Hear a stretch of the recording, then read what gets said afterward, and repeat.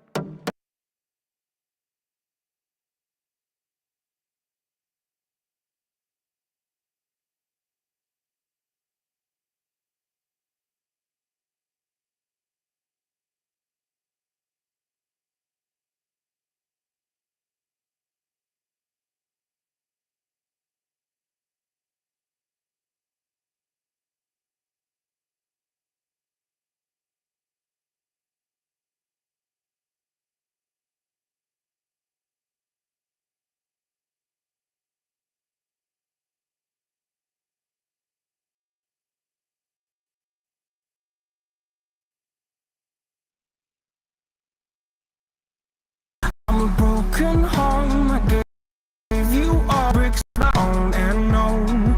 I'm letting go. I'm breaking these walls down, break his walls down. If you want adventure, then fly to home. But if you wanna travel, then go alone. Yeah, what's the point in us if I never know? Yeah, if you're gonna leave, I'ma let you go. Away. I'm tired of the pain. Go away.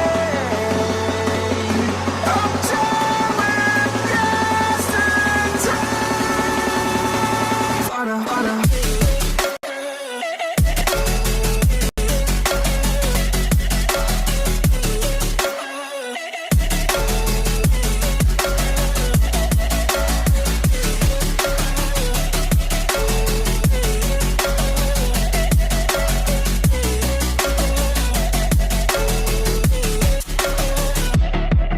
I fell where my demons dwell. My own little nightmare, I call it hell. Oh well, it's time to get back up, climbing and climbing. I'm done with this ride, is what I tell myself, so I could feel something else. Yeah, I guess I had my bad days, but it doesn't mean I lost myself. Darling, where were you when my heart was on the ground? I thought time would prove that you would stick around. I guess time stands still, a king without his crown. Now I'm breaking, you're faking, girl. You never made a sound. Away.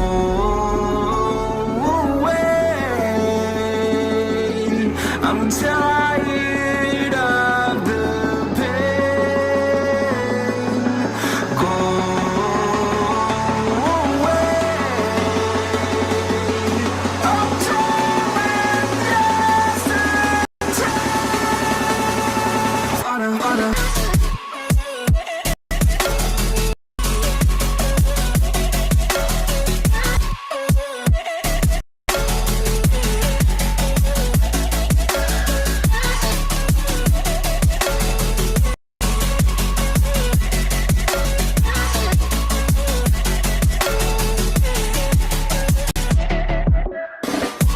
If you want adventure, then fly to home.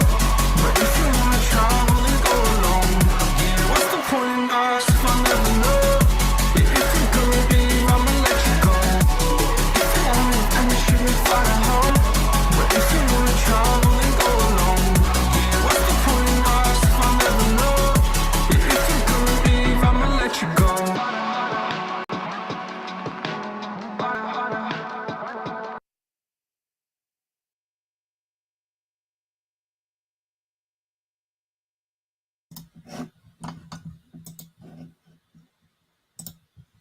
Hello, everyone. Oh, sorry, I have my breakfast right in front of me. I was meant to put that away. But hello, everyone, and welcome to the 2022 edition of the Global Azure Bootcamp. So this is the Nigeria edition of that. So we're excited to have amazing sessions lined up for you. So we have amazing lineup of speakers. We have an amazing set of moderators that are going to be guiding you through the rest of the day. So we hope you stick with us. Send the invitation, send the link to your friends, send the link to your colleagues, send the link to other people that you know. Make sure you click the like button. And if you're yet to subscribe to the YouTube channel that you're watching us from, make sure you do that also. So, but anyways, let me bring up a set of moderators, panelists that we're going to be getting started with today. So I'll just say in about, let's say, about in about 10 seconds, 10 seconds each, if you just introduce yourself, who you are, where you're joining us from, and so the audience can get to meet you. So you can go first, Dami. Hi, my name is Oluwatosin, and I'm in Lagos, of course, Lagos. And okay, so I'm a technical lead with Informati, and I'm happy to be Awesome. here today, moderating the session with everyone on the panel. Awesome. Thanks very much, Dami. So over to you, Sakofi. Hello, everyone. It's a wonderful day out here in London. I'll be one of your moderator for this program. I currently work as a technical account manager for Sophos. I'm actually into cloud services and also networking. So this program is excited one that if you are into those services, definitely you have actually joined the right session for today. All right, so over to you, Sir David. Yeah, no, thanks very much. And we got Mr. Raphael, and then we got Pokwala, and then we got Mr. Sheyi. So if you go ahead and just introduce yourself in that order. Raphael, are you there? Oh, I think we lost Raphael. Pokwala, please go ahead. Oh, sorry. Good morning. Your ECR cannot Pokwala, right? Pokwala is your last name. Is it? Pokwala is my surname. Apologies Isiaka for is that. my first name. Yeah, sorry. Isiaka, sorry, apologies. The sequence doesn't matter. The sequence doesn't matter. Yeah. All right. Good morning, good afternoon, good evening, everywhere you are listening and Wow. watching us live. Pokwala Isakola Milika is my name. I am Microsoft certified trainer. I have my area of specialty in data analytics and Microsoft cloud services. I'm glad to be part of this event. Thank you. Thanks very much for joining. Thanks very much. And I think we lost Mr. Raphael there, so I'll just say, Mr. Sheyi, please go ahead and introduce yourself quickly, and then we'll get started with our conversation. Okay. My name is Oluwawumiju, and I'm part of the team. I'm an MVP, and also I consult over decades now here in Nigeria and outside Nigeria. I speak publicly in so many events, and I'm part of the local Nigerian community, which every one of us is. Thank you. Okay, so thanks very much, everyone. So again, we're looking forward to having an amazing event. So before we go any further, just want to introduce to our audience what the agenda is like for today. So we're starting out with a short interview and where we're going to have some conversation about some plans that we have. And then we're going to go into a short break, and then we're going to have a first session with Tosin Anisere, and then we have the second session with Mr. Sheyi, and then with Paul, and then with Oluwafemi Akinfewa, and then with Raphael, and then Japhlet, and then Imo Etuk, and then we'll have like maybe a short closing panel at the end. So that's sort of like the agenda for today. So again, we have amazing sessions put together.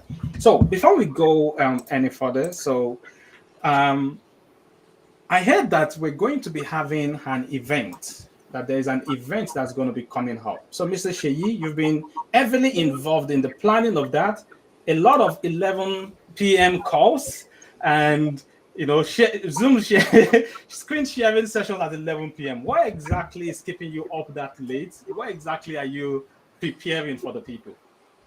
Okay. We know that community is like the baseline for most of our grassroots development in Africa.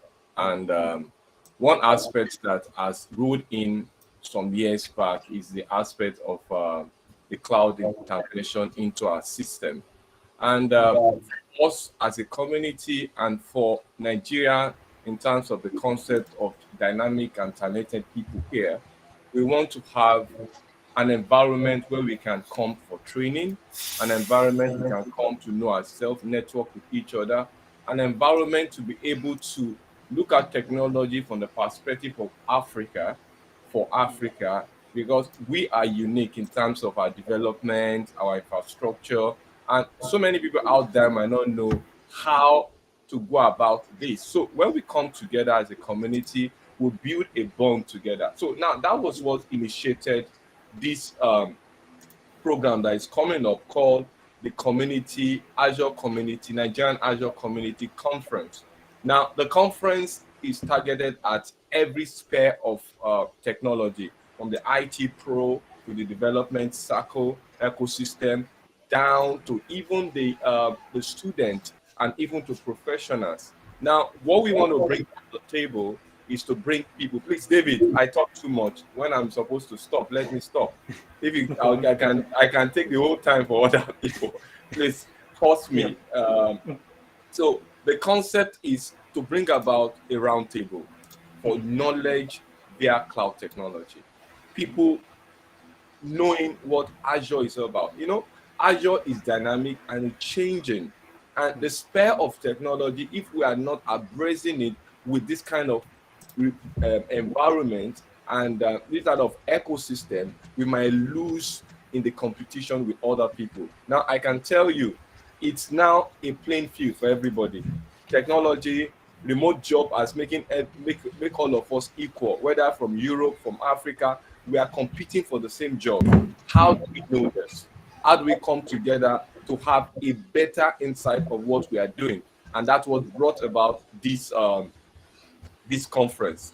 And a lot of things has gone into place. And I know as you are bringing other people to talk about it, you notice that they'll give us more information about what is going on. Now, we have dynamic and beautiful and excellent professionals all over the world coming in. Some people coming in person because it's an hybrid environment.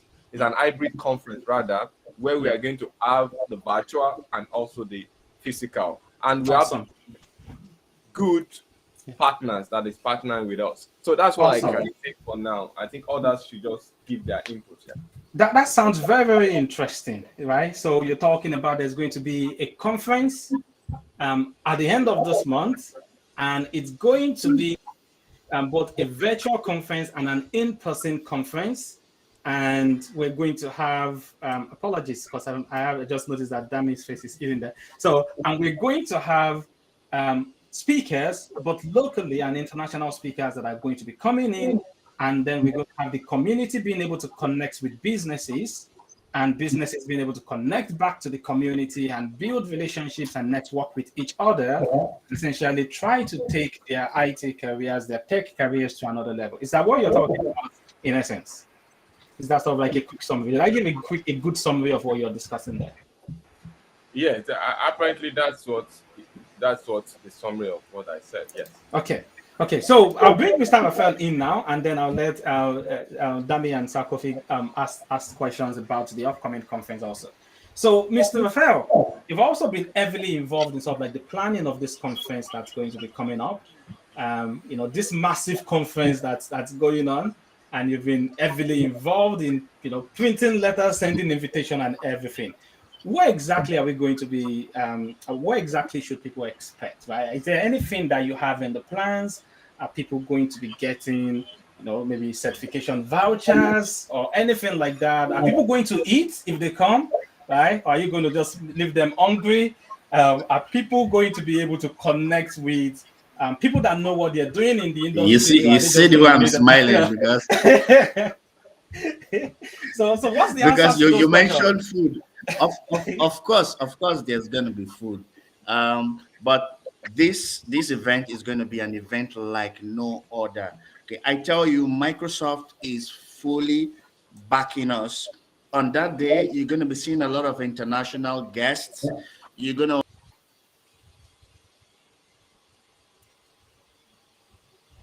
Oh, and I think we lost Mr. Raphael's connection. Okay.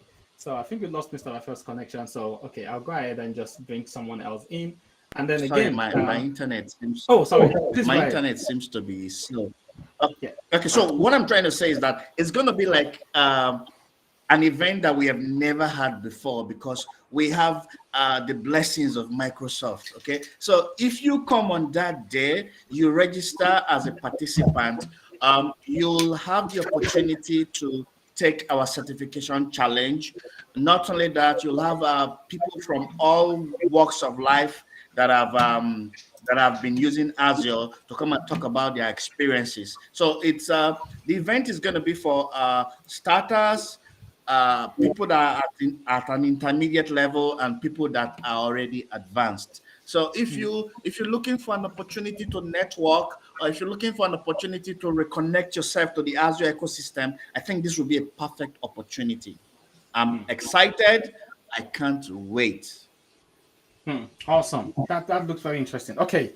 So I heard that there's going to be like some very interesting keynotes, Mr. Sheyi.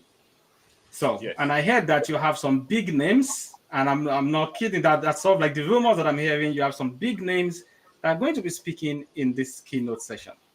So, Yes. is that something that you can share with us now, or is that something that you're keeping a secret that you cannot Well, share with us?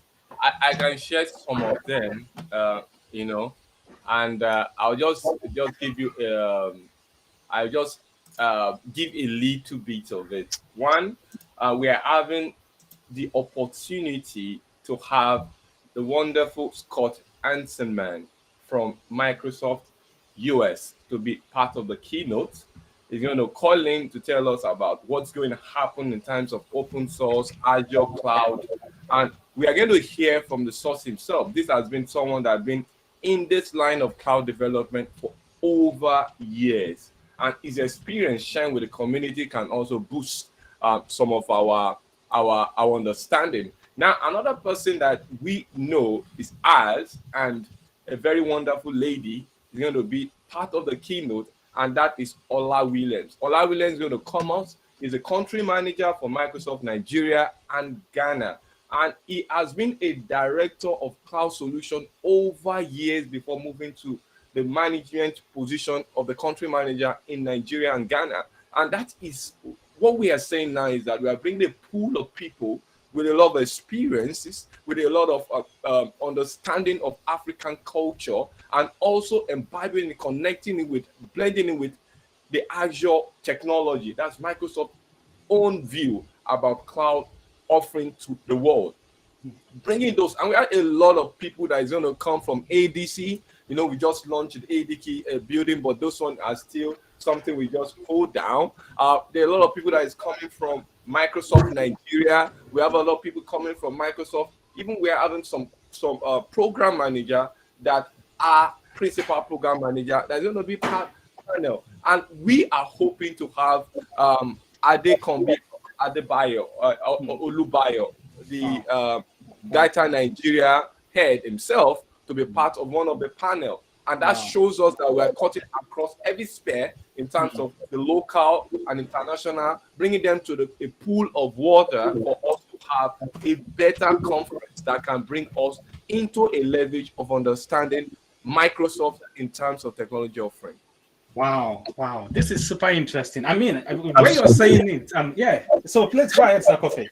I'm like, I need to go register. Is what I'm thinking. Yeah, exactly. That's what I'm thinking, because this one is going to be action packed, because it's like all walks of life. People are coming in, and with their experience they have, it's nothing that you can just miss. I mean, if you have not already registered, I think it's a good time for you to obviously do so. So thank you for the organizers for putting this one out, and I think it's going to be an amazing session. I'm definitely looking forward to it. And I should say also that it's not just the organizers. So for those that may not know, apart from the organizers, we also have an amazing group of people. We call them sort of like a Bitcoin bank, right? They are the ones that are bankrolling this event. They send Bitcoin to us whenever we need, like, the gold to get everything going. Sakofi is obviously smiling. You can see the art collection behind him. So thanks very much to all our sponsors that So are involved I in just this want to initiative. ask. So if I want to find out about the program, is there a website or a page that we can go to just get updates about the program? Awesome. Mr. Raphael, do you want to take that? I just want to ask.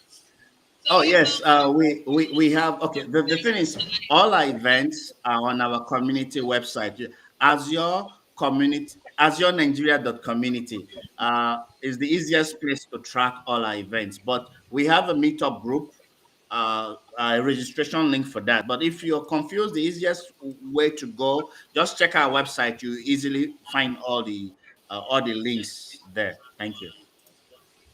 Awesome. That Oh, is it that has is been super, posted super in the awesome. chat window. Yeah, that's been super awesome. So you're just saying people just go so to answer that next question, you said people should just go to AzureNigeria.community and they'll find information about the event there. And also they'll be able to find information about how to register for the event. Okay. So there's another thing that you're yet to confirm to me. So Mr. Raphael, said there'll be food. Mr. Sheyi, you said we'll have amazing speakers, right? So, but that's not sufficient. What about my swag? I'm not going to Yeah. get any swag. I'm going to attend your event. No swag for me. What's going on here? Well, we are set. We have amazing committee that are working to make that happen, and hopefully that will be there. And obviously, we can't let you go without having swag. And apart from certifications voucher, we are also working on that. And the beautiful thing is that one of the partner that is going to host us there is a very reliable partner that can also do some handsome thing in terms of Nigerian technology, and that is TD Africa. So the venue for this is TD Africa at Bagada. If you are driving through Bagada Expressway, when you get to the I think Charlie Board bus stop, very close to UPS, you see that. So you can drive there. Is close, is the middle, because mainland, whether you are coming from island, you are coming from the interland, you can all converge in mainland. So we are all going to mainland to have that event, and they are a wonderful host. Last time, let me give you a gist. After the event we have like that with Zelos, the chairman Stan, you know what, invited us to Bodilon. You know, Bodilon in Ikoyi is one of the biggest place where The we have places people. where people like Yes, Sakofi and goes he to, and maybe hosted even the whole, Damni, they yeah, go to relax. Yeah. he hosted a lot of all the community member, whether you are from Power BI, you are from AI, everybody came there. We had a nice time with band singing, and just to have a networking environment. So he's also the sponsor for this. We don't know what he's going to throw at us this time, but we know that something good is coming from the host. Awesome, man! Wow, wow, wow, wow! I'm not sure. I can't wait. Oh, For say, this Debbie, are event. you going to be there? Oh, that's a very interesting question. We are expecting you. We know you can grant a visa. Just fly in. You are a brother. Just come in. Just the weekend, right? Yeah, it's Yes, a weekend. It's a weekend. I have a question. Yes, please go ahead. Please go ahead, Mr. All right, Isaka. I'm aware this is going to be an hybrid event. There'll be Yes. physical and there'll be virtual. Do we have any Yes. plan for watch party? Oh, very, very good. Oh, okay. I Now, am a I am a watch party lover. I have a lot of communities who are watch party lovers, and I okay, take event to their communities. okay. That's I'm also a grassroots person, and that's very interesting. Yeah. We never thought of that, but it's something we can just look at.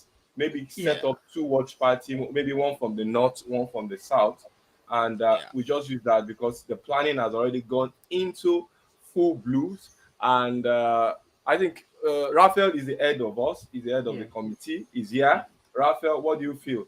Should we have a watch party, just one in the north, one in the okay? Oh, okay. I think his internet connection is bad. But anyways, so I think that the answer that Sir Raphael gave the last time was to say that is one of the items that we have in the backlog to have the watch party. The key thing that's like the differentiator is sort of like the budget that we have. Yeah. But you know what? Guess what? We have a member of the community that actually just donated. So he previously sponsored us like as a premium sponsor, which means a minimum of 100,000, and he just added another one to that, making it 200,000. So it's a double premium sponsor. So Mr. Oluwa, shout out to you. Thanks very much for Thank the support for you. the Thank community. you. That is absolutely amazing. And you know what? With people like Mr. Oluwa and Sakofi behind you, all that Sakofi needs to do is to take one of those artwork behind him, ship one of them to Nigeria, we sell it, boom. We have 100 watch parties, 100 watch parties everywhere, so it's something that can definitely happen. But I think that's something that will update the community on. So anyways, thank you guys. Thank you guys. I mean, it's been very interesting. So again, if you're yet to, go right now to azurenigeria.community. So the website has been displayed on the screen, or go to the Meetup page. So the website is in the chat window, or you can also get to the Meetup page from azurenigeria.community, and make sure you have yourself registered for the event. So one of the things is that for the certification voucher, you will only get the certification voucher if you attend the event, and also if you complete the certification challenge. If you complete the certification challenge without attending the event, you won't qualify for the voucher. So you have to do both. So, and that would be a free certification, a free voucher to go to one of the Microsoft certifications without you having to pay the cost for that. So that would be amazing. Okay, so it's been awesome. We're just right on at half 10. Thanks very much for again introducing the conference, sharing this information to us. I'm looking forward to it. I'm looking forward to the keynote session by Scott Hanselman. I'm looking forward to the keynote session by Ola Williams. I'm looking forward to the teams that are going to be speaking, and one of them is actually, she's in the background, all ready and loaded to deliver our first session, and she'll also be speaking at this event, right? So we're all looking forward to it. So thanks very much, everyone, again. So we'll go for like a short break. So for about 10 minutes. So when we come back from the break, what we're going to do is we're going to go right on to the first session of the day. And the first session of the day will be Zero Trust Methodology by Oluwatosin Anisere. Anisere. I think that's how you taught us to pronounce it the last time. So Anisere. You have left Nigeria for a long time. No, it's so bad. I'm so sorry. So it's Anisere. So then we're going to have the first session from Tosin. So we'll see you all in about 10 minutes. So let's go for like a quick 10 minutes break. So let's go stop. Let's get the right stuff. And sorry, just need to queue up the right one.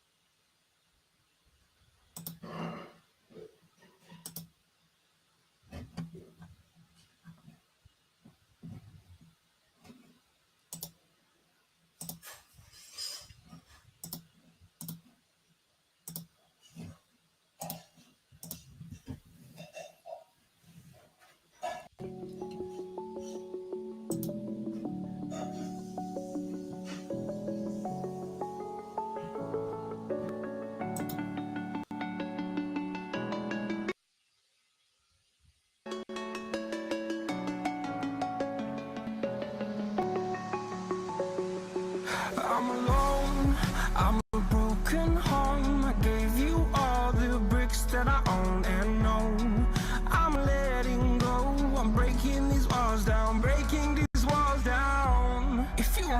adventure, then fly to home.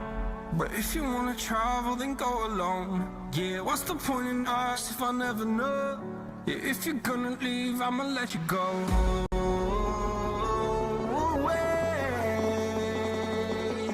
I'm tired of the pain. Go away. I'm tired of yesterday. Harder.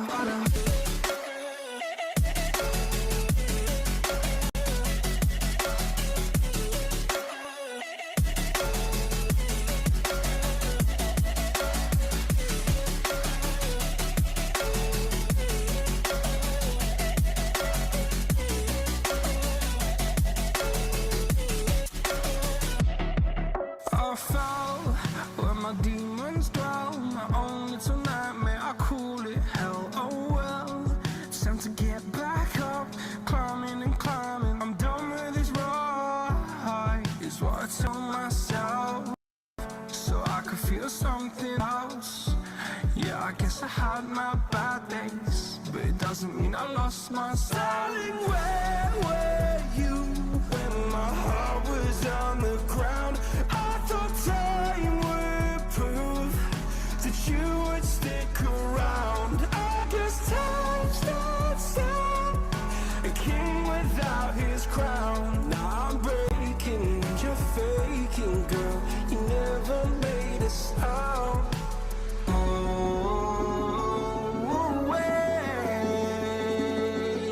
I'm tired of the pain. Go away. I'm tired of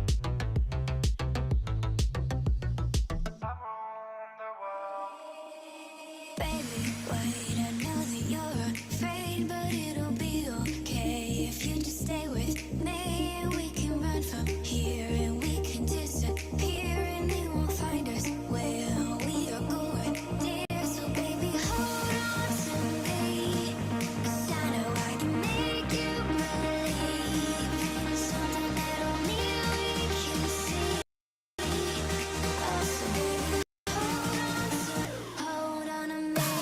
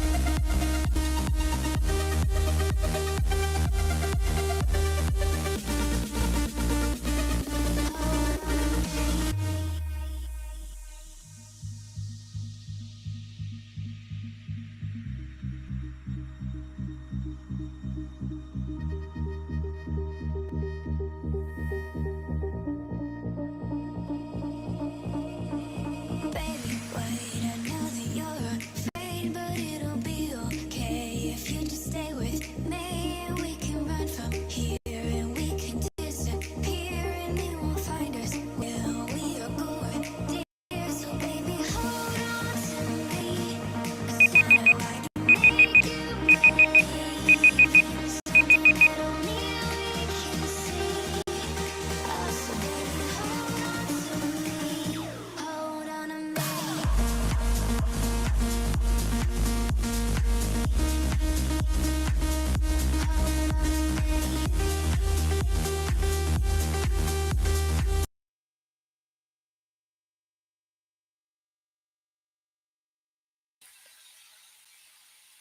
Bye. My God. Okay, so let's go like now. Oh, okay. Welcome back from the break. I hope we took some time to eat something small. For me, I took the weirdest combination. I'm not going to share. All right, so we're about to have our first speaker. Her name is Tosin Anisere. I hope I got the pronunciation right. And I'm happy to introduce her because she used to be a trainer of mine, and it's a privilege to introduce you today. She'll be speaking on zero trust methodology, and I hope we're all ready to listen because it's going to be an educative session. Um, okay, so let's get ready. All right, so I'm going to be reading up shortly. Yeah, I can't give everything from my head, but hopefully I get it shortly. You can share with it with your house.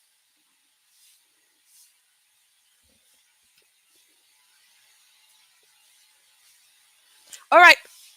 So I'm just going to say Tosin's profile from where way back where I knew her. Tosin was we worked together at Tech Expert, and I know she said, well, I don't know. Okay, well, she was my trainer, and from training, I know she also works in Azure.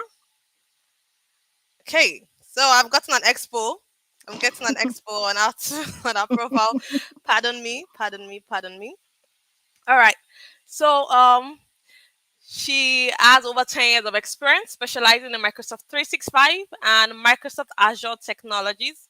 Her expertise is in administrating Microsoft 365 and architecting Microsoft-based identity, security, and governance solution. And one of the things she'll be talking today about today is security. She has led projects, delivered end-to-end infrastructure management solutions in a cloud environment as a consultant. Today, Tosin is a consultant on modern workplace engineering in Avenade. I'll be giving her the mic now. Tosin, you can have the floor, please. All right. Thank you very much. You're welcome. Okay. Hello, everyone. Really happy to be here. And thanks for the introduction. Yes, my name is Oluwatosin Anisere. I really don't know why my colleagues have been mispronouncing the name after being together for some time now, but it's fine. So my name is Oluwatosin Anisere, and I'll be talking on zero trust methodology. Okay. I think please feel free to call me Tosi. And like the introduction that was done, I work with Avanet as a consultant, and I'm also a Microsoft certified trainer as well as a mentor. My area of expertise, I specialize in Microsoft Azure and Microsoft 365. And yeah, again, my expertise is in architecting and administering identity, security, governance solution in this area. That's the Azure and Microsoft 365. Okay, so moving on, let's get on to the agenda for today. And in today's agenda, we'll basically be looking at introduction to zero trust. We'll be looking at the zero trust model. We'll be looking at the difference between zero trust and defense in depth for those of us uh, that may be wondering. We'll also talk about zero trust security architecture, the component of zero trust model, and we'll do a quick demo. I really hope time will be on my side, to show us this demo. Okay, so without wasting much time, let's get on with the introduction with regards to zero trust. Now, for those of us that love to watch movies, I'm sure there's some of these, epic movies where you get to see either the palace or castle, however you want to put it. And of course, there's usually this much security around the castle. Okay, you would see usually the architecture is usually very, strong and well secured, and you would see, all these heavy built soldiers, all around the castle, and just ensuring that no intruder and the castle is, being kept secured. So in the same way, if you look at it, basically, it's me describing the classic approach where everything is restricted to secure network. So as long as you're part of the network, automatically you would get trusted. But since the event of cloud technology and thanks to the pandemic, now this traditional security strategies is no longer sufficient, and this exactly is where the zero trust comes in. In practice, what I meant to say is that we no longer assume that password is enough, for us to, get by security. It's no longer sufficient to validate user. So in that instance, you have the likes of MFA, conditional access, just to do those additional check. Now, it doesn't matter whether you've signed in before, that is, you've validated yourself on the system before and all. Such user again needs to verify, and that's typically how it works. So another example is, okay, so instead of granting access to all the devices on maybe organization's corporate network, users can basically be given the access they need. So that's what the idea of this zero trust is. Now, what is zero trust? Basically, zero trust is a strategy. I wouldn't call it a service, like a service, or a product like Azure or Power Apps and all. Is basically a strategy, and it's just an approach in designing and implementing the social security principles. Now, what are the security principles? You can see clearly from my slide. That's the guiding principles that we can see right now. Verify explicitly, use the least privilege access, and assume bridge. So those are the guiding principle. And of course, these are still part of the zero trust model. And for instance, okay, let me talk briefly about the guiding principle. The verify explicitly, it has to do with authentication and authorization, based on whatever available data that you have. Then the instance of least privilege, that's where it limits users to maybe either a just-in-time access or just enough access in the environment. Then assume breach, that is you minimizing that radius, okay, making sure the end-to-end encryption is verified using analytics to get visibility and all. So basically, this is the um, guiding principle. Let me move. Let me draw a little bit more on that. Okay. Now, this guiding principle, like I mentioned earlier, is actually the core of zero trust model. And instead of believing that, okay, everything behind the firewall is safe, the idea is the zero trust model assumes breach at all times. Usually it will verify every request that you put through, and regardless of the request, wherever it's been originated or not, what zero trust model teaches us is to always verify at all time. That is, never trust and always verify. So together, let's just assume Microsoft security has trust issues, and that's why each time the user comes in, they have to verify every now and then. And that's where single sign-on comes in really handy, because with single sign-on, you have to keep entering your credentials, your username, your password. Now, I'm not talking about the seamless single sign-on that automatically allows you to access apps and all. Talking about the SSO, where you have to enter your credentials at every point in time and all. So this basically is the zero trust principle. Okay, so moving on, still on this zero trust model, we have the six foundational pillars, and the idea of the six foundational pillar we have, that you can see on the screen. We have the identity, endpoint, application, network, infrastructure, data. These are the six fundamental pillars. Now, each of these that I just mentioned, they are source of signal, and they're also a control plane for enforcement and maybe a critical resource to be defended. So what do I mean? We can have, depending on the approach you want to take around zero trust, you can have zero trust. That is, you can secure identity with zero trust. Don't forget that when it comes to identity, that's usually the first, in this pillar, and it verifies all forms of identity with strong authentication. So when this identity attempt to maybe access a resource, let's say for instance you're trying to access an app in the cloud or not, it will verify your identity. That is, it will, in form of authentication and authorization, it will ask for your credential just to validate that yes, you are, you're not vulnerable, and you have this. Sorry, just to validate you. Let me put it simply that way, to validate you. Then the next one is the endpoints. Endpoint, which we can also refer to as devices.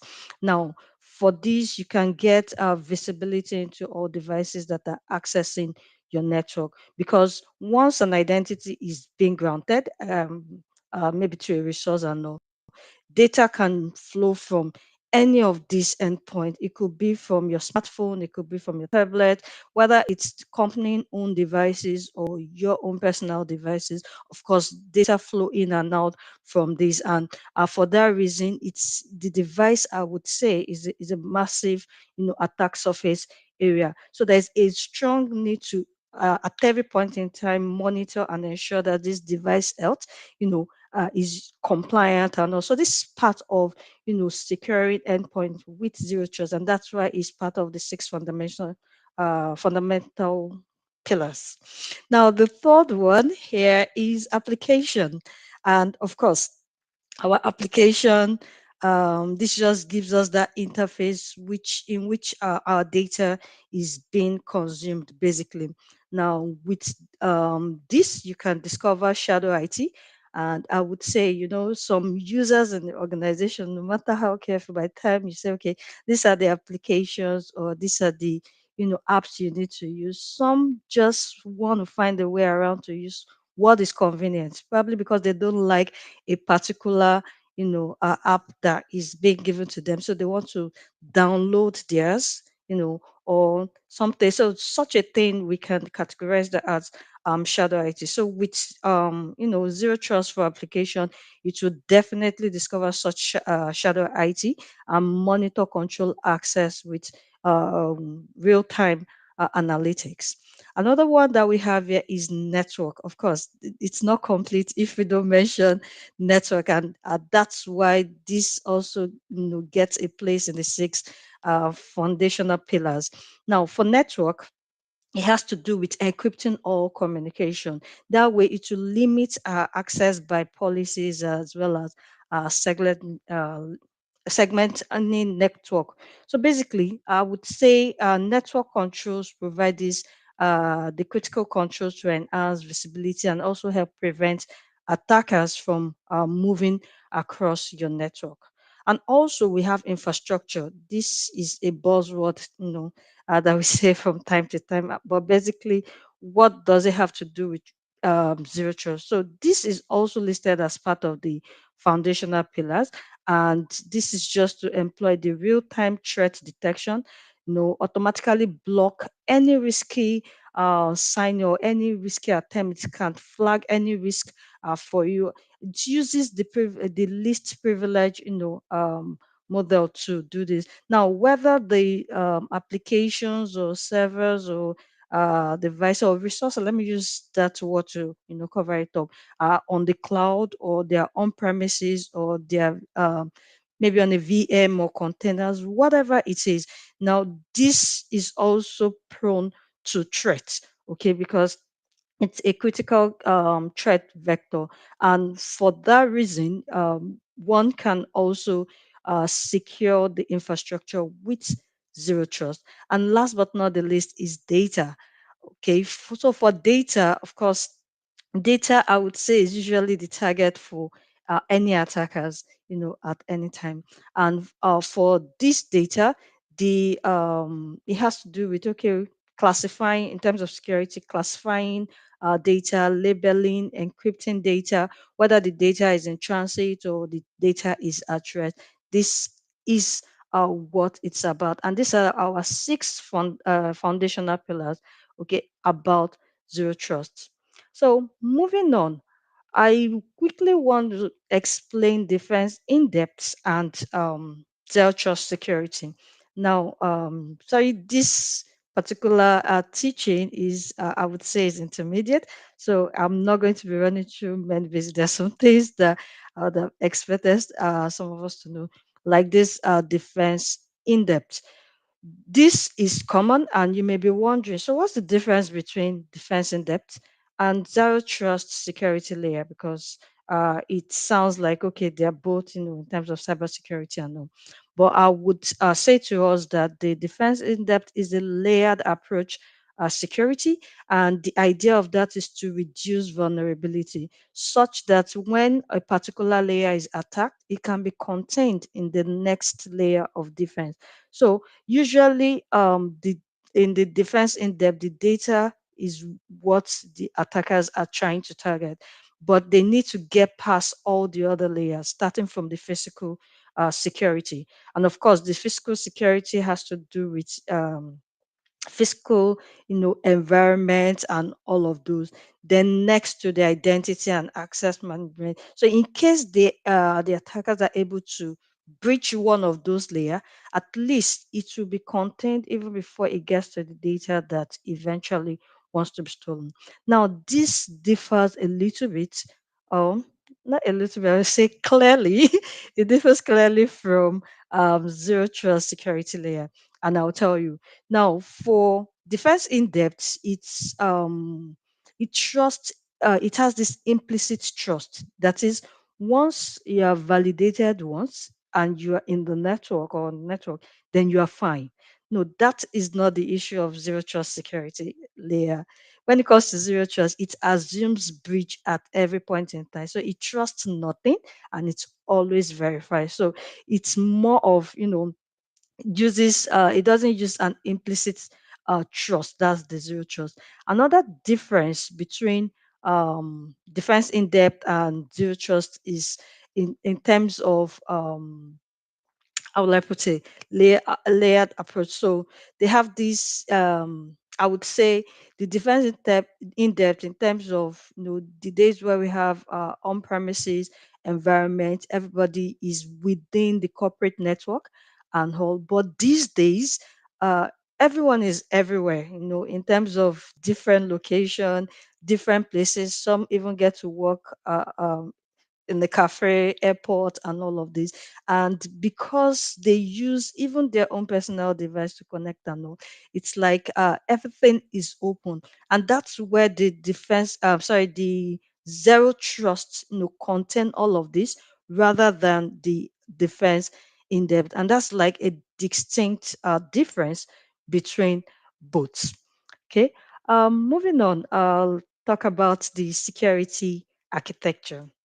Now, for this security architecture, basically, I would say it's centered around, should I say, conditional access, um, and whole, because when it comes to the evaluation and enforcement is this center stage for whole. So what I'm trying to say in essence is the conditional access use this policy engine for zero trust architecture. Now this covers both, whether it's policy definition or policy enforcement, just like you can see from the diagram on my screen. All of these conditional access basically is that engine, that drives all of it. And I'll explain. So for let me move on to the next slide to explain better. Now, this next slide is basically talking about component of zero trust. And the security policy enforcement is usually at the center of this zero trust architecture. It's usually include MFA, just like we can see there. This MFA can be used with conditional access and all. Of course, it takes into consideration users, devices, whether it's device status, and all of those. Now, if you take a look at this slide right now, you will notice that those pillars, fundamental pillars that we talked about, are also basically present here. Now, whether it's identity or endpoint, which are the devices, okay, data, application, network, and what's the last one? Infrastructure component. All of these are basically configured with appropriate security in mind. Okay, so let's take for example, we have device policies, right? Now this device policy, the idea is it's supposed to determine the health of the devices, and we have the conditional access in place. Don't forget, we said that's the strong drive that access that ensures that these devices are in they're healthy. That's healthy devices and all. So around this, then we have the threat protection, intelligence monitoring for the environment, just to minimize risk. So this is, this diagram right now is just the component of zero trust model. Okay. I know I have less than 5 minutes, but very quickly, let me just show us what this in the demo, the conditional access. Okay. So permit me to share my screen, please. 1 minute. Okay, so I have this right now. This is my Azure page, so portal.azure.com. Of course, so from here I can use the search to go to Azure AD conditional access. Okay, so remember I said this is the driver. And when it comes to conditional access, basically it has to do with policy. Okay, there's always the condition and the action. Okay, with this. So, for instance, we have I want to create a new policy. Create new policy. So I can give it policy name. Say global Azure test. Then that's the name of our policy right now. So we have assignment. So the idea is, who do we want to assign this policy to. So we can either assign the policy to all the users within our organizations, or we can assign it to specific users within the organization, depending on what you want to use this policy to achieve. So I could say, okay, let this affect maybe selected users. And specifically, I'm concerned about, maybe guest users and external users in my environment. That is those users that are not actually part of my organization, and also probably I'm particular about them and I want this policy to cover them. So I could go ahead to select all users, all guests within our environment. So that's basically what I'm putting explicitly out there to say I want this policy to affect my guest and external user within my environment. Then next here we have the cloud option. Sorry, please think. Um,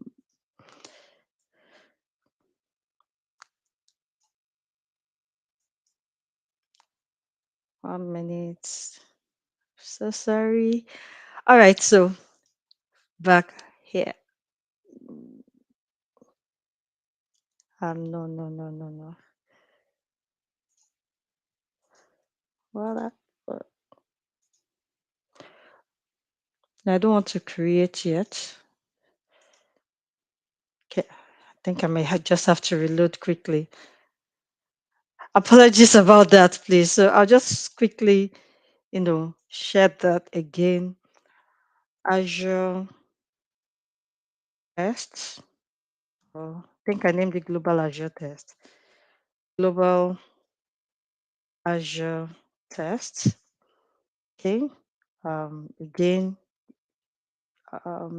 select users and group, all guests, and also from there I could, right? So next here we have cloud app or actions. So here, what do I want all the cloud app whenever my guest users, are in my environment and they want to access, is it all the cloud app in my environment? That way, or is selected app. So depending on what your business requires. So let's assume it's a selected app. I could say, okay, for instance, whenever they want to access Ally, or I could even say Office 365. So whenever users that are outside my organization wants to access Office 365, so I've included that and selected. Now it's then the condition now it's not compulsory you have to set all these conditions in place.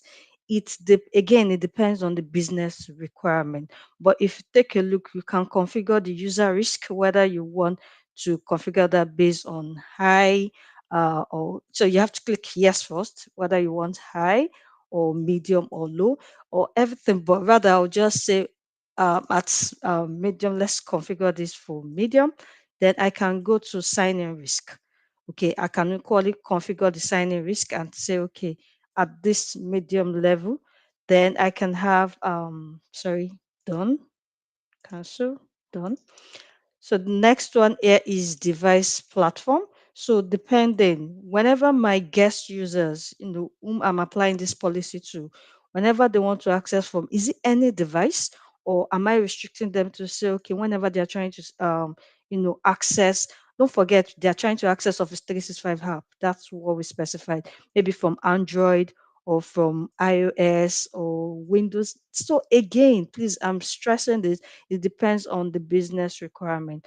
But for the purpose of this demo, I could just leave it to, the Android and iOS, to say whenever they are doing this, so let's something be done. Then location matters as well. So I could configure location to say maybe from any location, or trusted location, or selected location. Now, if I'm choosing selected location, I have to be specific to say, okay, any of the MFA trusted IPs, and okay, that's fine by me and all. Then I have the client's apps as well. Is it the browser, the web browser, the desktop, and also I'll go ahead to click configure. Please, for the purpose of learning, I don't know why I'm stressing this. It's not a must you configure all these things. It just depends on the business requirement. But most organization, in best case, all of these are set in place, such that it covers the security measure. So for this, I could say from browser and maybe the legacy application for Exchange and all. Then the last but not the least, filter for device. So if I do this, what I'm basically saying is I want to add a rule. Okay, I want to be able to add an expression. So if you do that, you can choose, okay, what property is it based on, the name or device ownership, or whether it's compliant or based on manufacturer of the devices and all. So you can have that here, or you can decide to exclude filtered device policy. So it depends, but at this point I'm just going to leave it to no. Now, very quickly, I know I have less time, to go, and I'll just go ahead to oops. Okay, so at this point in time, oh, okay, I think I've been notified that my time is almost up here. Please just permit me to finish this up and give me just 2 minutes, please. I should round this up quickly. So I have my conditions set, just the access control. Now I can decide to say, okay, I want to grant access. Whenever these guest users from outside my organization wants to access resources, in this case, which is Office 365, let it require of MFA. Without MFA, do not grant access. That's what I'm implying here. So once I select, I could have session. No, it must, but the session here basically, let's see, is just okay. Is it based on sign-in frequency or use app enforced restriction or conditional access and all? I'm sorry, I'm rushing. My time is up. But once all of this is done, you can enable the policy, maybe for report purpose only, or you can either turn it on, or you can do the report purpose first of all, and after some time you can decide to turn it up. Just now I'll go ahead to create. Okay, so while this is creating, because I've spent 1 minute past my time, I don't know if we have any question whatsoever while this conditional access is created.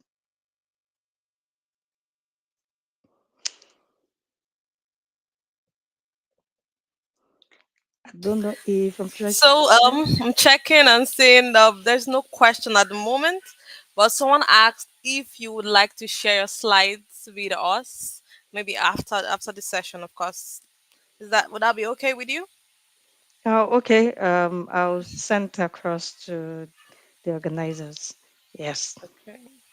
All right. So there are still no questions at the moment. So we'll just wait for the conditional access policy to finish. I'll keep All checking for right. questions. Yes. I'll keep checking that. But the summary of this is, when it comes to zero trust methodology, it's a concept, or is a teaching of trust no one and verify everything. Don't forget our six foundation pillars on our guiding principle, which is the assume breach, the least privilege access, as well as verify explicitly. So thank you. And Oh, let me see if our conditional access has been deployed now. Okay, so created. You can see it's already created and it's for reporting only, because that's what I set it as. mm,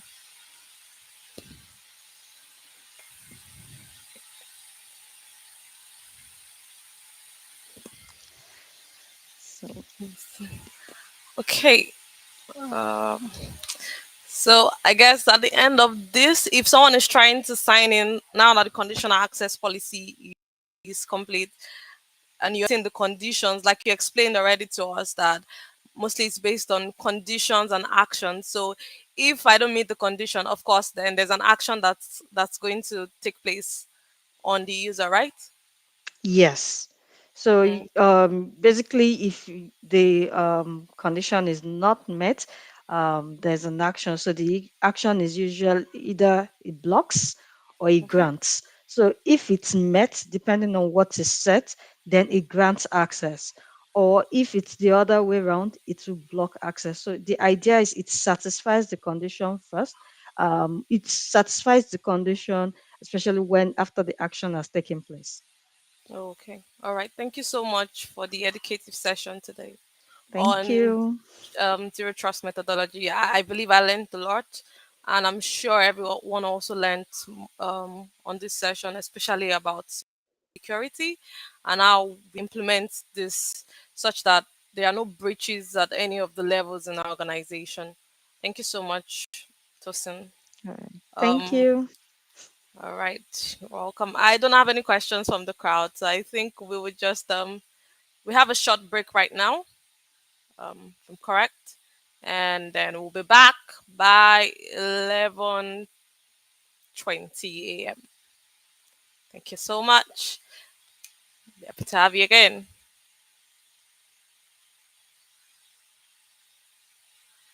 Okay. All right, and just to prepare you for the next session, we have Mr. Oluwaseyi Oluwamiju and Ayodeji Folarin to talk about demystifying Azure search using cognitive service and Power BI for deeper insight. I'm sure it's going to be an educative session. Please don't miss it. You can see we have two people collaborating to teach on this. It's going to be a wonderful session. So we look forward to seeing you in the next 5 minutes. Thank you.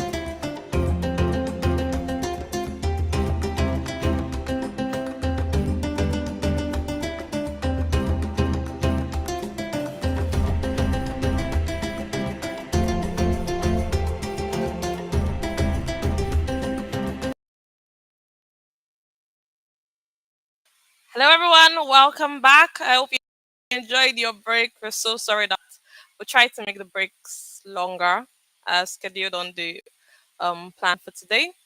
And so for our next session, we have Mr. Oluwaseyi Oluwawumiju. Sorry about that. And there are two people, and Mr. Ayodeji Folarin. I'll start first with the profile for Mr. Sheyi. Mr. Sheyi Oluwamiju is a solutions focused, team oriented technical consultant and Microsoft certified trainer with broad based experience and hands on skill in successful implementation of highly effective Microsoft infrastructure deployments. Currently, he's a management executive at Covenant Technologies and is also has experience with and AI and managed services. And then for Mr. Ayodeji Folarin, he's a business intelligence consultant and he's experienced is an experienced RDBMS consultant with more than 18 years experience in different areas of ICT. He's proficient with development platforms such as Visual Studio, visualstudio.net, C Sharp, Power Builder, Microsoft Access. Um, so I'll be handing over now to Mr. Sheyi and Mr. Ayodeji. Mr. Sheyi, you can have the floor.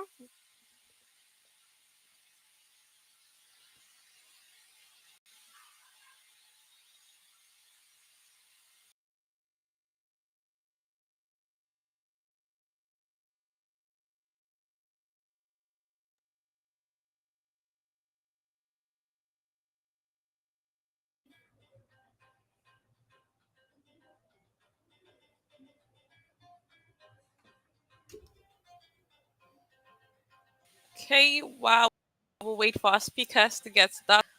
Um, right, okay, I think Mr. Sheyi is ready for us.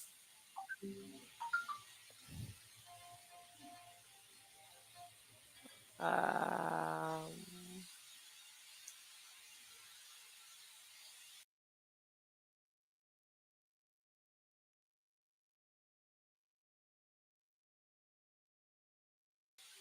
okay, so I think Mr. Sheyi is going to get started shortly.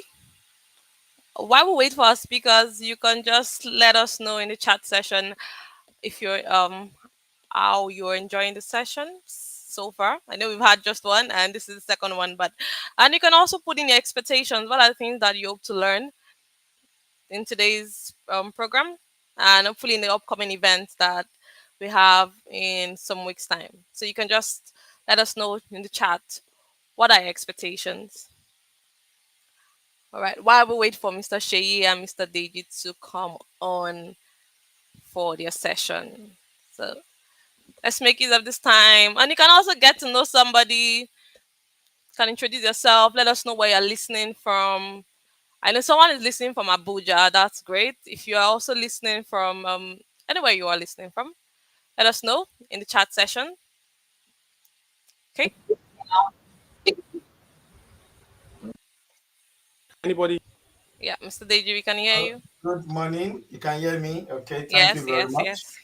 So I'm excited to be here today. Sheyi, how are you? I'm fine, but I don't know whether you can hear me. I can hear you now at last. So Sheyi, let's give it a shot. So Okay. is the slide up? Yeah, it is on, and I think apparently I'm having some issue with network here. So let me share it again. Can you see my can the producer help us to my can you see my shared screen? Oh, great. I think it's At coming up last. now. Yeah, Yeah, it's it's coming coming up. up. Yes. Yeah. So good morning, good afternoon, wherever you're calling in from. This my name is Oluwaseyi Oluwawumiju. I'm from Lagos, Nigeria. I am a consultant. I am an MVP, and also I'm a trainer. I also lead the MCT. I'm also leading the MCT in terms of the regional lead for Nigeria and some country in West Yeah. Africa. I Sorry, have Sheyi, for yeah. cutting in. The slide, I can't see the slide. Am I the only one? It's from the production.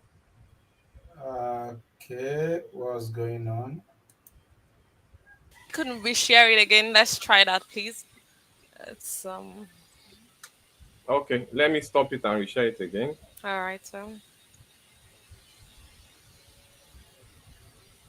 Okay, share it again.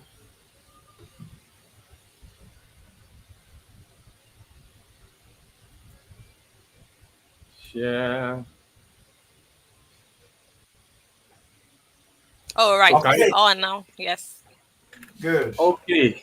It Yeah. seems, DG, we have been having this issue of internet back and front, good today, bad tomorrow. It's a wild cat's chase. But welcome once again. As I said, I have over 20 years experience when in terms of consulting and also in training and being international speaker. Now let's Deji introduce himself. Deji, the floor is yours. Who are you? Okay, Let people know are you who you are. okay. So my name is Ayodeji Folarin, Lagos, Nigeria. So I'm a consultant, CEO, Jairi Computer Solution. I'm Microsoft most valuable professional on data platform, Microsoft certified trainer. I'm a BI developer, and I just enjoy training. Hmm. She, I'm good. So today we have very limited time, but we want to make the best use of it. So this morning we're going to look at four main agenda. The first one, we're going to introduce search and paint some scenario. Now, once we have done the scenario, we'll go to scenario demo, which is one demonstration on how to create the Azure search application. Then Deji come in how to make it more visible in terms of virtualization and more interesting to get insight from it. So let's go into our study. Now, we know every time we talk of technology, there's always the people balance there, the people experience, what people want to see, how people want to react with the application they are using. And there's always a leverage in every point, like a lever. We need something that can easily balance people experience and technology input. And in digital era, this has come to play that we need an application, and that application can help us to run our environment, make sure that our content is easily accessible, the relevant information getting to us, and we can have ability to have the system giving us option to choose. And that brings us to the topic for today, demystifying Azure search and bringing it out from Power BI for better insight. Now, let's look at search itself. What is search? Most time, search is what you want to find. You want to find something or dig it. What do you think? Do you know search generally has come to stay? What do you feel about search? Well, Sheye, one thing I know about search, if there is no search on all our devices, life might be miserable. For Mm, example, take your mobile phone for instance. You have 2,000 contacts on your mobile phone. Now I'm looking for Oluwaseyi, Oluwawumiju. I have to scroll all the way from A down to O. But if I can just type part of the name or the full name, boom, I have the name right in front of me. I can do what I want to do. Even our textbook, despite the fact that it's not yes, we have electronic, indexing. Yeah, we have content index at the indexing. back, we have content in front. Search can never be pushed aside. Is what has become part of life today. Good. That means search has been ever there. Now, why we are here this morning is to look at the injection of Microsoft Azure Cognitive Search. Now, search now has been on the periphery of just content search, indexing particular content on phone, on books, etc. But we have not got to a point that we can scale it up as a service.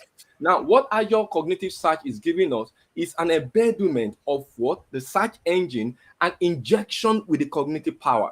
Now, cognitive power is the AI embedment to enable you to have intelligence on what you want to do across your enterprise. Whether you're an SMB, you're an enterprise owner, you want to have your customer and your internal user have a way of searching through your information. Now, Azure Search is built on four pillars: provision of the service, creating the index, ensuring the index has a data index, cracking it from the information, information from your content, ensuring the AI ability, the algorithm from the machine learning can give the relevant information you want your customer to have. Then they can have an interface where they can search it, and you can easily fine tune it with time, because the fine tuning is the insight that we're going to get from Deji when we are trying to look at this scenario. So the cognitive search comes with the source of the data, document cracking. Now, when you are cracking it, you add what we call cognitive skill in terms of the text, in terms of the images, in terms of the video, in terms of the indexing. Now, once you have all those, you enrich it, and after you enrich it, someone can easily search your index. Someone can easily get even what analytics from there. Now, the scenario we're going to paint here is a scenario that that covers three major lines of business: the online retail e-commerce, how they can use search; the user generated content like newspaper and the rest; and the line of business application. Now, Deji, now when we look at these three scenarios, how do you see Azure search can play in every of those three scenarios? Well, number one, just imagine somebody that is into online retail, or okay, let me use this case we plan to use today. Yeah. A A what's real it called? estate, A real company. estate. Yeah. Now, so I have a real estate agency, and I have a database, maybe in Microsoft Excel, in SQL Server, I don't care, but I have a database. I want to make this database available to my clients, to my staff. If anybody needs anything, let the database come up like a wonderful search engine, like Bing, and just type something there. For example, I'm looking for a flat with two-bedroom flat. Once you type anything there, it should run through the database and come up with that description, with that details for you. Imagine a database handed over to Azure Cognitive Search, and it convert this into a wonderful search engine that can help me push my business forward. The advantage here is much. Number one, I will sell more because more people will be able to get what they need. Number two, I will sell faster. Number three, I can easily get detail of all I need and what people are actually looking for that I don't have. I can have a track of those things and enhance my properties. In fact, Shay, there is no end to what we're about showing the audience today. Let's Thank move. you. Now we got to that point where we have seen scenario. Now, Deji, I want you to look at the combination of Azure and Power BI.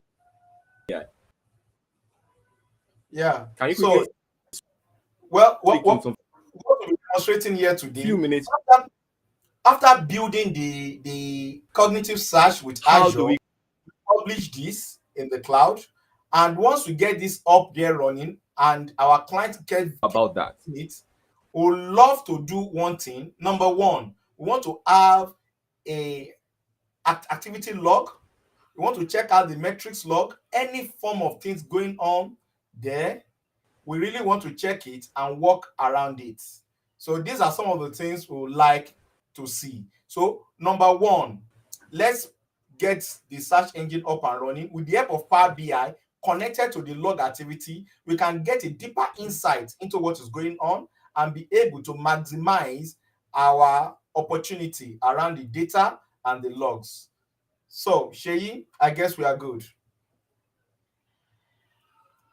Oh, okay. So maybe at this point, I will need to share my own screen. Hello, Sheyi, if you are there.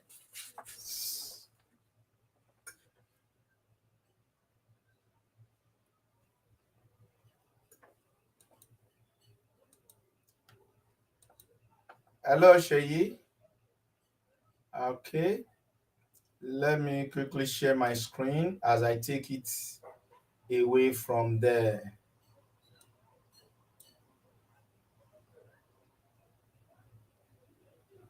So let me share my screen.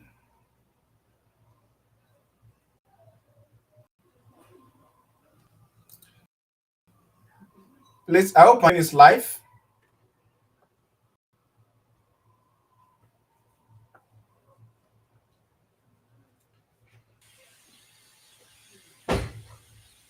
Am I live? Am I good to go? Yes, you're good to go. Okay, so thank you very much. Once she is back, please let me know. So he is the expert and the cognitive search. I'm just here to have a better, deeper insight with the use of Power BI.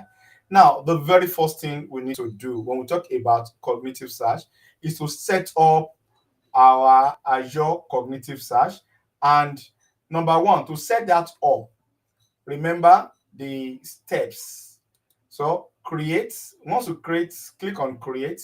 What exactly are you trying to do? Can you even see the work of search right from here? Instead of running through hundreds of services on Azure, I can just come here and type it what I really needed. Cognitive search. Okay, this is exactly what I need. So this will take me straight to creating my cognitive search. So what am I trying to create? I want to create a cognitive search. I click on create. And once I click on create, I follow the steps by creating all necessary information. Which resource group am I tying this to? Which region am I tying this to? And every other thing up to the pricing tiers. Oh, Sheyi, you're welcome back. Please take it from there. You can share your screen, please.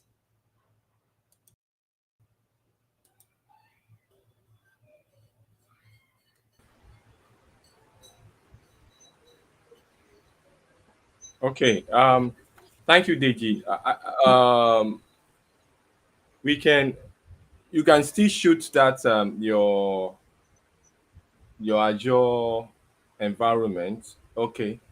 Um, I think I had some technical issue, so I will try to launch my Azure environment. Just few minutes, and this. Then I bring out my Azure environment. Can you guys see it? Can you see my Azure Yes, environment? Okay, you good. can see I your know that. screen. Yeah, you're already taking us through how to create the Azure Search application. Two things that is important here. You need a storage account. And that storage account, the essence of the storage account is to be able to what? Every log that is coming from the search engine is being pulled, the metrics is being pulled out and is thrown into the storage account that you have mapped. Then you can also use the storage account if you have some unstructured content like pictures, like PDF, and you want to use it as one of your search injection. You can use the storage account, create a container there, and you can use to run it. Now that you have shown us how to um, create the search. So there's a search engine I've already created. So I'll just go right at it. At this point, there are three major things you need to do. The first thing is to import your data. Now, how do you get your data imported? Uh, Now, data is classified in different formats. You have data that are structured. You have data that are actually from structured environment, like uh, SQL server, like custom DB, and you want to pull all these into the search engine for a robust search experience. Now, what you need to do, Microsoft himself need to connect you to your data, and those data, you see, there is a lot of the data streamlined here.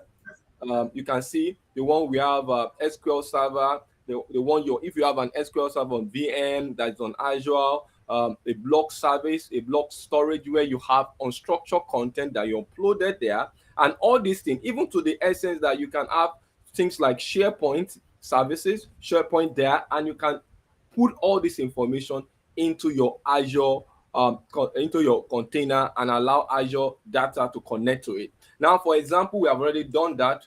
We went to the existing data sample here and we choose the one for real estate. Now, once that is choosing, now what it takes you is takes you to a wizard where you connect what we call the cognitive skill. Now, this is very important, very, very, very key. At this point, you are going to be validated, and those information include that is inclusive what you want in terms of AI algorithm to be able to help you to fish out when your customer or your internal user want to do it. Now you see there's an attached cognitive service already. Then this is where you can skim it out. This is where you can paraphrase it and mend it and ensure that it augur well with the algorithm you want to put in place. Now, you can actually, for the hotel here, for the sample set we have here, we can actually streamline your test cognitive skill, which include extracting people's name, extracting organization name from the content you uploaded. And once you have done that, you save it, and you can also have a storage. Probably you want people to be able to have a central point to get to those data. You can have the storage and save it there. Now, for this sample, because of our time, we're actually going to cancel this and move to the sample one so that I can bring in the advantage. Now, once I have that, the next thing for me is to look at my index. Now, the index is where I have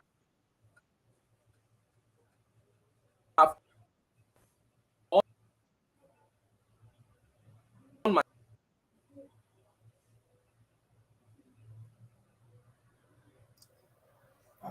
Hello, Sheyi. Something is wrong again. Something is wrong again. Okay. So just for the meantime, so once already whether this is working properly. Now, testing it, you can use JSON because the system provides you with the ability. Can you hear me? Can you hear me? Continue. We can hear you now. We can hear you now. Can you hear me? Yes.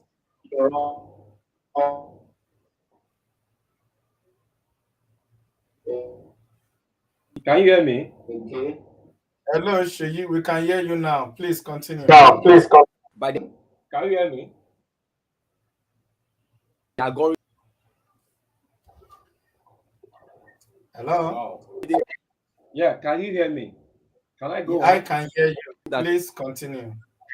Okay. So once this loads up, you have your indexer, and you can test your indexer by allowing it to have Please restore your screen. Okay, my screen again.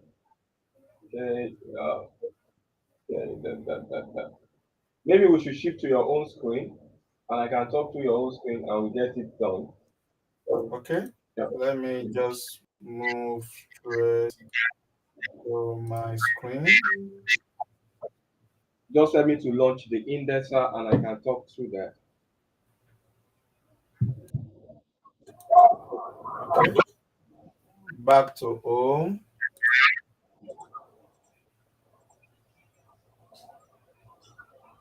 Okay, we are still seeing your picture. They can put this up. This is ready. Okay. Now, can you see my screen now? I see your screen now. At this point, I've got to the point on the indexer. Can you click one of those data that have been indexed? Now, okay. You now need to test your index to ensure that those content is actually indexed for you, and you can get. Hello. Hi. So you need to get its index. Now on index, there is a custom app on top of that. Before that, use a JSON to be able to sign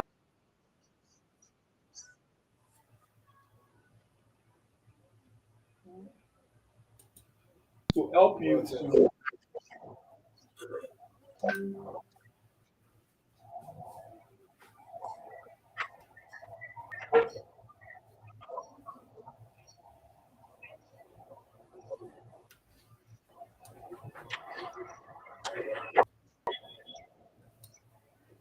Oh.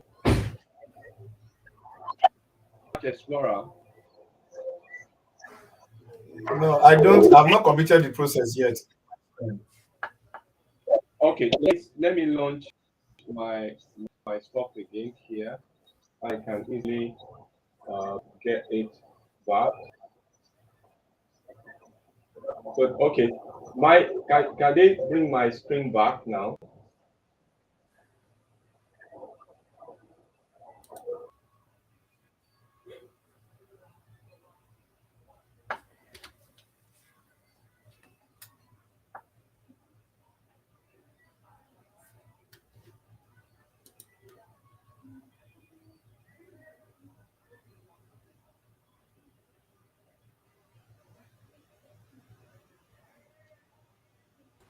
I'm resharing my screen now.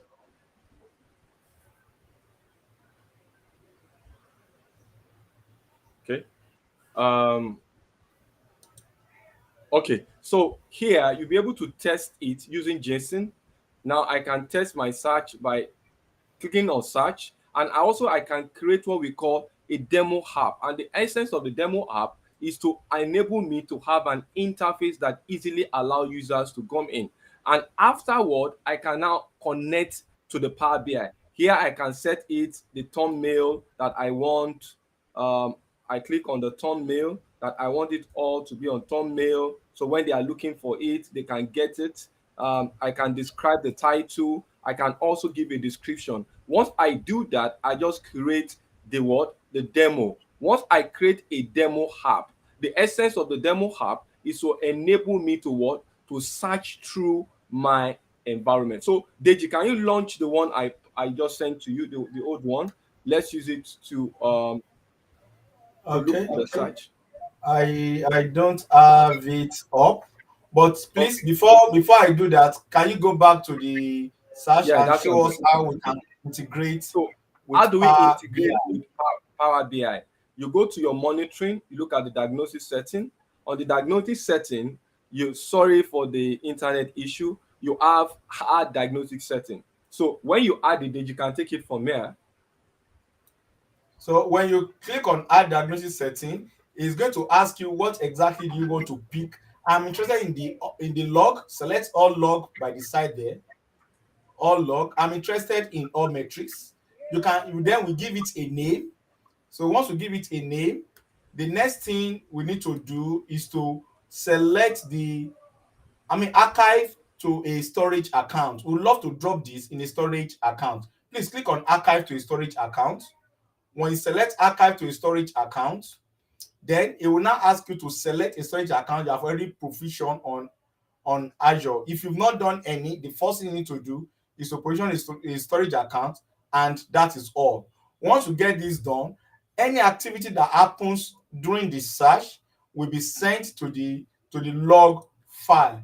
So now the next thing we need to do is to see how from Power BI how I can actually gain access to these log files. So let me drop the file that Sheyi sent to me so that we can have the interface, and finally we can connect to this. So drop this on my desktop. I'm okay. Okay, so the next thing is, let me get my screen shared. Come on.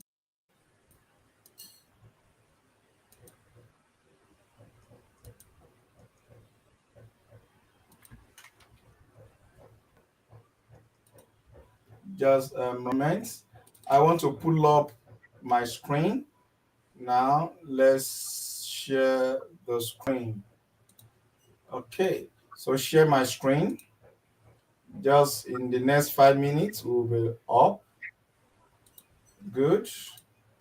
So let's confirm you can see my screen.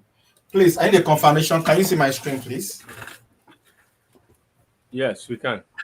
Okay, good. Now, this is its completed search work. Let me just say, look for star. Look for star means look for everything in that database, the real estate database. Now, imagine, look at a nice interface design without a single line of code.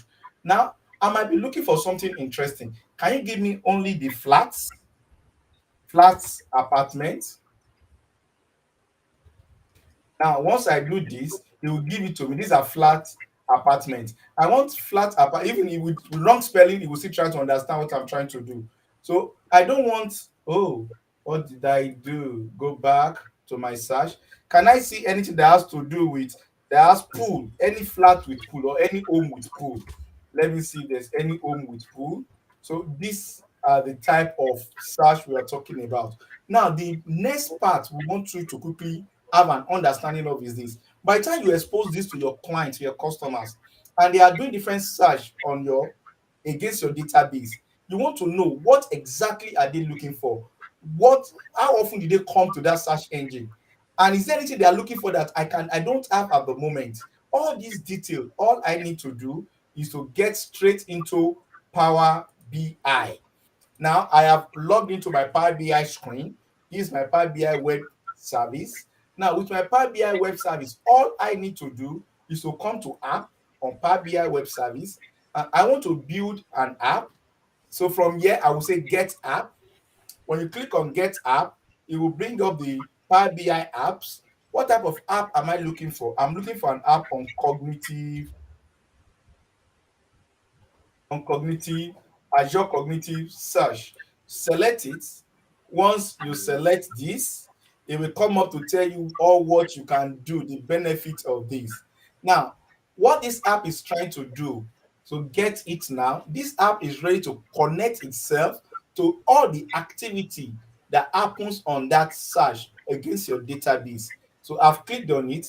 Once I click on it, it will quickly install the app on your Power BI. Now I can install the app, but I already have it. So let me just install it, let it overwrite what I already have here. Click on install. So it's going to overwrite the previous one I have. So installing an app. 52. This must not get to 55 before I finish. Great. So go to the app you've just installed. As simple as that. This will give us deep insight. And no code, just connect to it. Now, with what we have here, it's telling me there are 362 searches and all those stuff. But this is not my database. This is sample database. You are viewing this app with sample data. Connect to the data that she just finished now. So he sent the parameters to me.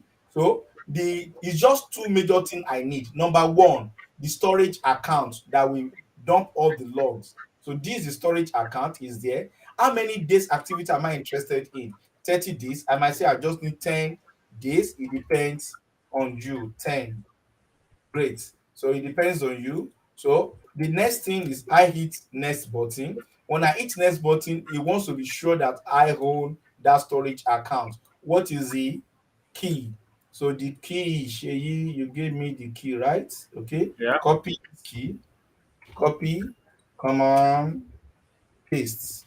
I have just a minute more. Sign in and show this to all of us. Let's see the beauty of what is happening on our search engine. So it's telling me refresh in progress. Is trying to pull this out. All the searches we've performed. And if I share the okay, good, this is done. It's telling me today we only had one search today. Good. And the past 30 days, we had 87 searches and 87 total. So by this side, it's telling me that look, these are the things people look for that is not in your database. People are looking for house with Raphael roof, house with what? With spa. So then go and see how you can maximize on this and all other interesting parameter from indexing into operations into service metrics.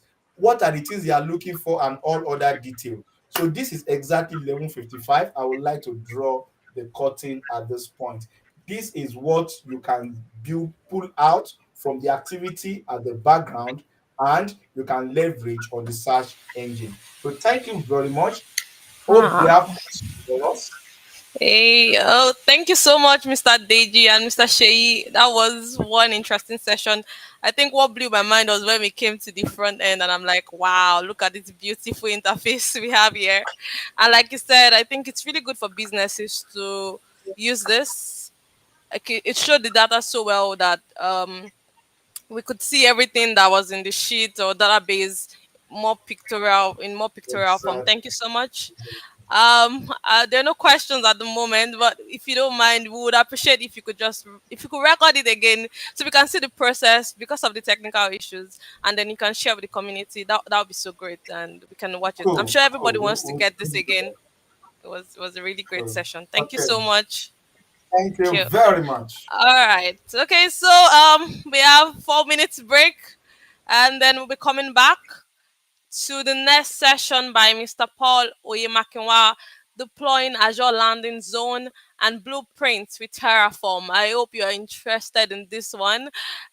We can't wait. So let's just take that break, 4 minutes, take some time, catch your breath, and be right back. Thank you. Bye.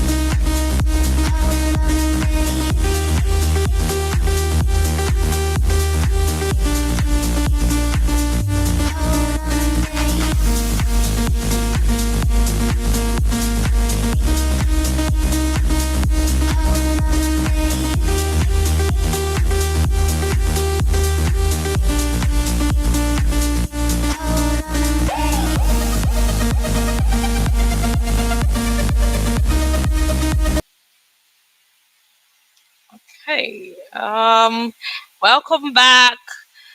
I hope you enjoyed the short break. We're so sorry that the breaks are short, but we hope you're learning. I think so. For this session, we'll be having Mr. Paul Oyemakinwa.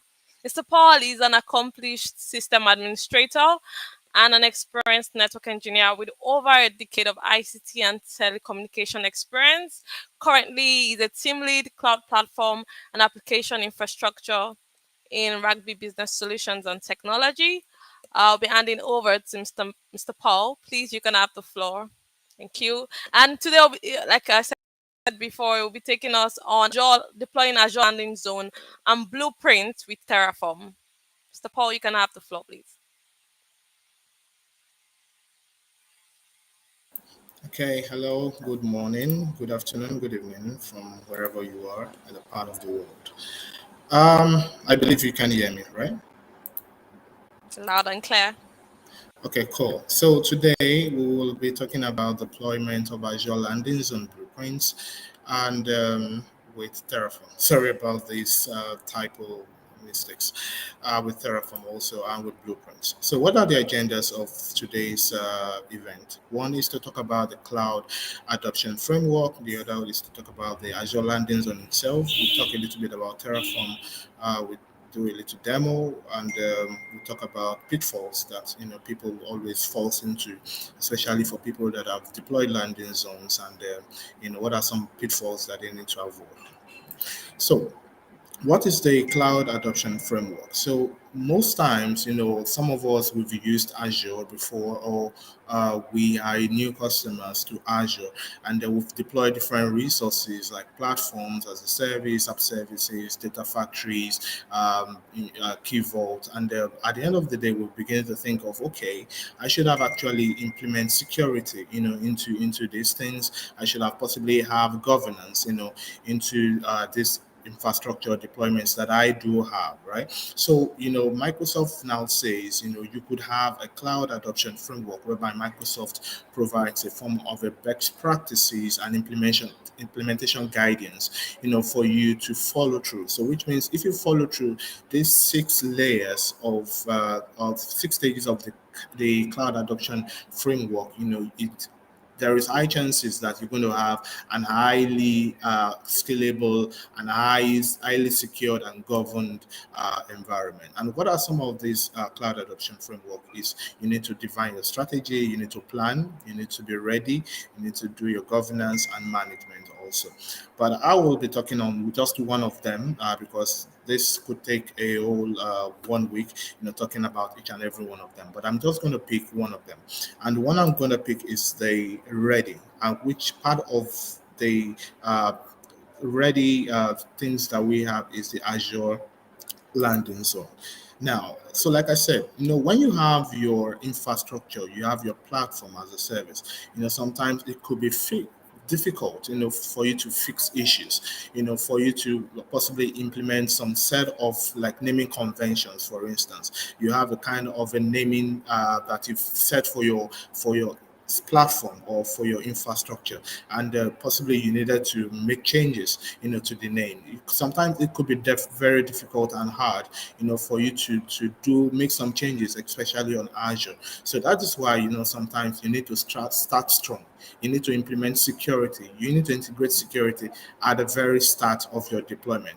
There is something about security framework on Azure that calls the shift left. So which means, instead of having your security being implemented towards the end of your deployment, you could have your security deployed at the early beginning of your deployment. So with that, you can have a stronger deployments for your environment. And also you can also have a policy baseline. So when you have a policy baseline, anybody that is going to be implementing or be deploying on the environment, will follow that same baseline that you've set. So these are some of the common things that we always want to deploy when we want to start first. We want to have a management group, naming convention, a tagging standard, and RBAC policies, and security requirements. Time might not permit me to start talking on one of them, each and every one of them. But in the cloud adoption framework, there are two major things that you need to look out for. So basically, when you are deploying on Azure, there are three ways you could have your Azure landing zone. You could have one on the core infrastructure itself. Let's say the core infrastructure is the the infrastructure you set on your subscription level, right? You can have the other one on the platform. So the platform could be the one you set on your, let's say, on your app service, for instance, or you set on your infrastructure, right? Now the third one is the application landing zone. So the application landing zone, you could have it set up like a monitoring on your environment. So you could have each of landing zones being created. You could even have a shared services. And the good thing about Azure Landing Zone is Azure Landing Zone provides form for everybody. Either you are a startup or you are just an enterprise organization. So you can decide, to do a cloud foundation, for, you just want to test it. How does it look like? I just only have one subscription.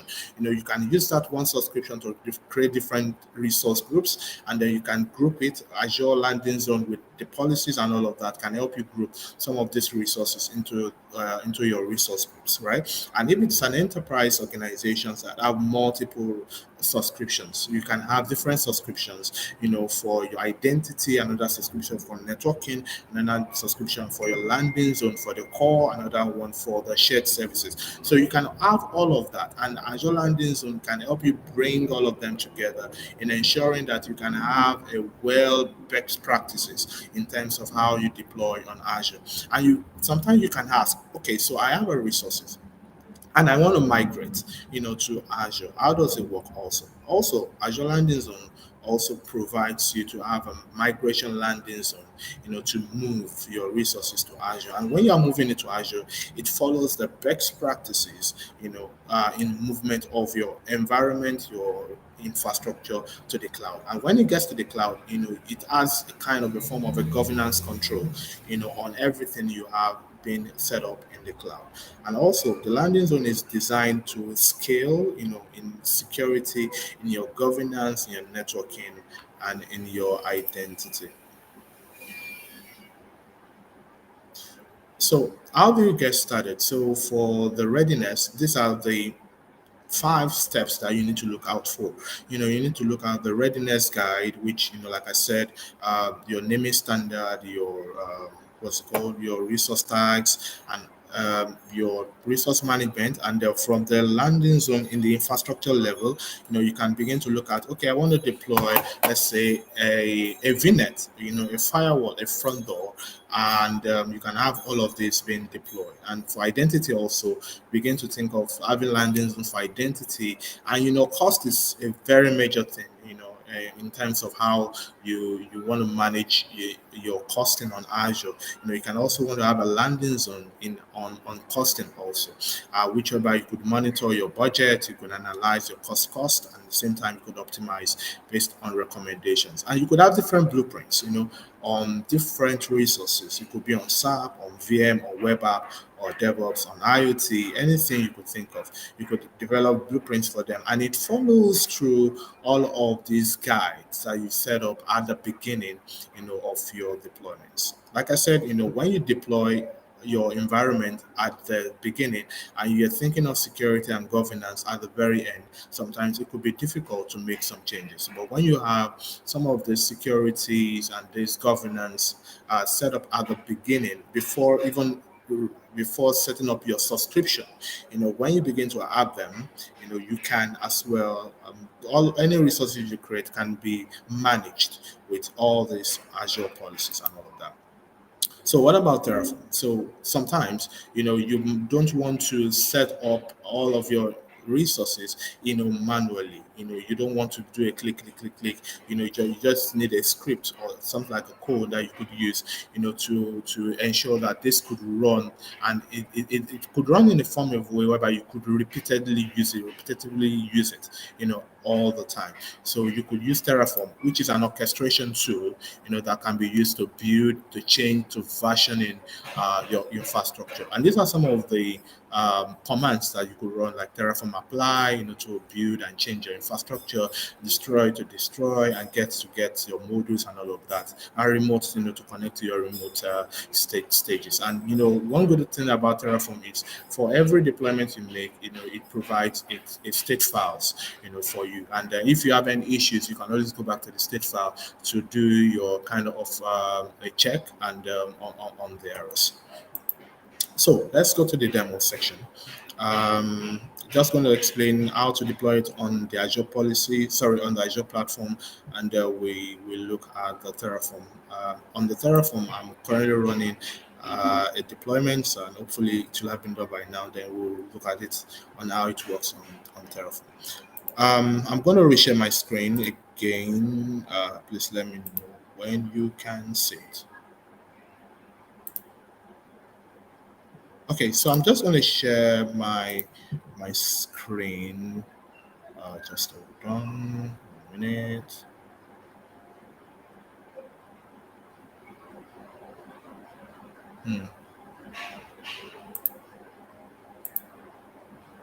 So can you see my screen? Can you see my screen? Let me know if you can see my screen. Hello, can you see my screen? Yes. Oh, Yes, okay, it's cool. visible. Okay, cool. Okay, so we will be talking about how do you deploy this on Azure. So, like I said, before starting up your infrastructure, you want to set it up in such a way whereby you have your security being set up first, or your Azure policies, your governance, being set up at the beginning of your setup before deploying any resources. So, on Azure, how do you get started? So, you could go to Blueprints, and I could click on Blueprints just that way. Simple as that. So when you go to Blueprints, you have two major things. One is the blueprint definition and assigning your blueprints. So I come to create, which is creation of my blueprints. So from the creation of my blueprints, you could see I have different blueprints here.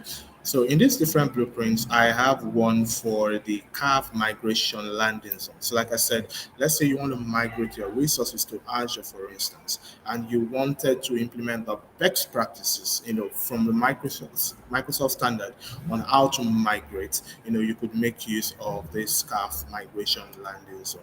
But for the beginning, let's say you just want to start fresh to Azure, it's good to start with this CAF foundation. So I'm going to click on CAF foundation. So clicking on the Cloud Foundation, it's asking me for a blueprint name. So I could say something like Azure Niger Blueprints, something like that. Okay, so and I could have my location. So in this location, I could have a management group, and then I could have different subscriptions. So for this, I just only have one subscription. So, but if you have multiple subscriptions, you could set up to create a management group, and then you could specify if you want to use the management group or you want to pick just only one subscription. So in this instance, I'm just going to pick just one subscription because I only have just one subscription. So I'm going to select. So I'm going to have it here, and I'm going to go to artifact. So artifact here is where the major work is, right?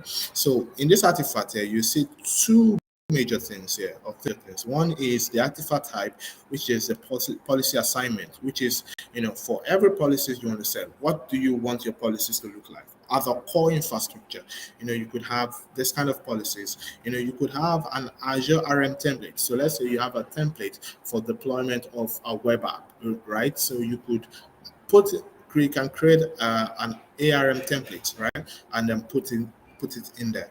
And then you can also have a resource group. So in this instance, I have a resource group created for me. I have a resource group for networking, resource group for identity service, resource group for first application, for shared services, and I have the one for the subscription. So the way it's been laid out is any of the policies that you see there affects the subscription level, and any of the policies I set there or artifacts I set here, is take effect on these resource groups. But how do I got to do about this? Now, there is one thing here that says allow location. For instance, I don't want people to just pick any locations, to deploy their resources. I could say, yes, I want them to only deploy in UK South and let me pick one more location in UK, let's say UK South, and I'm just going to pick any location, right? West US, something like that. So that's it. So when I say save, it's going to tell me, at the end of when saving my draft and assigning it, I can, it's going to provide that two location for me. So, which means anybody that is going to be deploying apart from these two locations, they can deploy, because that is what I've said. You can also specify your skills for your storage account. So if you know them, you put in there for your for your virtual machine skills also, you can put in there. So you could do a lot of things there. And also you can also add more artifacts. So you could come here and add more policies, which you have specified on the Azure policy, set it up. I could have different policy definition.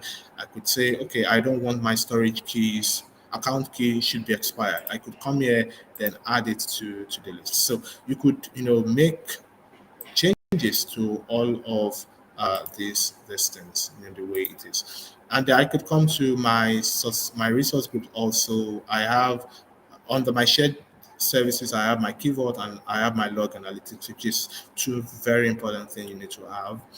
This is for managing your keys and your secret and your certificates, and the log analytics is for you to be able to get your logs being sent to a central place, and you could use custos queries to pull it out, and then you could also connect it to Azure Sentinel, to give you a good graphical view of it. And if you have a third-party solution, you could link your log analytics to it using Event Hub, to link to it, and then you could have a view of all of the resources on Azure on your third-party monitoring system. So it's a very good thing you need to have in your environment. But I can also set up my resource for networking. For networking, I could have, let's say, my virtual network. So I could come to an ARM template. I could put in my ARM templates that I've set up for virtual network, put it in, and that's it. So what I'm going to do is, after all of this is completed, I'm going to remove this. So I'm going to remove that, and I'm going to save draft. So after saving the draft, it's going to come up on my other side. While this is ongoing, now Microsoft has made it easier for us also, to make use of landing zones. So instead of you doing all of this one by one, there is something called an Azure Landing Zone Accelerator. So I can share the link for you. So you could just type this on your browser, Azure Landing Zone Accelerator. So when you go to the first page here, you're going to see talking about the Azure Landing Zone Accelerator and deploys to Azure. So clicking this button is going to deploy to Azure directly. So what advantage does this provide? So the advantage it provides is it gives you all the levels of information you need, all the first level of information you need, from core setup, to your platform, to your DevOps automation, to your network topology, to your identity, and to your landing zone configuration. So you could set it up in such a way. Now, when I see this error, so this error that I'm saying is because this subscription doesn't have an owner right, to this tenant. So, but if it does have, I can come here and set up my, I could create a management group prefix, and then I could connect this to my platform DevOps if I want to. I could click yes, okay, and I could give a GitHub action, give a name, and my GitHub name and action, set up a service principal, and all of that. So when all of this is completed, you can click review and create, boom, boom, boom, and that's it. So this is a much more faster way to have your landing zone deployed. But this is going to deploy it from the very start to the end. But this is going to be the one I was showing is the one you deploy at the very start of your deployments.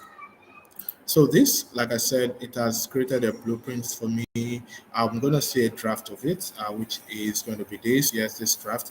Now I can assign it or publish it. Yeah. So I could publish it and say, let's say I want to give it just the version 1.0. I could give a change note if I want to, and then I'm going to publish. So publishing it, I'm going to then be able to assign it. So I'm going to be able to assign this policy. So all of these policies that I have will be assigned. So I could say assigned and specify which subscription. Now you notice something here, that the subscription here is only just picking, is only tagged to that subscription. And the reason is because I don't have multiple subscriptions. So if I have multiple subscriptions and I have a management group, the landing zone, the landing zone being connected to the management group, I can have a toggle to pick any of the subscriptions. I could set the name, which locations, and I could go ahead with this. So with this, I could say, okay, which Azure resources do I want to build it in? So I normally pick UK South. So UK South, and then going to ask me some other informations. So it's as simple as just look at it, which VM skill do you want me to allow? So I can say, I just want to be able to deploy standard B1.1S because it's cheap. Any of the Bs and the As, I could say I want to pick them because they are cheap. So I could also say, I want a tag. So any of my resources should be tagged with Azure. You can make all of these changes and assign. So as you assign, it's going to deploy all of these services for you on Azure. Now, that is how to work with it on the Azure platform. But how does it work with the use of Terraform? So in the use of Terraform, to get started, you want to go to the Terraform registry. So there is a Terraform registry that Terraform maintains. It's a code base that Terraform maintains. So you can go to the Terraform registry and just type Azure CAF, as simple as that. Azure CAF, which is the Cloud Adoption Framework. So I click on this, and I'm going to get this platform to say this is what I do have. So from here, I can come here to the Cloud Adoption Framework, the Cloud Framework, and I have different modules. So I want to pick the CAF module, So from the CAF module here, I could see my modules. My modules here is in version 5.58, and then I can have different sub modules. So you could say on different sub modules, I have certificates, diagnostics, users, and all of that. But also this, you can connect it to GitHub.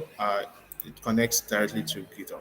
But to get started on what's it called, on DevOps, on the VS Code, you needed something called a platform starter.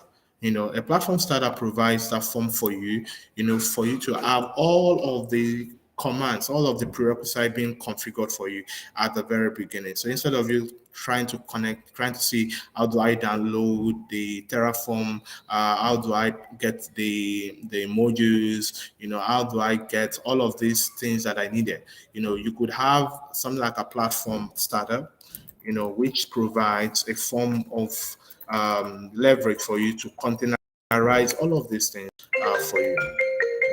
To have all of these things containerized for you. So I'm going to go to the landing zone platform starter. I'm going to click the first one. So what you need to do is to clone this. You're going to clone this repository. So when you clone this, you're going to be getting something similar to my screen I will be sharing, and this is going to be going to the close of my section in case there are any questions. Okay, just going to share my screen again. Sorry about that. Okay, I'm looking for my VS Code. Where's my VS Code? Where are you? Okay, so let me just share my screen. I think my VS Code, I can see it on the screen. So I believe you can see my screen. So if yes, so when you deploy the kit, when you deploy the platform starter, you're going to have this setup for you. You're going to have this set up for you now. But before you could run this, you need 3 things. You need your Git, you need your Docker desktop, which I have on my system and is running. So if I check my Docker desktop here, you could see my Docker desktop is currently running. 1 minute. It's currently running.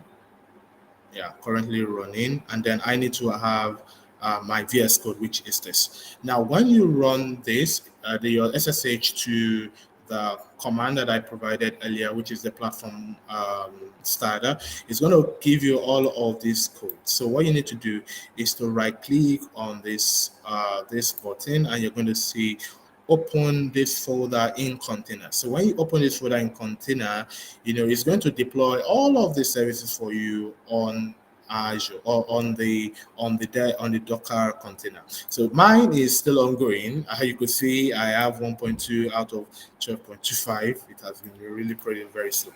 But as soon as this is completed, the only thing I just need to do, is to create a main TF, which is the Terraform TF here, and then I'm going to specify the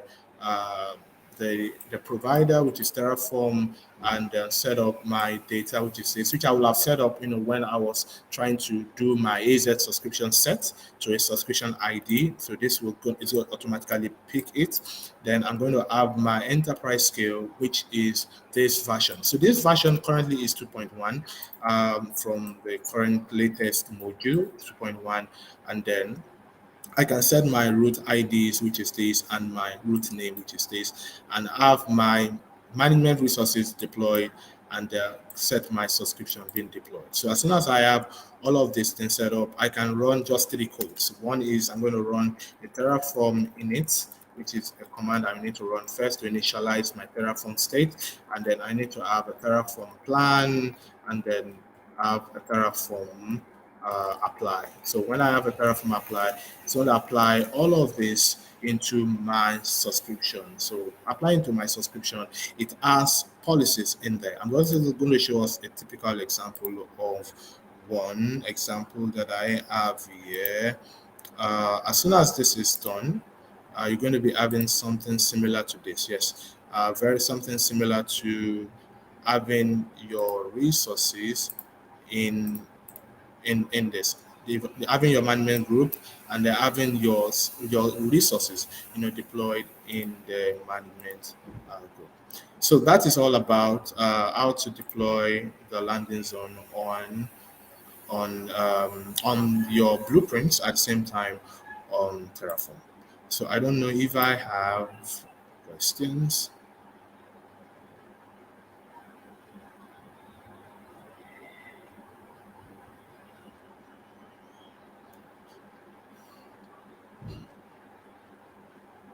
Do I have questions? Any questions? Oh, is anybody hearing me? Hello?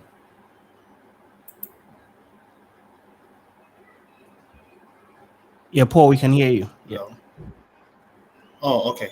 Yeah, so that's about it. So I don't know if there are questions, but I'm just going to go back to my screen. I think I do have one more thing to present before we do round up. Just 1 minute. Where's my screen? Okay, I'm just going to have all of this deployed, have it here, so we could make it faster. So I'm going to go back to my page, which is my slide. Sorry about that. Okay, so what are some of the pitfalls in designing landing zone? I believe you can see my screen again. Yes. I know, Paul. We cannot see your screen at the moment. Just we can see you. Oh, okay. Let me reshare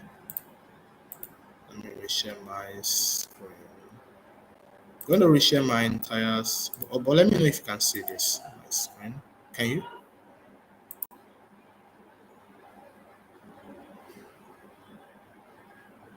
Yeah, we can see it now. Yep. Okay, cool. So I believe you can see the pitfall consideration, right, in designing landing zones. Is that what you're saying? Yep, you can see that.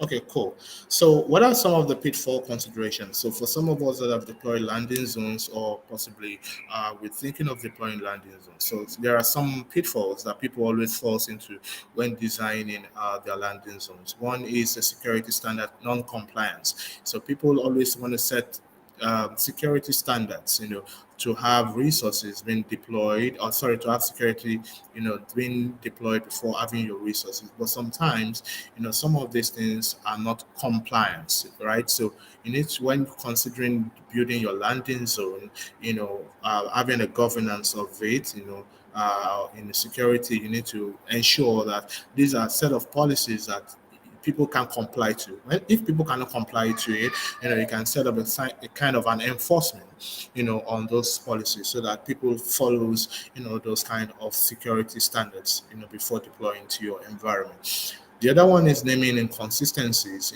Different pitfalls when designing your landing zone is to look at naming inconsistencies. You want to set your policies to have a naming convention. So when you have a naming convention, it will be easier for you to manage the cost. It will be easier for you to even check out some services, to check out some resources in there. In instances, you have tons of resources on the platform. The other is the lack of RBAC. So for most organizations, they do have issues with RBAC. Microsoft provides, so Azure provides three major services, or three core RBAC roles, which is the owner, contributor, and the reader. But these three are not enough, right? To give to everyone. Sometimes you need to create a custom RBAC rule or roles for people, and sometimes you need to pick some specific RBAC roles, for users to be able to manage their resources, instead of giving them an owner right, or a contributor right, or a reader right. The other pitfalls that people always falls into when designing landing zones, or if it's not properly designed, is the performance and latency issues. Like we all know, for every locations, the Azure data centers are in different locations, and some of these locations are closer to us than each other. You want to make sure that you're able to create your resources, in areas that is very, very close to your country or your region, or region pair. So Microsoft also has some kind of a region pair, whereby you have different two data center or three data centers, being interconnected together. So which means if you have your resources, being connected to, let's say, Dubai, for instance, you can still have the same replica of it in South Africa. So you need to look at the performance and the latencies before saying yes, I want to pick these regions on my policies before creating my landing zone. The other is the risk breach and data loss. So that's why we talked about having some kind of a security around your data itself. You can have information protection, you could have conditional access, you can have MFA being set up to avoid risk of breach and data losses.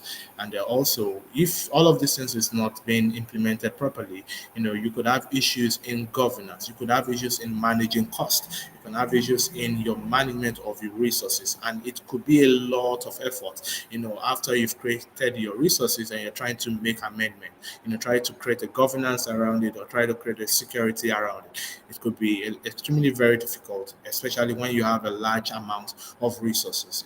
Extremely difficult for you to implement landing zone after you've implemented your resources. So it's good, and the best way is to have your landing zone being deployed. It's kind of you setting up a platform, or setting up a layout, for every other infrastructure to lay on it. So with that, it will be easier for you, to manage your environment and your infrastructure. So that is all from me on this section. So I don't know if there are any questions from you. But I want to say thank you very much, everyone, for listening, and thank you for connecting to us at the Global Azure Nigeria Conference and Bootcamp. Thank you. So I don't know if I have questions. Yeah, there is one question. The time is up, but if you can wrap this up real quick. There's a question about can we add a custom blueprint policy? Absolutely, yes.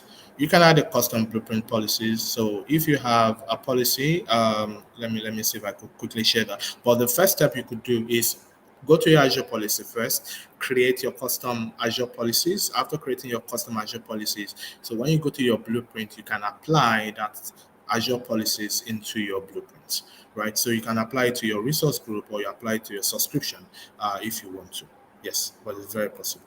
Wow, that's lovely. Thank you very much. It's quite kind of amazing the way you've run through the whole session. I've really learned a lot, and I believe the audience have too. So, Paul, once again, thank you for such a wonderful session, and hopefully we'll see you in the upcoming event as well.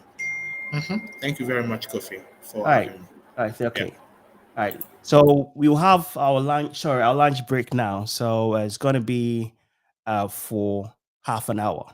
So from now till 1 p.m., we just going to have a break. And once we come back, we have Azure Fundamentals and also Microsoft 365 Fundamentals by Oluwafemi. So I hope you guys will join us on that session as well. All right.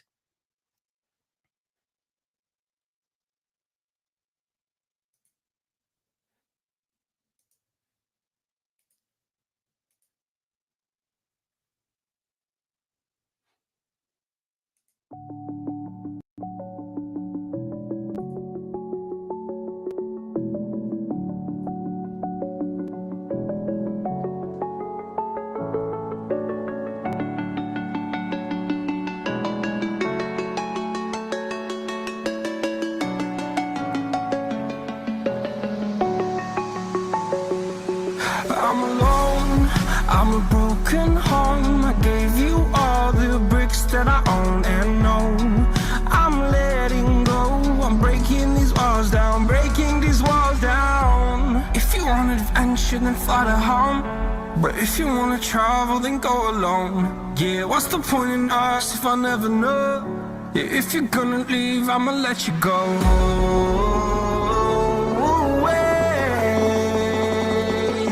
I'm tired of the pain. Go away. I'm tired of yesterday.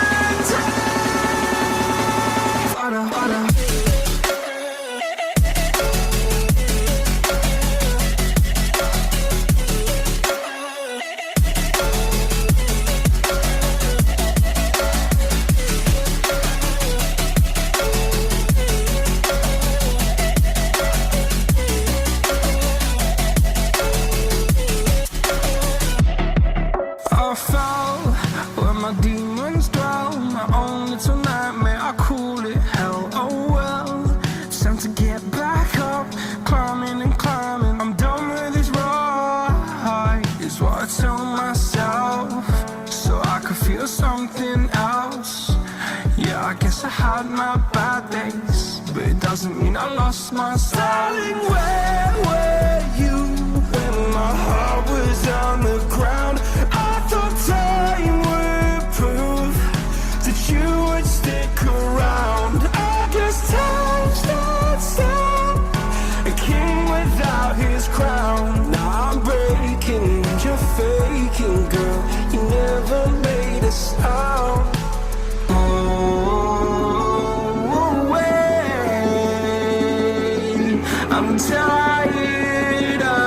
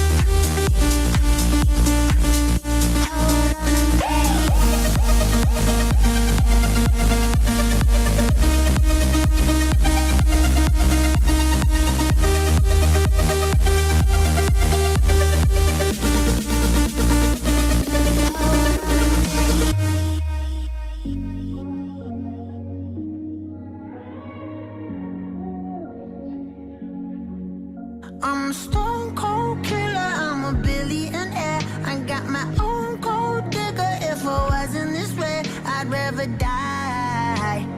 Did it die, yeah. Did it die. Did it die. I'm a stone cold killer, I'm a billionaire. I got my own gold digger. If I wasn't this way, I'd rather die. Did it die. Wait. Did it die. Wait. Did it die. Whatever you want, I'll be whatever you want. Just tell me you love me or not, whatever it costs. I know I'm talking a lot, there's something I gotta get off. Don't wanna be this no more, I don't wanna drink no more.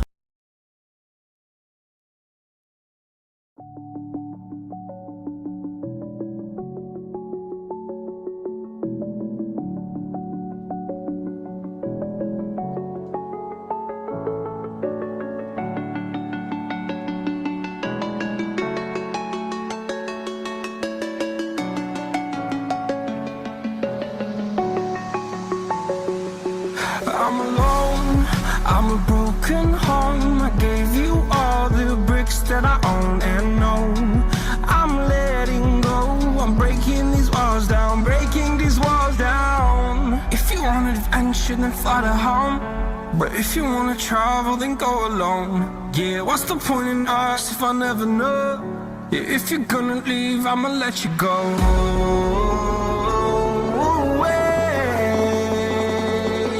I'm tired of the pain. Go away. I'm tired of yesterday. Harder.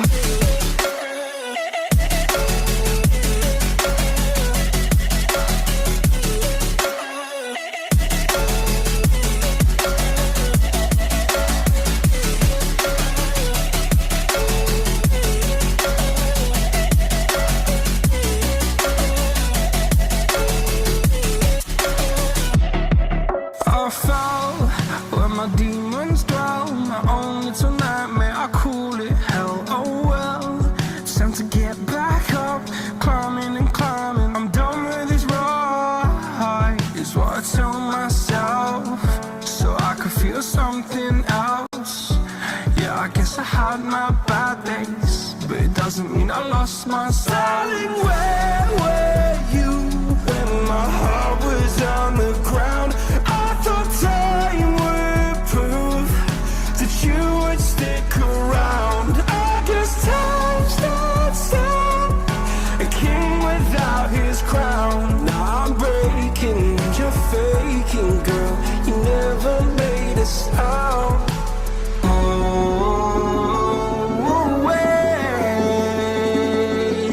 I'm tired of the pain. Go away. I'm tired of yesterday. Harder.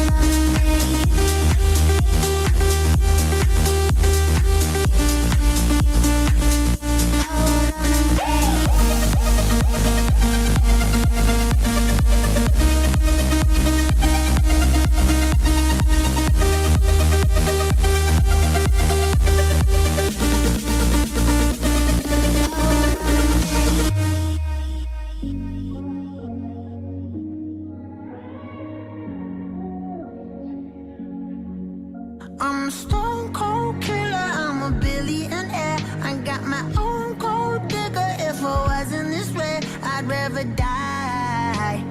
Did it die, yeah. Did it die. Did it die. I'm a stone cold killer, I'm a billionaire. I got my own gold digger. If I wasn't this way, I'd rather die. Did it die? Wait. Did it die? Wait. Did it die? Whatever you want, I'll be whatever you want. Just tell me you love me or not, whatever it costs. I know I'm talking a lot, there's something I gotta get off. Don't wanna be this no more, I don't wanna drink no more.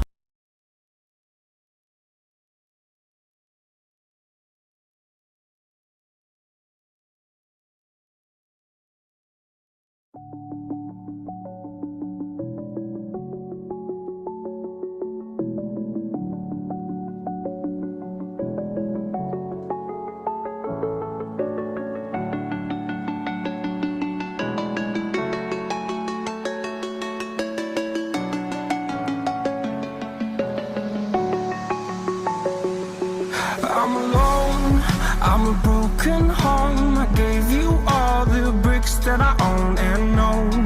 I'm letting go, I'm breaking these walls down, breaking these walls down. If you want adventure, then follow home.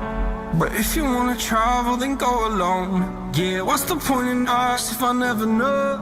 Yeah, if you're gonna leave, I'ma let you go. Away.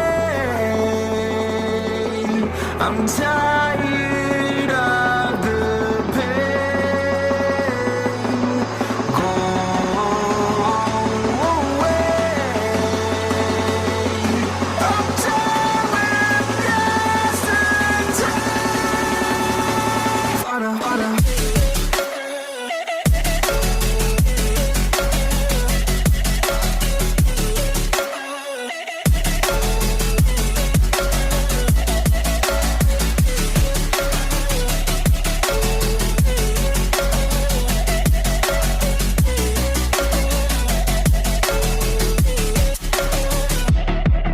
I fell where my demons dwell. My own little nightmare, I call it hell. Oh well, it's time to get back up.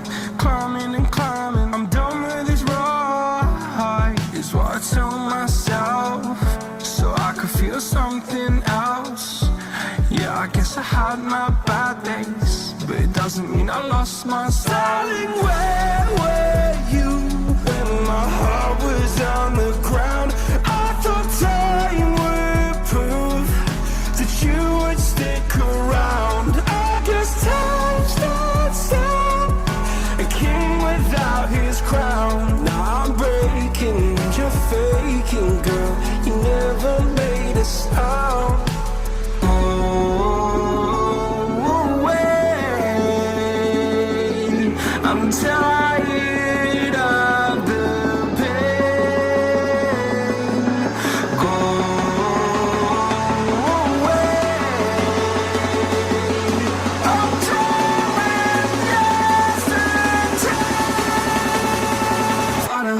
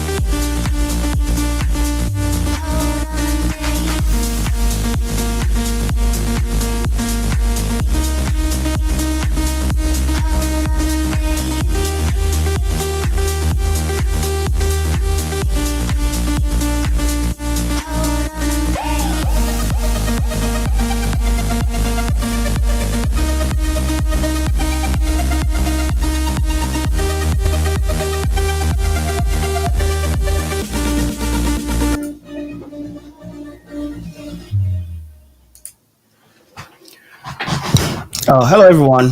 Welcome back to our session. We do apologize for the delay. We're having a bit of issue with our next guest, so he might not be around. So, what we will do now is that we're just going to take over. I'll take over the session going forward. We will see when he joins in, then he will take it over from me. So, just going to share my screens one more. 1 second.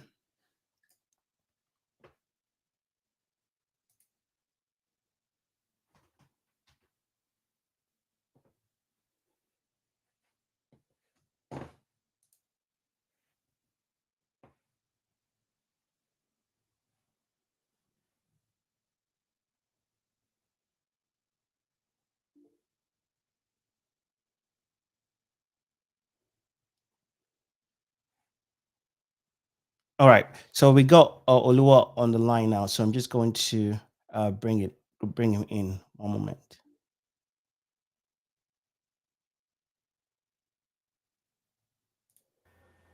Hello, Femi. How you doing? I'm doing good. Sir Kofi. Yeah, I it's hope been I a got that while. right. Yeah. So before we start, like I said, I do apologize for the delay with this session. We thank you for joining the morning one. This afternoon, I'm going to be your moderator for the day, and Okay. just to let you know, if you have any questions, make sure you ask the question through the YouTube chat, and also you can also go to our website, and then we have content ads there. You can use that one to also ask questions if after the session.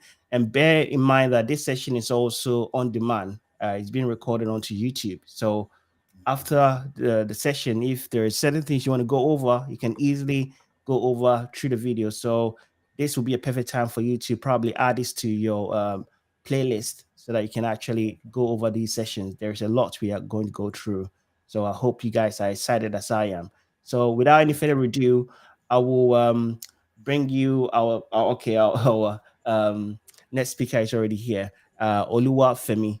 He is very good and cloud services and also Office 365. So he's going to walk us through all those sort of like a fundamental aspect of those. So I'll pass over to him for him to introduce himself to us. Femi, over to you now. Okay. Thank you very much. Okay. Hello. Let me share my screen.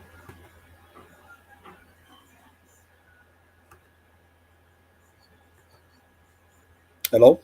I hope you can hear me.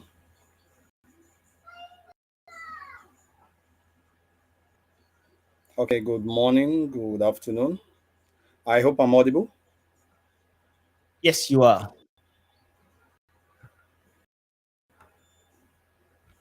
Sorry about that.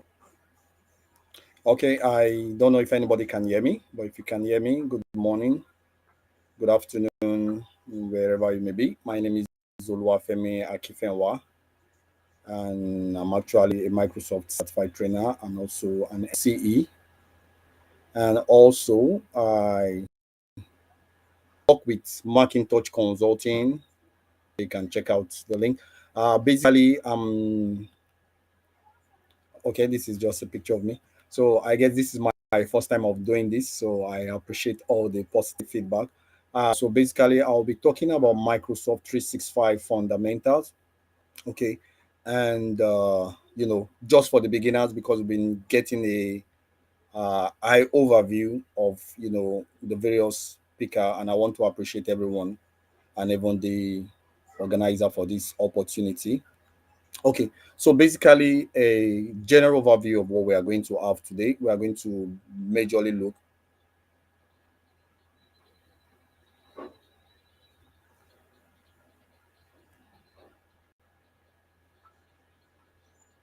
So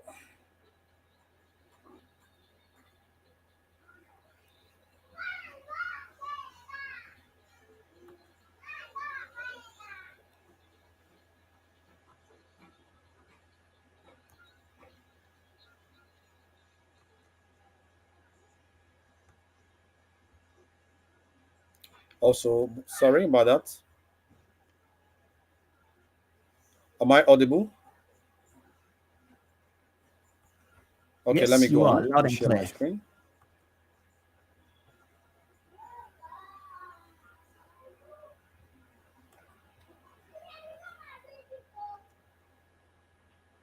Okay, so let me go back. So as I was saying, we'll be looking at the fundamental one. Okay, so we'll be looking at what is cloud computing. We're looking at the Azure services, the Microsoft, what is Microsoft 365, a general overview. We'll also be looking at the Microsoft 365 core services. Okay, so basically, I am sure this is not the first time we've been hearing about, you know, how will I put it? Cloud computing. We've been hearing so much about cloud computing. And when we talk about cloud computing basically has to do with, having access to computing resources in the cloud. As a user via the internet, you are able to access resources in the cloud. And the cloud computing has a lot of benefits. And I'm sure we've been able, to actually see some of these benefits, especially during the COVID-19. And even apart from that, I think as a result of this remote job, we're able to understand the importance of cloud benefit. And some of the importance of cloud benefit include saving, efficiency, accessibility, opportunity, flexibility, and innovation. I'll just pick few of them and talk about them. Now, when you talk about, flexibility and or probably let me start with accessibility. When you probably have an idea or probably a startup, you want to start up your own organization, you think of all the necessary resources you are supposed to have at the background, probably maybe getting an office, equipping it, and getting all the pieces and every other thing. You discover that the upfront cost could be a huge one for you. Okay, but basically you discover that with the cloud computing, you can access all these things. You necessarily don't need to have an office before you can probably deploy your application. Okay, and one good thing about is, which we are still going to see, is the ability of, you pay as you are using it. There's no upfront cost. Okay, and one thing is probably you are trying to test out some equipment and things are not working. You can easily, just delete the whole VM or virtual machine and start all over again. So there's this flexibility, and it also give room for innovation. Okay, for you to make use of any resources you want to have. And looking at the state of the nation now, you discover that in terms of power source, but with cloud computing, you don't have to have that fear that is your machine or your server or whatsoever is going to have a downtime. The provider or the cloud provider, they take care or they handle all those ones for you. So those are just some of the benefits of this cloud computing. And you'll see a link at the top of the slide, and the link is basically the part which I'm still going to talk about for the fundamental. Now, when we talk about Azure, okay, Azure is actually the Microsoft cloud computing platform.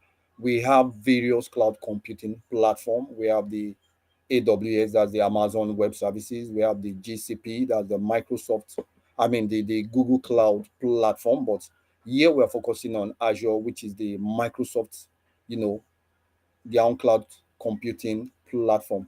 And when you talk about Azure, okay, it actually supports three major type of services. Okay, we have what is known as the infrastructure as a service. We have what is known as the platform as a service, and we have what is known as the software as a service. Okay, let me just give a general or a brief or simple analogy that could make this particular one stick, because I want to believe I'm talking to those that are new or probably not the gurus among us. Now, so when you talk about infrastructure as a service, what comes readily to mind, or a good analogy I can use in this scenario, is when you buy a car. So when you buy a car, you take care of most of the, apart from the warranty, you take care of most of it. Okay. Now, but when you talk about platform as a service, is like you hiring a car. you make use of it for a while. So during that process, you are making use of it. You are the one that will be in charge. And software as a service, okay, software as a service, basically, it has to do with, let me say, you ordering for maybe Uber or Bolt, okay? The driver comes with the car to pick you up. So you only pay for the ride, okay? Now, basically, when we are talking about these three different model, that the infrastructure as a service, IaaS, platform as a service, and software as a service. So within the Microsoft Azure, most of the resources, okay, you will be using fall within these three categories, either infrastructure as a service, either as platform as a service, or as software as a service. And the resources you could be using within these three deployment model could be either analytical, virtual computing, storage, networking, and so many more. Okay, now this is a general overview of the Azure product. Now, when you talking about the Azure product, the truth is you have, let me say, 18 category and over 200 different services. And one good thing is, even if there is one that is not presently available, you can be rest assured that Microsoft Azure is working on it to bring it into existence. Let me put it that way. So you could, I've said something about the platform services. That's infrastructure as a service, platform as a service. So from my screen, you will discover that you have the services that fall under the platform as a service. You have the one that falls under infrastructure as a service, okay, and you have the one that falls. These are the various services. We will be looking at some of them briefly. Okay. Okay. Let me go back. Let me take a now. So when you talk about this, you have I said you have about 18 different categories. You have the compute, you have the storage, you have the networking, you have the IoT, that's Internet of Things, and so many more, so many more. And the good thing is, let me just put it this way: you have to just take it gradually. Find your niche where you want to, focus on it, and as you are progressing, you discover that you become an expert, because it is not something you can just get a deep understanding of the whole services or products at a go, but you need to start gradually. Okay, so this is why I've decided to talk about the fundamental aspect of the Azure. Now, for the Microsoft Azure, okay, you definitely have you have different ways by which you can access it, okay, and one of it is the Azure portal. Okay, so let me see if I can quickly show us that. I want to give us a hand on. Okay, so this is the Azure portal. So, and one way of providing or deploying resource way. So one way of doing that is through this Azure portal. So you can use the Azure portal to deploy your resources, and you can also use what is known as your PowerShell, and you also have what they call the CLI, that's the command line interface. These are different ways you can use for deploying of your Azure resources. So let me just give us a brief walk around or a brief tour of the Azure platform. Okay, so this is before the end of this class. Okay, I'm going to just show us how to go about it in order to become better with this. So this is the interface, and one good thing is I can guarantee you that hopefully in a week's time or even few days times, the interface will change, because they are always working on it. So definitely, so if you go to all services, if you click all services, it will give you all the various services. So I'm waiting for it to come up. Okay, so on the left hand here, you have, okay, good. So for the all services, I told you, you have the compute category, you have the networking category, you have the storage category, you have the web, the mobile, the container, the database, the analytics, the Internet of Things. Okay, so let me just touch base on just some of them. Now, when we talk about the compute, okay, the compute, a good example on the compute is your virtual machine, okay. For those of that, you probably have an idea of what a virtual box, okay, or Hyper-V, you will definitely have an idea of what the virtual machine is all about. Now, it has to do with you provisioning a PC remotely, which could either be Windows based or a Linux based, and you can, while deploying it, you can, the different configuration that suits you, the different configuration that suits you, okay, you can actually do them. You can choose in terms of maybe the RAM, in terms of the RAM, in terms of the processor, in terms of the memory, because that is one of the advantage of cloud computing. You can always, pick your specification. And one good thing is you only pay for it as long as you are using it, or while you are actually using it. Okay. So the next one I actually want to talk about, again, another category, is your networking. You discover that Azure has actually, how will I put it? Azure has it has made life easier. So for people with networking background, you discover that you most of these are now, more like software kind of, okay, and you can always get this and implement them. So when you talk about the virtual network, it has to do with you, securing your resources, creating an environment, for your resources, in terms of how they are connected together. Okay, so within the networking category, you have the virtual network, you have the load balancer, you have the network interface, so many more, even your DNS zone. Okay, you also have the IP, okay, and so many more. Now, when you talk about the storage, I'm just trying to give us an overview of the Azure services. Okay, so when you talk about the storage, okay, you have the storage account, and under storage is just the storage is basically, it could be, you have the file, you have the blob storage, you have the tables, you have the queues. Okay, so let's go back to our presentation.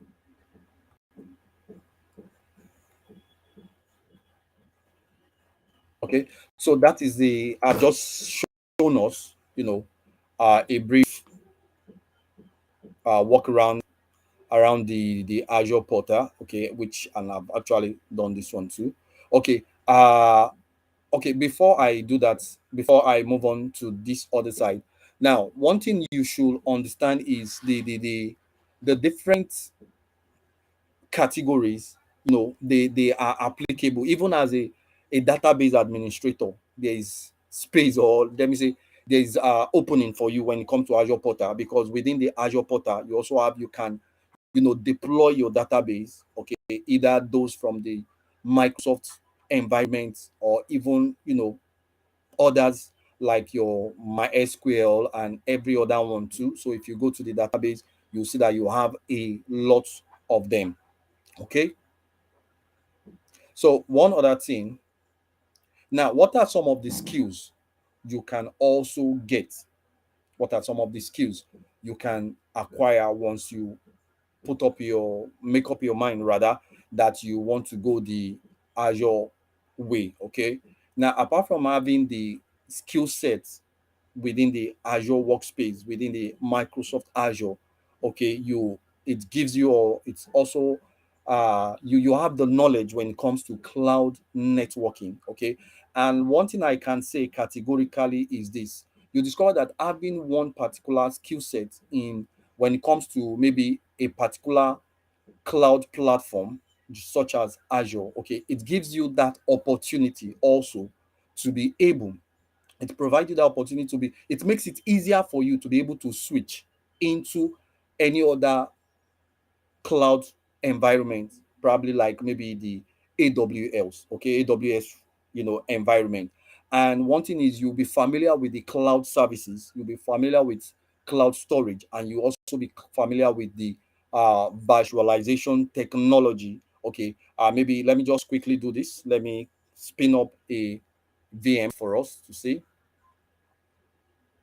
So in order to do that, okay, you just go to, you can bring it up from here, or you can come to this global search and just type your virtual machine.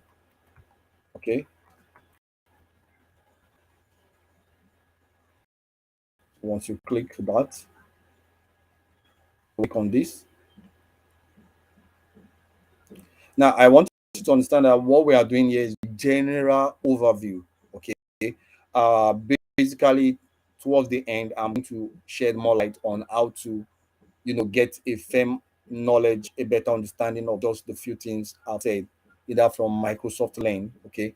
So once you come to the virtual machine, if you click on create, so you have different types of virtual machine you can create. So we'll just go with the easy one. So let's click on this. So, okay, so when you click on create,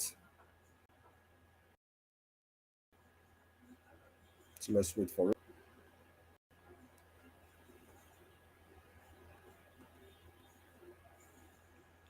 There's this concept of what is known as a resource group. A resource group is a container for, keeping all your different resources that you are going to be creating. So if you don't have this, if you don't have any existing one, you can just create one, okay, and you give it a name.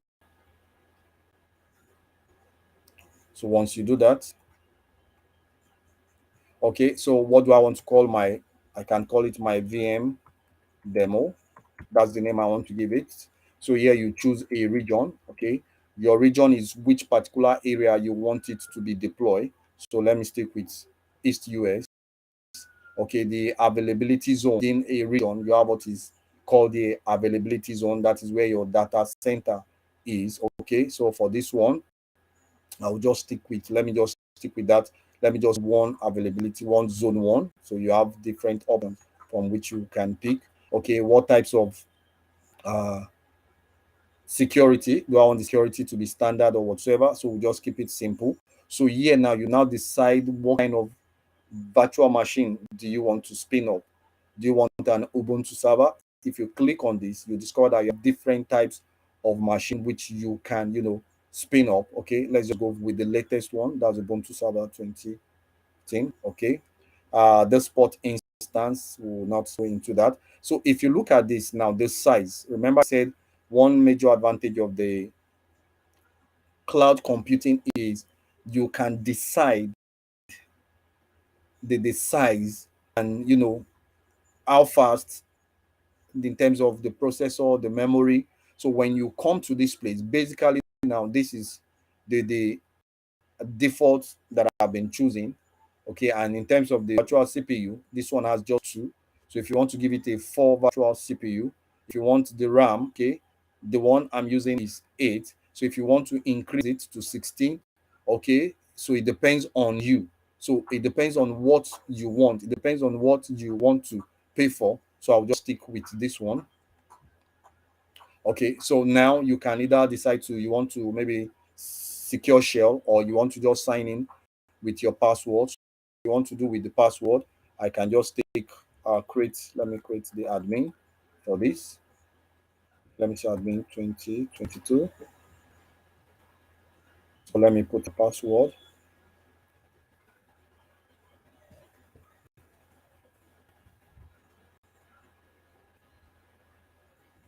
Okay, it's minimum.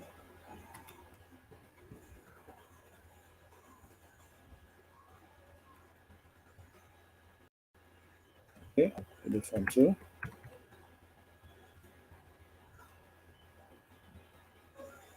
Okay. So let me just go on.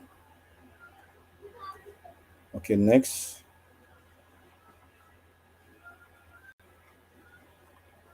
So, okay. So this is, you now decide the kind of hard disk you want. Do you want a premium SSD? Do you want a standard SSD? I'll just go for the standard HDD. Okay. Since this is just a demo. Okay. So let me just go on. Let me just create and review. Let me create, since this is just a demo, so we can move on with the other ones.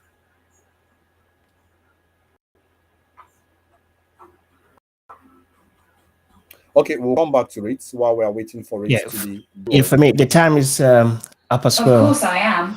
So if you can work. Okay, no problem. Let me quickly do that. Thank you. Okay, now we've talked about this. So let me quickly go to the Microsoft 365. Now, one other thing remember I said something about the infrastructure as a platform, as a service rather. We talked about software as a service. So Microsoft 365 is actually Microsoft when you talk about the software as a service. Okay, when you are talking about the software as a service here, let me just move to that.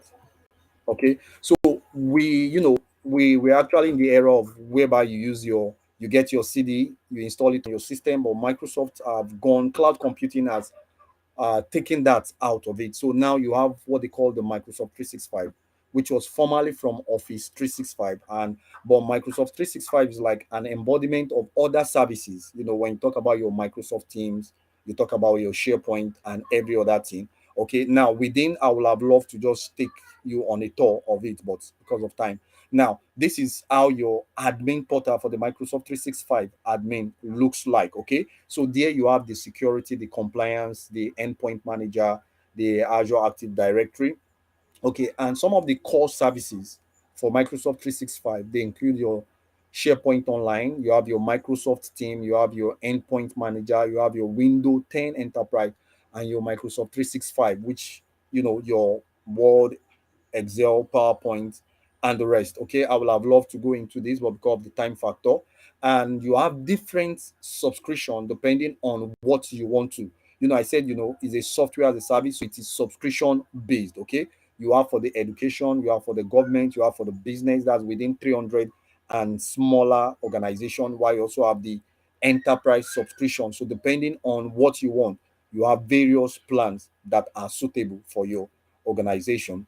And for the Microsoft 365, okay, you have the cloud services knowledge, you have the Office 365, the team, you can operate as a team administrator, even an exchange administrator when you have all these skills. Now, let me just conclude. One good thing about Microsoft Azure is that you can always start free. You can even write the fundamental exam free. Okay, and when you want to practice, there's an opportunity or an opening. Okay, all you need to do is go to the Azure portal, you register for free, and you get $200 for the first 30 days. But you will need your credit card just to confirm that okay, this account is real. And even after that, you still have some free products you can make good use of.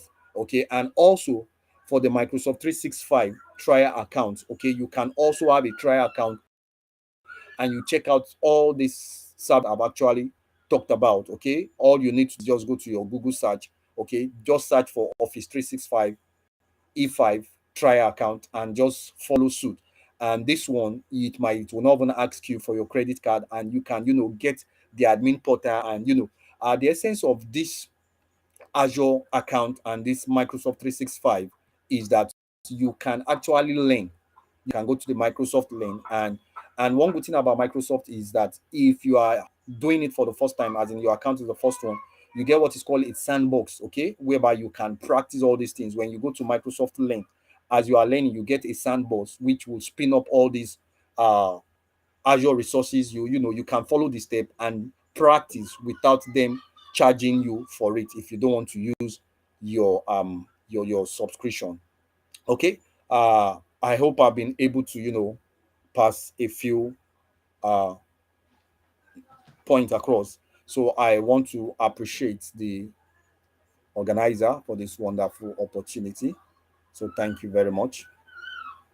All right, thank you, Femi. Yeah, just wonderful session. I definitely learned a lot, and I believe the audience too will learn a lot from this session. It's quite unfortunate that the time factor is an issue because of the limited time we have. But yeah, thank you. And so we'll have our next session in the next 3 minutes. I do apologize, we couldn't have a lengthy break, but in the next 3 minutes, we'll have Raphael will come on and he will. Go through how to manage your Azure cloud asset with Cloud Query. Right. So we will see you in 3 minutes.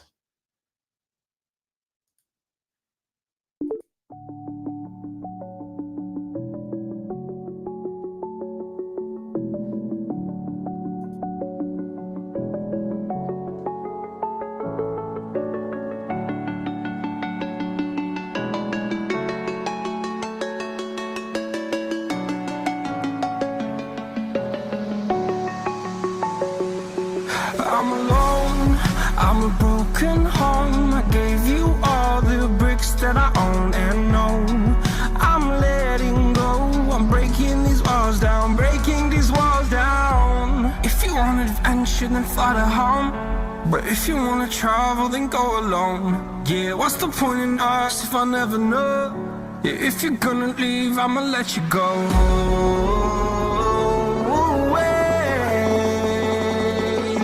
I'm tired of the pain.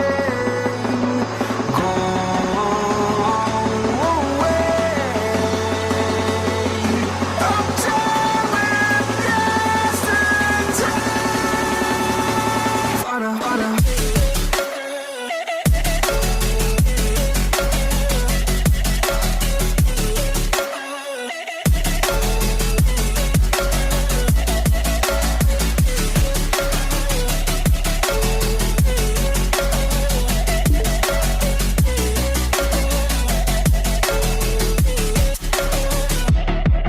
I fell where my demons dwell. My own little nightmare, I call it hell. Oh well, it's time to get back up. Climbing and climbing, I'm done with this ride, is what I tell myself, so I could feel something else.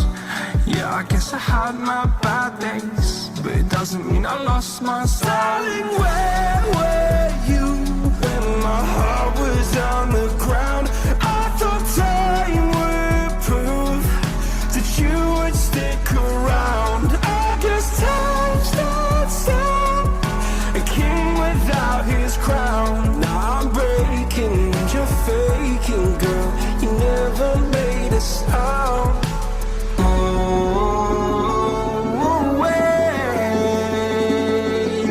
I'm tired of the pain.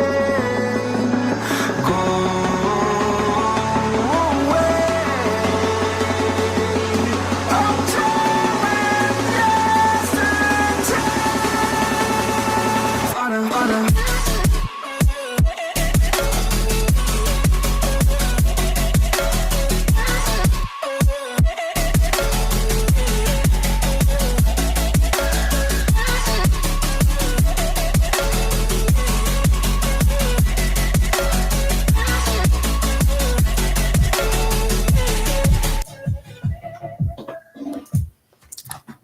Welcome back, everyone. I'm glad that you're all here. We can see that a lot of people are joining as time keep going. Unfortunately, this short break, we want you to definitely have the information that we want to deliver. That's why we want to make sure the time we keep it up to the time. So we do apologize for this short break. So we have how to manage your Azure cloud asset with Cloud Query, and this is going to be delivered by Raphael Gab-Momoh. Raphael is one of the guys that do the organization of all these sessions. So he is one of the people we definitely look up to, and we are definitely looking out for his session. So I'll bring Raphael to the screen so he can introduce himself and take over from me. Raphael, how are you doing today, sir?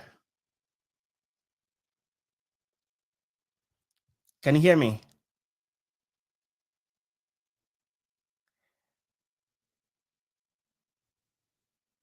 Yeah, it seems we have some technical difficulties. Just 1 second.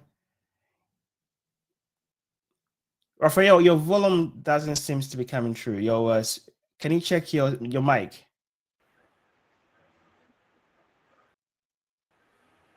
Yeah, I can see you. Oh, Hello? yeah, I can hear you now. Yeah, I can hear you loud and clear. All right, so once again, thank you for organizing this event. And yeah, my network, my internet is. Oh, you're having internet connection issues? Terrible issues. Like I can't even send my slide over, but. Oh, I see. So I think we should be able to manage. So how are you going? What do you like to do? You want to send it over to me so I can share it on the screen, or? I didn't hear you clearly, Sir Coffee. What did you say? Do you want to send over the slide to me so I can share that on the screen? Yeah, I'm trying to send it over. I'm trying, but my computer is hanging and my internet is. Oh, I see. Shit, what do I do? I'm trying to send it over. Share. Just give me a minute or two. Okay.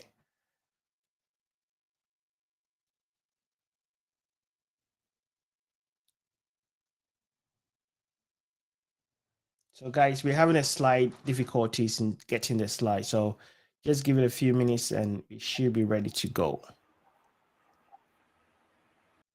Sakofi, can I share from my computer? Yeah, you should be able to. So without sending it over, yeah. Is it possible? Yeah, it's possible. Because sending it is giving me an issue. Sure. So if you click on the plus source icon, you should then have the, or actually not that one. There is an option, I think the third option from the left, that have a screen sharing. Okay, I've seen it. I've seen it.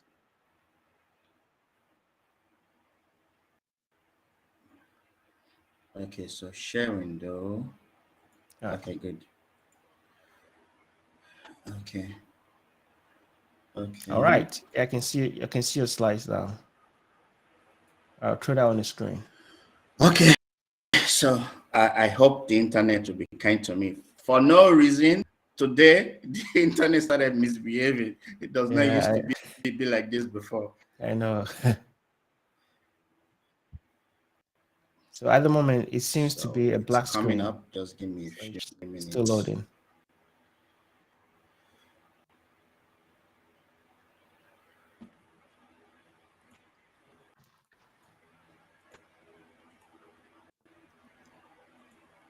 Oh my God.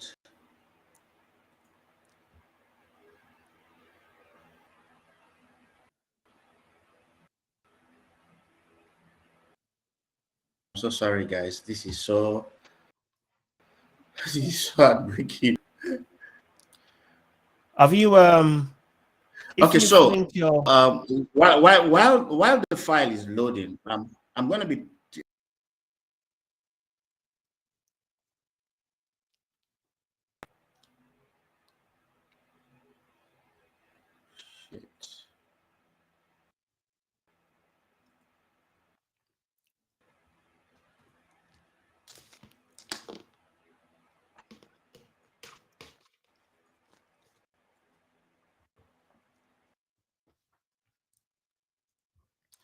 all right, guys, we do apologize for this.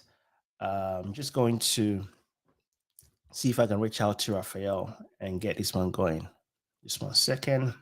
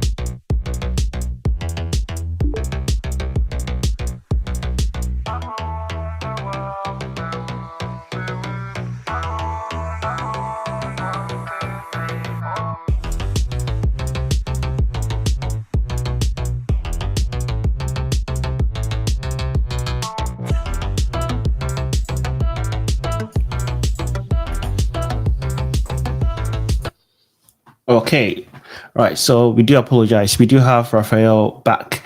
Raphael, are we good to go now?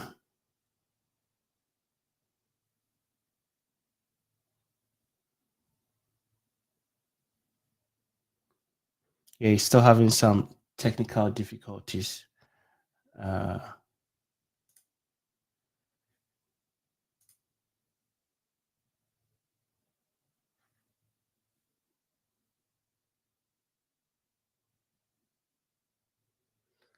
Just bear me 1 second. I'll be with you shortly.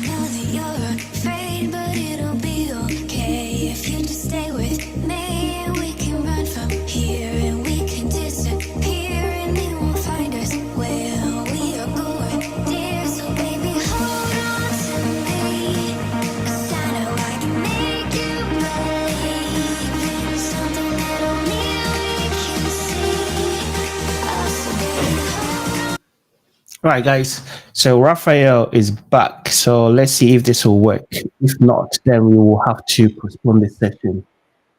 Okay. Raphael, can you hear me? Yes, I can hear you. Is my screen showing now? Yeah, I can share your screen now. All right. Yeah, your screen is up on the screen. Okay. So, hello everyone. I don't need any introduction because Sakofi has rightly said everything. So I think we only have. So we only.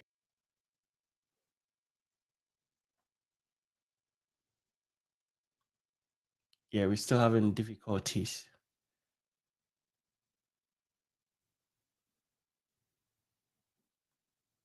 Yeah, so what probably we will do in this, since there's a technical issue going on from Raphael's side, we might have to postpone this So just bear with me 1 second. We'll be with you shortly. Hello, Raphael, can you hear me?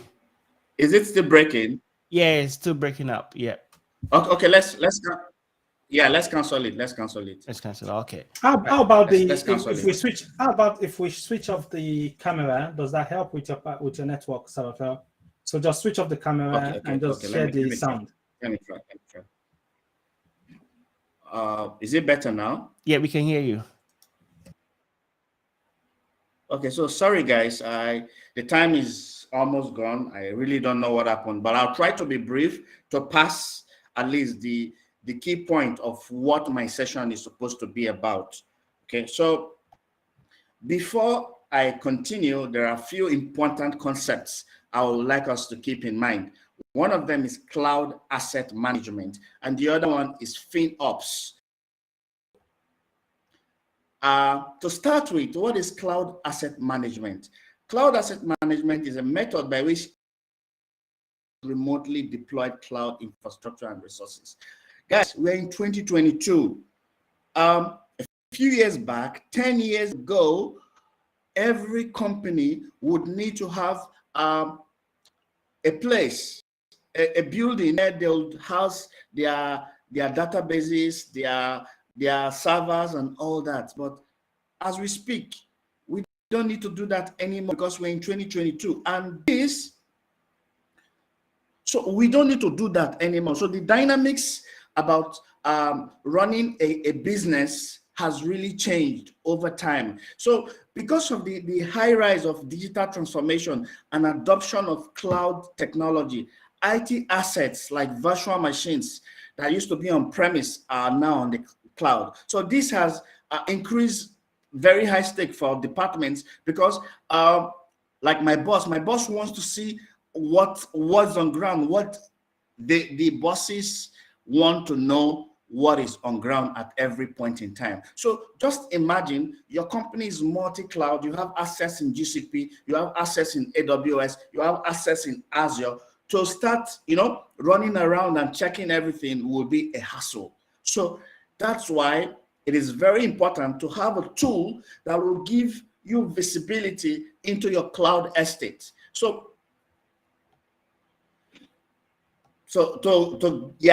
This tool actually gives you visibility into your cloud estate, and that visibility actually enables the FinOps teams to do their work accurately, enable the CTOs like Oga David to be able to talk with confidence because he knows all the front facing load balancers. He knows how many databases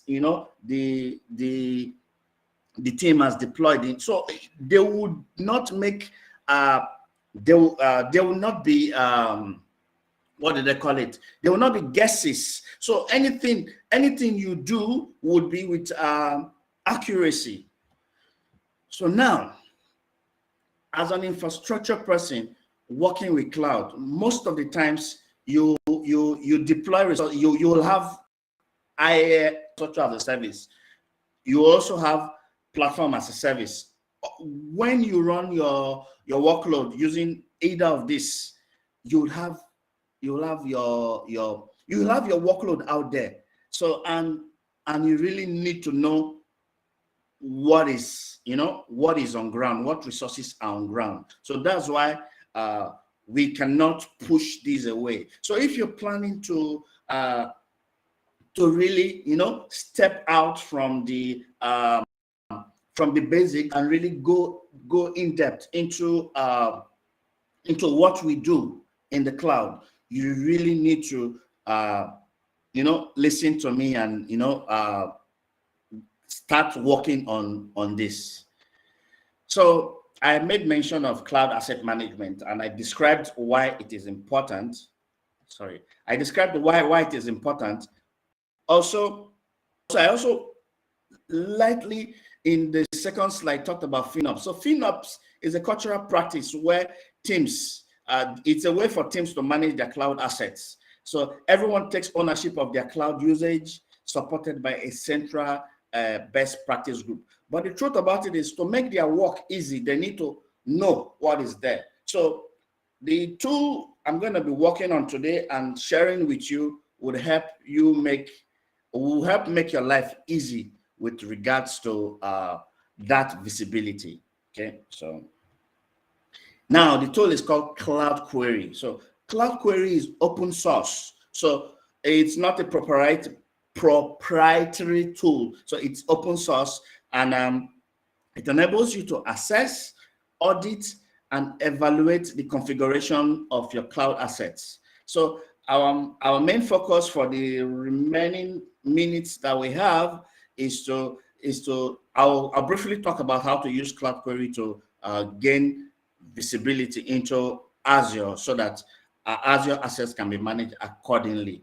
From the look of things, I don't have that time anymore to really go deep into the labs, the demo for us. But I hope that still with the talk, you'll be able to gain a thing or two. So, Sakofi, do I have any problem? Can you hear me? Hello, Sakofi. Yeah, Raphael.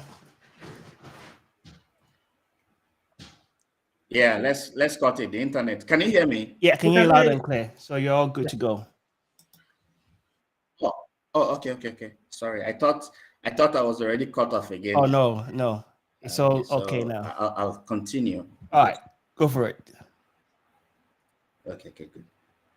So Cloud Query is powered by SQL. So to be able to know Cloud Query, you need to know, to be able to use Cloud Query, you need to know SQL. And by the way, SQL is not a big deal. Okay, so if you pick a thing or two from this session and you want to really say you want to start, W3 Schools is a fantastic place to learn SQL.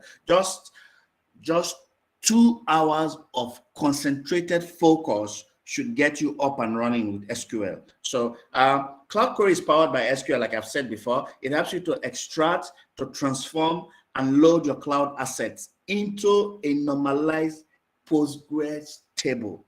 Okay, so there's a very fun thing I usually do, like the one at my workplace. What I do, like I have a boss that is he wants to always know what's on ground. So what I did was I connected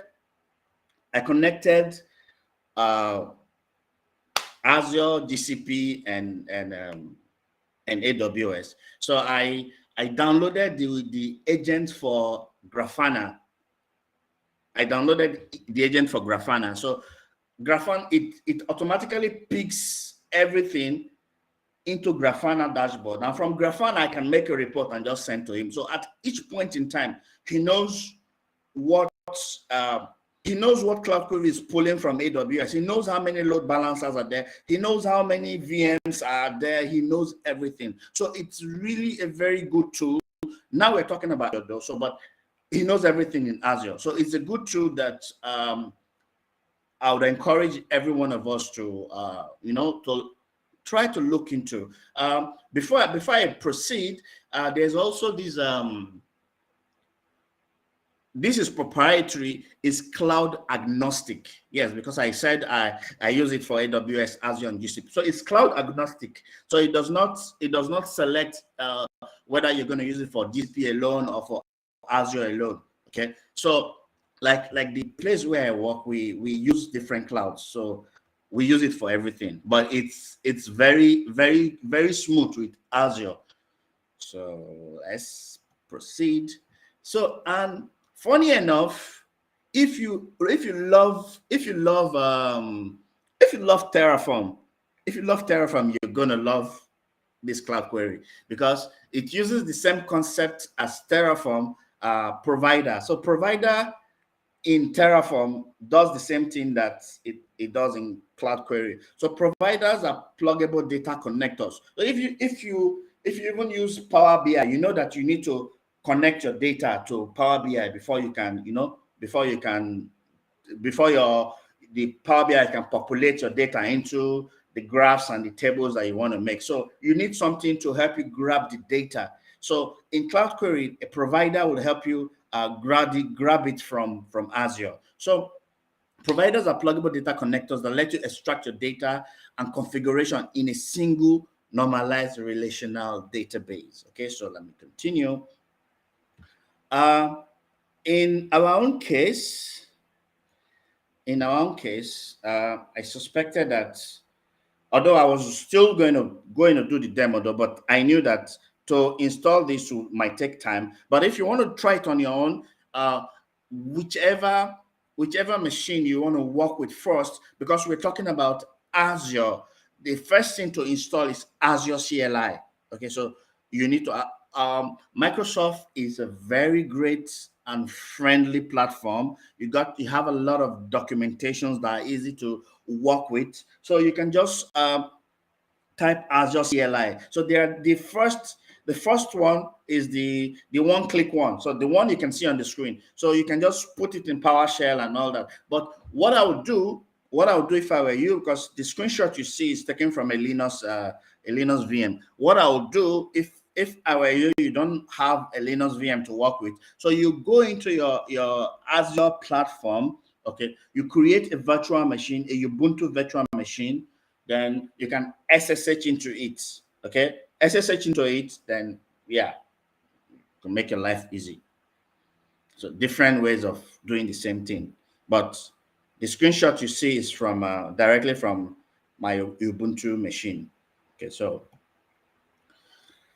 after you've installed your Azure CLI, the next thing, okay, is to install the binary for Cloud Query. So whichever, definitely you'll have a workstation where you usually work. So on my work computer is my workstation. So I installed the binary there. So we install the binary, and what you'll see on your screen is what you see on your own screen is just like what I'm seeing here now. So after you install it, you need to give it permission, like chmod a+x cloud query. So typical Linux thing, but it's no big deal. And by the way, if you have any issues with all these things, man, we are a very friendly community. Hit us up, and any one of us we take your matter personally and show you the way. So continuing. Okay, so I've just mentioned three steps. Okay, 3 steps. The first one was install the Azure CLI, okay, on the machine that you want to use it with. Even if it's Linux, you still need to. So the second thing was install the binary, as you can see. Then the next thing is to initialize, the workstation that you're going to be working with. So the first thing is just like you see on the screen, Cloud Query init Azure. So once you initialize it, it will pull down everything that your machine needs to get the resources in your cloud provider out. It will pull down everything. This thing is necessary because if you take this step, every single thing in your Azure account, it go, sorry to speak pidgin, it go carry on for you. So then basically you'll be working with, okay, I think I skipped a step.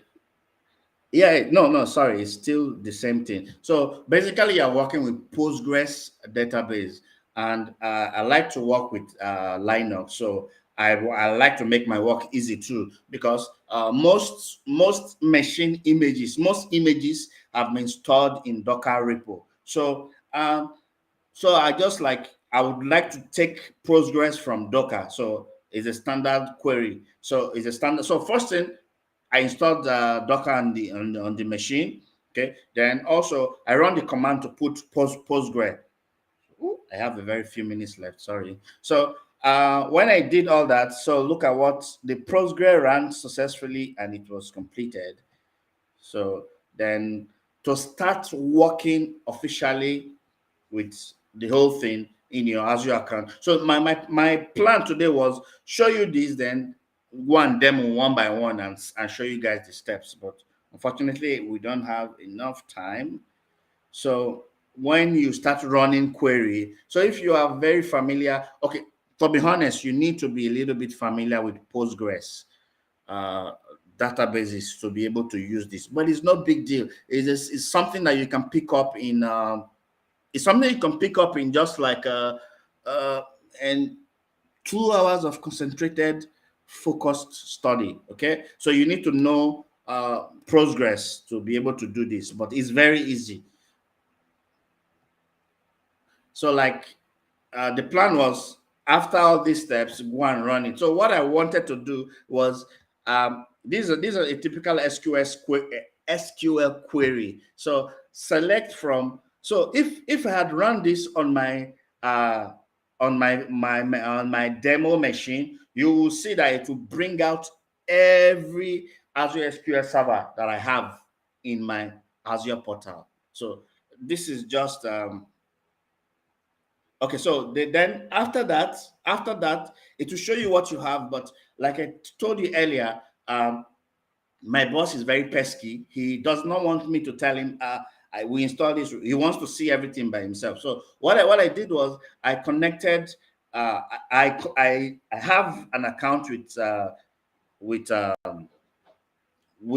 Grafana. So the whole thing I just ran through with you is Postgres. So there's a Grafana connector. There's a Postgres connector in Grafana. So I took the agent, installed it on my machine. So because of that process, it started populating the data from my Azure account, from the cloud account, into the Postgres dashboard. And you know the way Postgres works.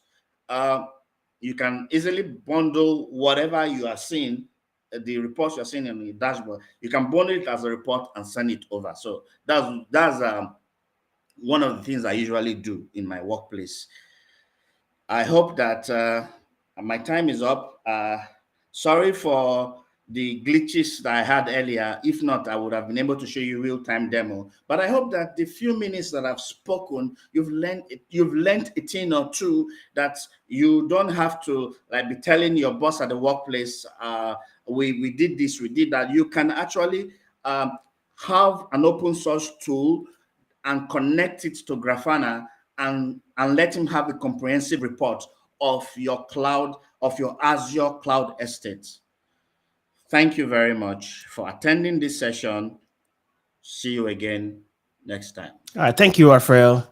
Yeah, this is a wonderful tool. I mean, nowadays many companies are deploying resources in the multi-cloud. They do not put their egg in one basket, and sometimes certain resources run well in specific cloud. So they have no choice than to take advantage of that. So it's great to have a tool like this and have all your workload visibly to you and also to, let's say, your management team. So Raphael, thank you for such a wonderful session of showing how we can have visibility into our multi-cloud in one single location. All right, so we're going to take a break and then we'll come back at 2:20, right, for our next session. So our next session will be a future of AI, making a prediction without code by Japhlet. So I'll see you then.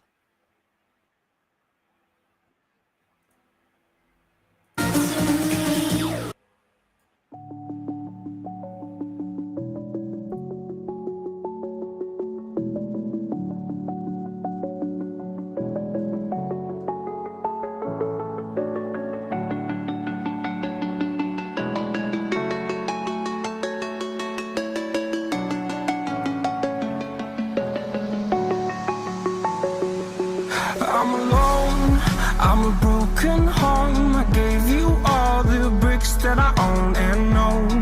I'm letting go, I'm breaking these walls down, breaking these walls down. If you want adventure, then fly to home. But if you wanna travel, then go alone. Yeah, what's the point in us if I never know? Yeah, if you're gonna leave, I'ma let you go.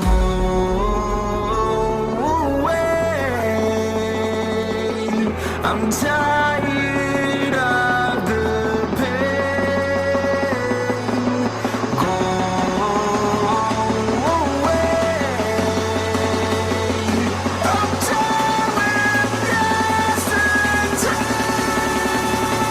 Fada, fada.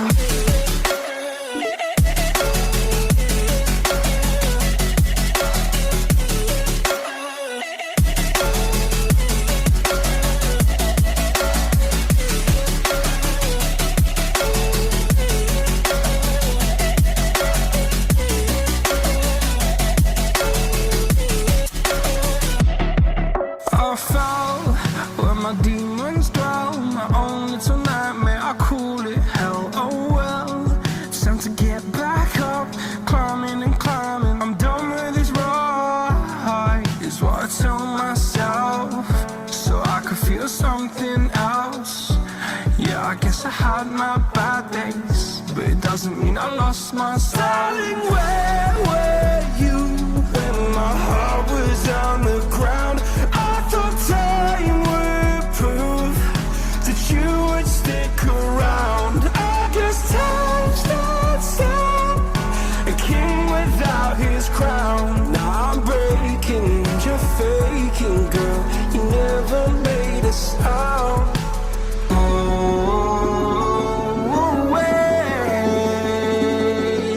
I'm tired of the pain. Go away. I'm doing yesterday. Father.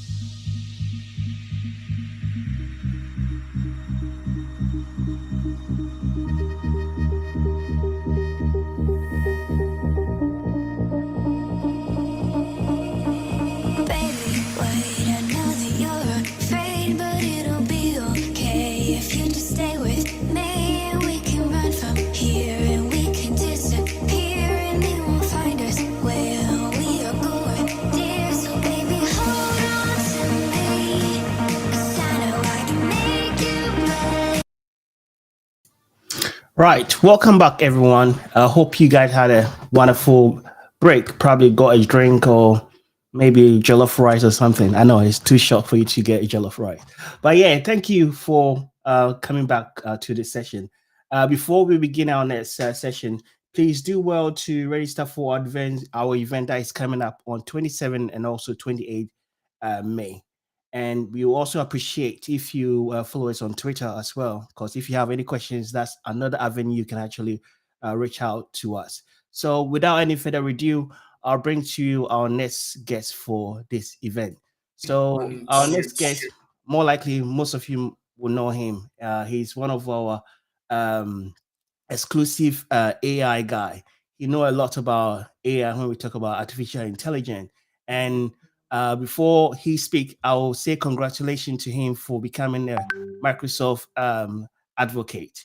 It's something that was coming out and coming anyway. We see you a lot on Microsoft events, so there wasn't any surprise when we noticed that you are now a Microsoft advocate, right? So Japhlet, over to you. I'll leave it to you for you to introduce yourself. I think you'll do more justice introducing yourself. All right. So over to you now, sir. Okay, great. 1 minute. I don't know why there's an echo. Can you hear me clearly? Yeah, we can hear you loud and clear, Japhlet. Okay, great. Thank you very much. So good afternoon. It's afternoon here in Nigeria. Good afternoon, everybody. From whichever part of the world you are joining us from, it's nice to be here with you all at Global Azure 2022. Thank you for taking our time to be here with us. I'm excited as this is my first official speaking engagement since I joined Microsoft just this week as a cloud advocate. So I'm Japhlet Nwamu, no longer a Gold Microsoft Learn Student Ambassador. I used to be, now a cloud advocate at Microsoft. And joining me on in this session is Chino. Okay, Chino just joined. So just before I bring Chino in, before I became a Gold Microsoft, the cloud advocate at Microsoft, I was a Microsoft Learn Student Ambassador. That gold milestone, and I had the opportunity of interacting with people. I love talking about Microsoft's Power Platform and artificial intelligence. And here at Microsoft, I also get to help people learn about Power Platform and artificial intelligence, focusing on students and educators. And yeah, if you haven't, I would advise you to register for the Azure Nigeria Community Conference, which we have been working on for a few months now. So the link will be coming up somewhere down there. So please be sure to register and attend, both virtually if you can't attend physically. And if you're in Lagos and would love to attend physically or would like to come over, please be sure to attend physically too. Hi, Chino. Would you like to do an introduction now?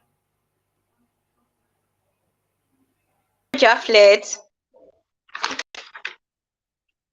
Good to have you joining me today. Thank you very much for accepting the invitation. Pleasure is all would you like to mine. tell everyone?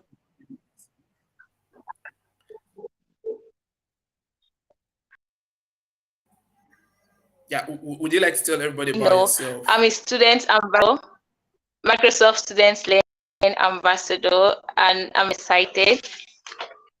So the goal for our session today is to clear the misconception that people have that building AI solutions only to use lots and debugging and have knowledge of programming and see the possibility without writing a single of code.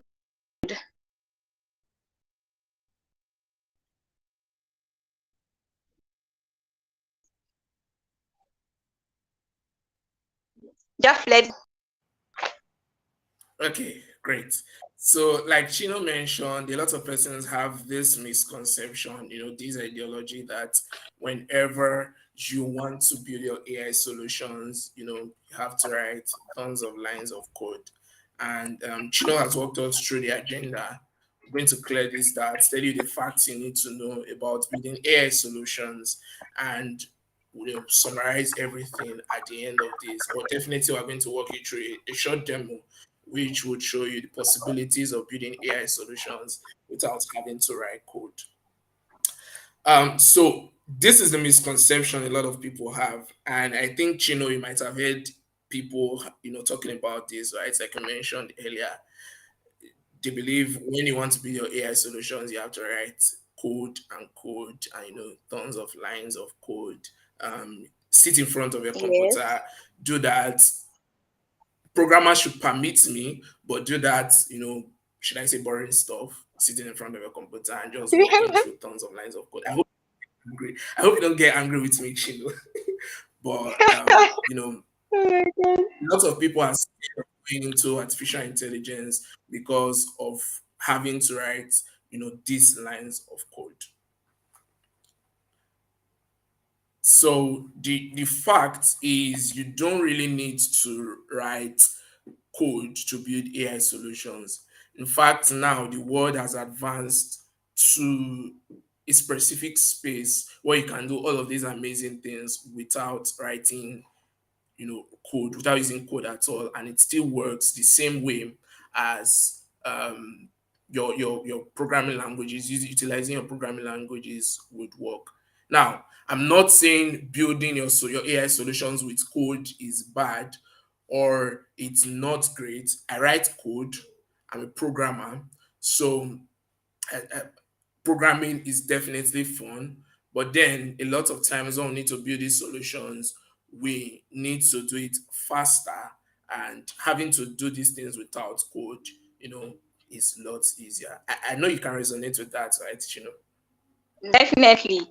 Wow. So that's awesome. Have you used any of these products before? Okay, so over the years, in fact, I've had the opportunity of using some of these tools, and in this session, while speaking with you, we said we planned on highlighting two of them, but because of time, we might not be walking through, step by step of these two solutions. I'll just let everybody in the audience know these two solutions they could make use of, and then probably in future sessions we'll get to go in depth into this. So, do I have permission to show everybody these two solutions or Yes, these two you do. platforms? Yes, you do. Okay, thank you. Permission granted. Great. So, Microsoft Azure is Microsoft's cloud computing platform. And what Microsoft Azure enables you to do is build solutions on the cloud. But there is a part of Microsoft Azure known as Azure Cognitive Services. And Azure Cognitive Services gives you the opportunity to build AI solutions without, in most cases, having to write code. So you can do your vision, things related to vision, such as your image recognition and the likes. You can do your speech recognition, text to speech, your speech to text, and all of that. And then you have your language services, your knowledge services, and a bundle of other things. The big question for people is, how do we get started? What do we need to create as solutions, our AI solutions with Microsoft Azure? So for you to do that, you need to have an Azure account. Very easy to create an Azure account, and in your Azure account, you should have Azure credits. You can do so if you're a student, make use of Azure for Students free subscription, and which gives you, I think, $100 or $150 Azure credit each month. And then if you're not a student, you can make use of Azure free trial. So in next, I'm going to walk you through how the image classification, for example, I'm going to take image classification as a case study here. So I'm going to walk you through how image classification on Microsoft Azure works quickly. So first, when you're classifying things, you are basically trying to predict which category a particular item or a particular product belongs to. So for example, in this image or in this data set, you have three different types of flowers. You have the Satosa, you have the versicolor, and you have the virginacia. Now, what your classification model, your machine learning classification model will do is it tries to find unique features within these different items that would enable it to differentiate them.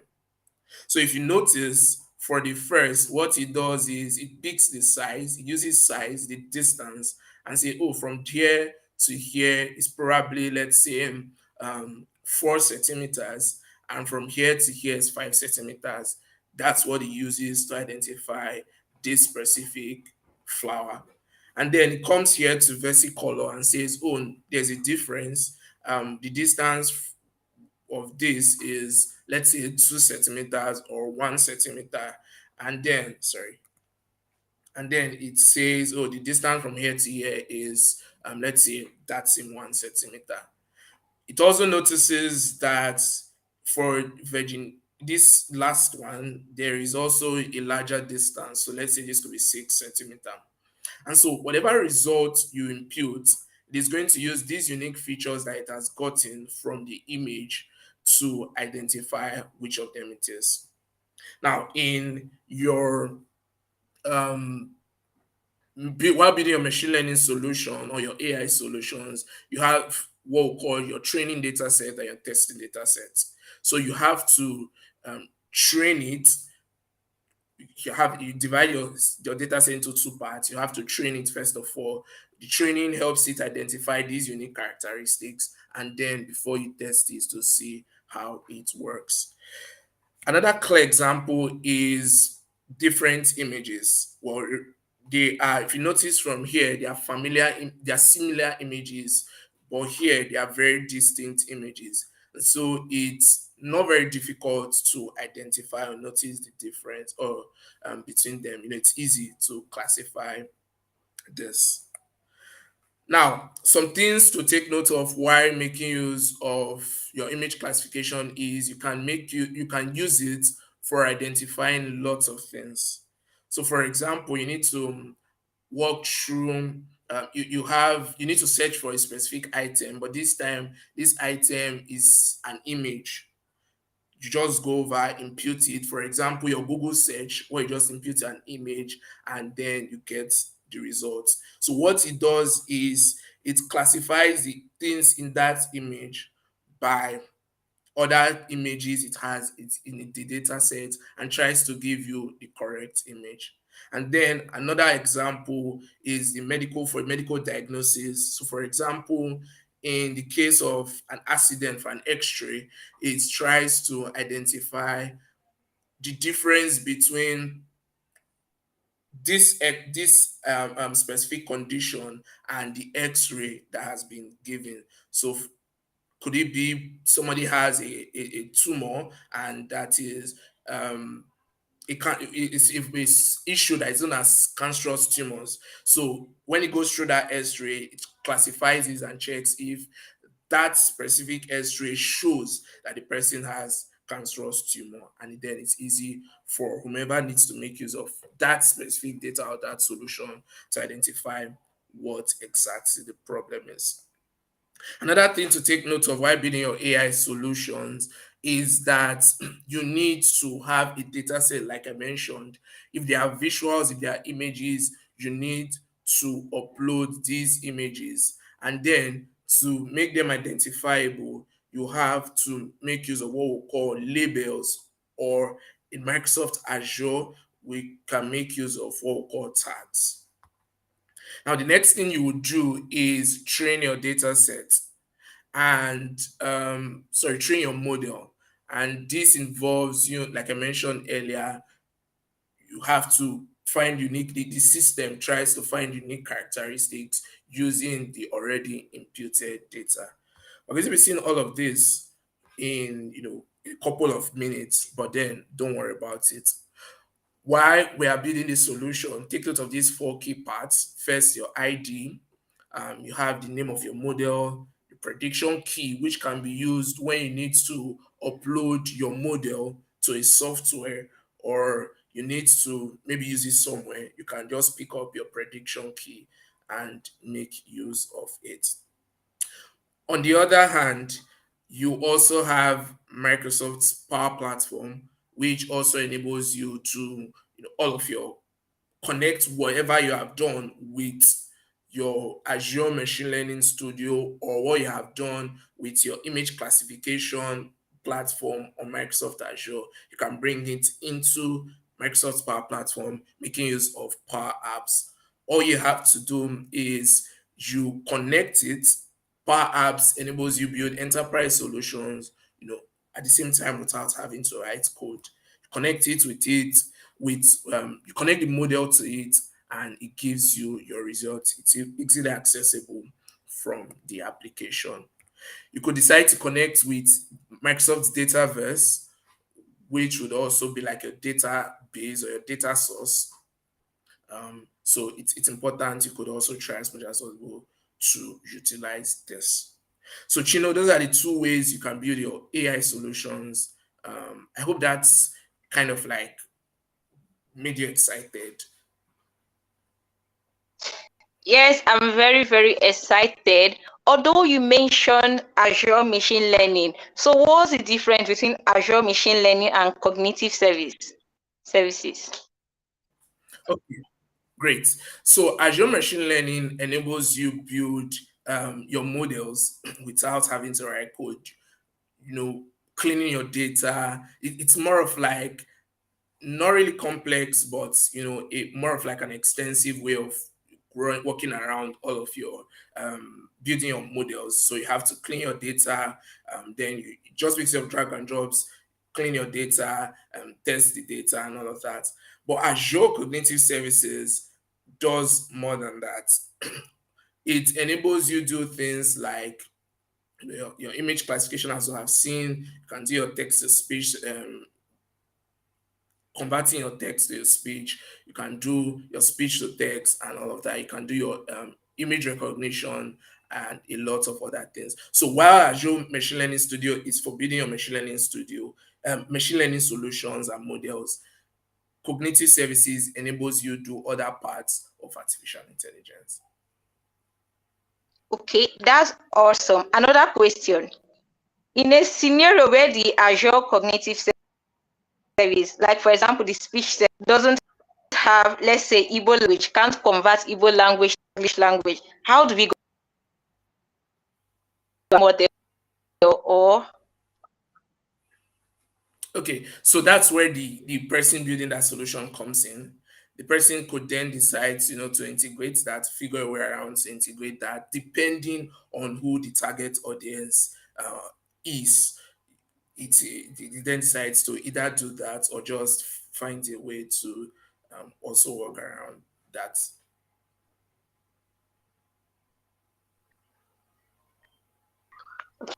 Okay, and how can we integrate these services into our product? Okay, so I'm going to share a link at the end of this session. I'm going to share a link for those who are attending so they can check out how to attend it. I'm going to be using a workshop on Microsoft's GitHub repository, Power Platform workshop, which they can always utilize, check out at the end of this to also build that. Just because of time, we'll not be able to cover everything, so I'll need to share it so that they can go over there and continue building.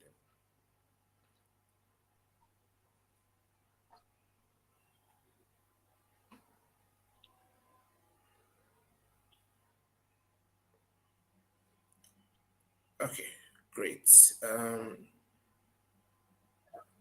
So can I go over to the demo now, Chino? Yes, you can, please. Okay, so I'm going to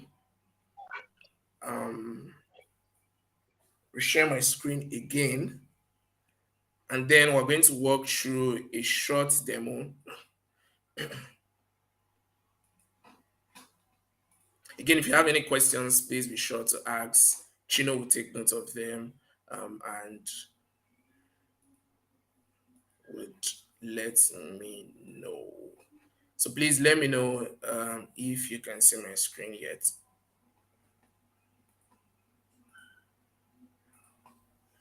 Can you see my screen? Okay, it's coming on. Yes. Okay, great. So first thing I would do is head over to create an Azure account. And well, I already have one. So if you need to create, you just head over to azure.com. And what is going to happen is it's going to create your Azure account for you. You can head over here, create your Azure account. Again, I'll be dropping all of these links. I'll create a document where I have all of the can have access to and dropping it before the end of today's session. So you can always go back and test out all of the links, all of the things we did. So come over here, you can sign in. But then since I already have an account and because of time, I'll just head over to portal.azure.com. And we're going to make use of Azure Custom Vision service. But first, just before we make use of that, we need to create a resource group here. And what the resource group will enable us to is it gives us the ability to host our solution in the cloud. So we first of all have to do that. So just hold on while it comes up.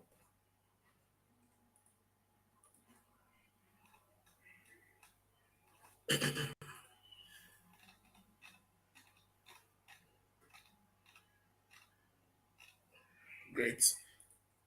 So we'll come over here, create a resource.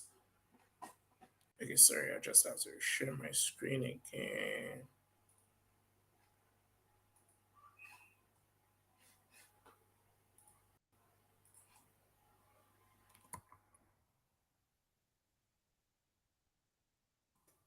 Let me know if you can see my screen. I shared the wrong screen.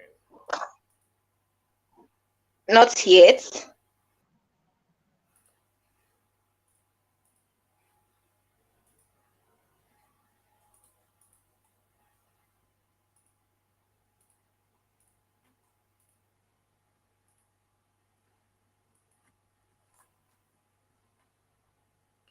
Can you sit down? Okay, yes, we can. Okay, great. So I'll head over here, create a resource group.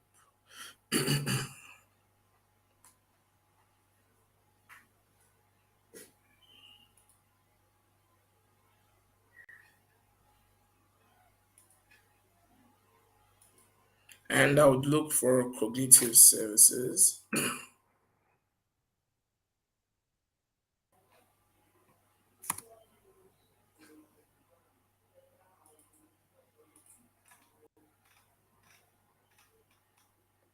Since cognitive services is a general name, let's just do this again. And the solution will be making use of under cognitive services custom vision. So we should, great.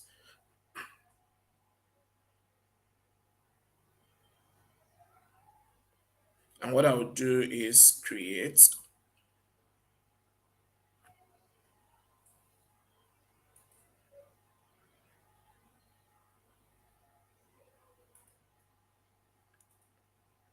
So I already have an existing subscription. So I'll leave it there. I'll create a resource group. Azure Nigeria.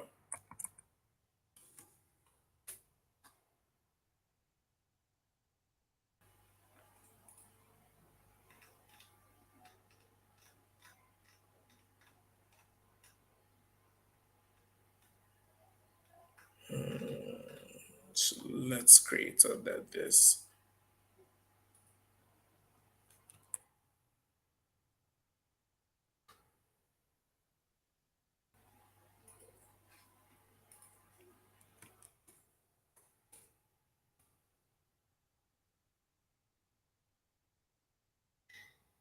Okay, so let's look for another part. We can create this on the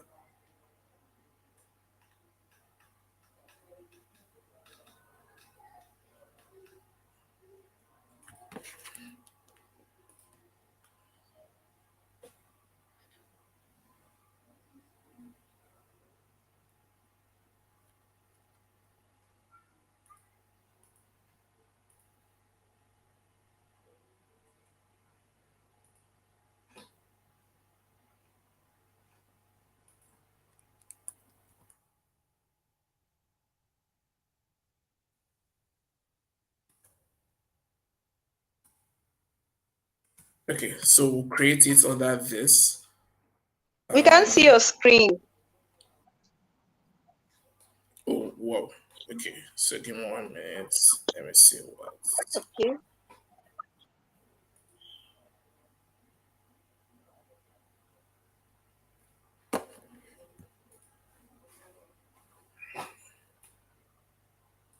Okay, so I'll just start again. Um,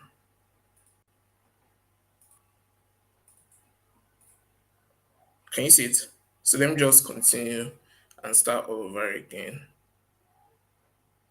Yes, we can see it now. Hope you can see my. Okay, Yes. so let's do this again.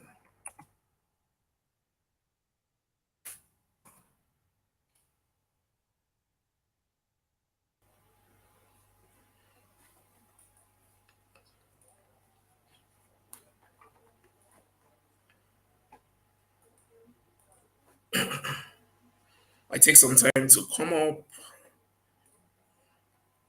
Um,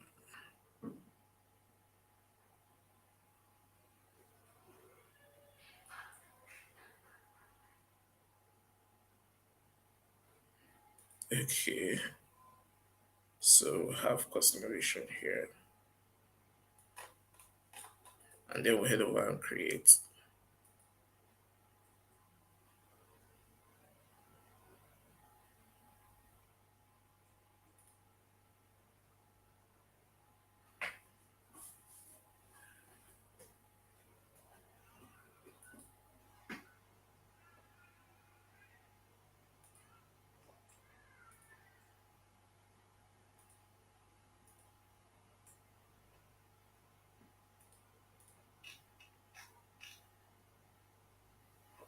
So what happens is we'll input all of the details.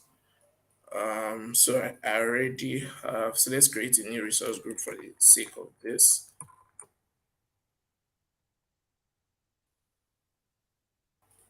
Great. So we're going to make use of West US. Do we have? Yes, we do. And then give it a name.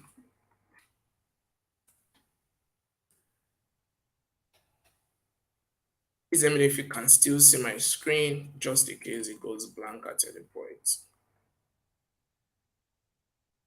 Okay, so let's try something.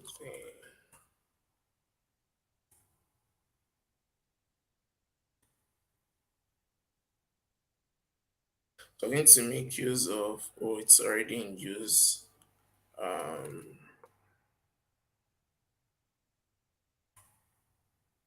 Let's see.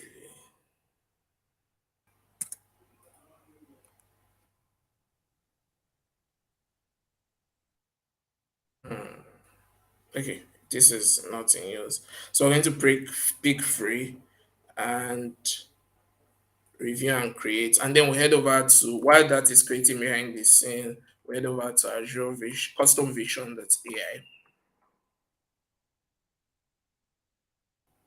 So let's see, while this is created.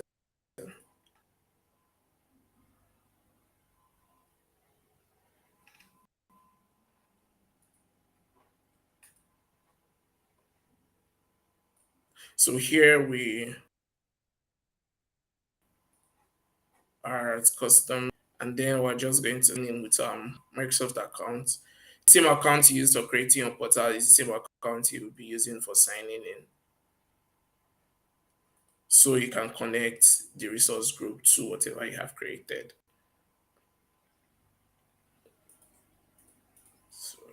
do this.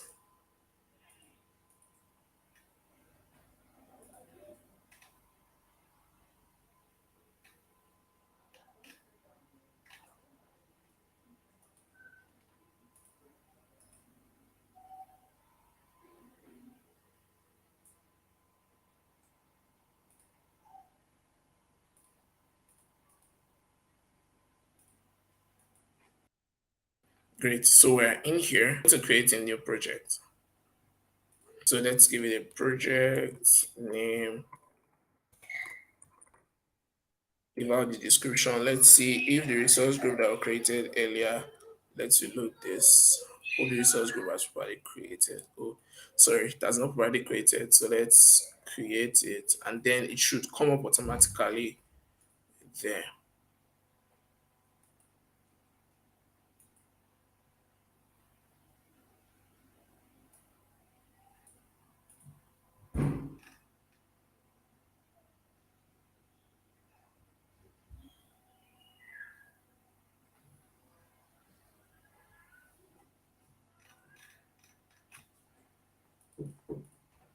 So the next thing we need to do once this has created is almost, we're almost done with it. Great. So let's come over here and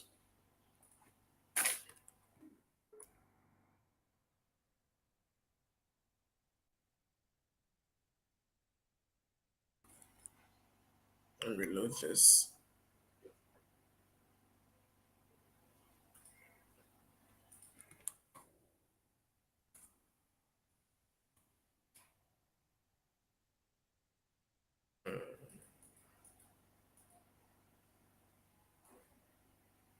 Okay, so let's just create the resource group since it's not showcasing, showing from here.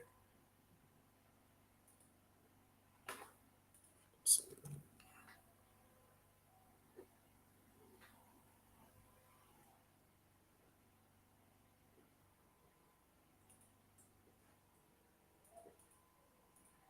okay, so let's just create from here.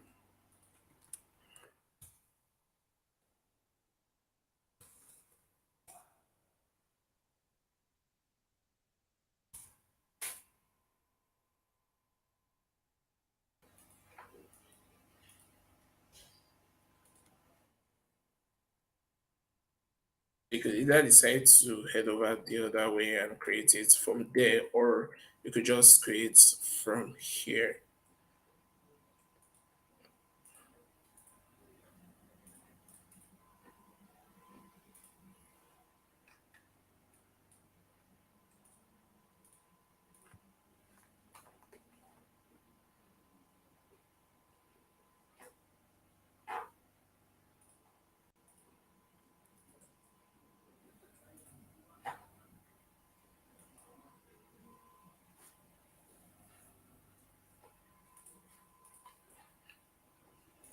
So we'll come here and select.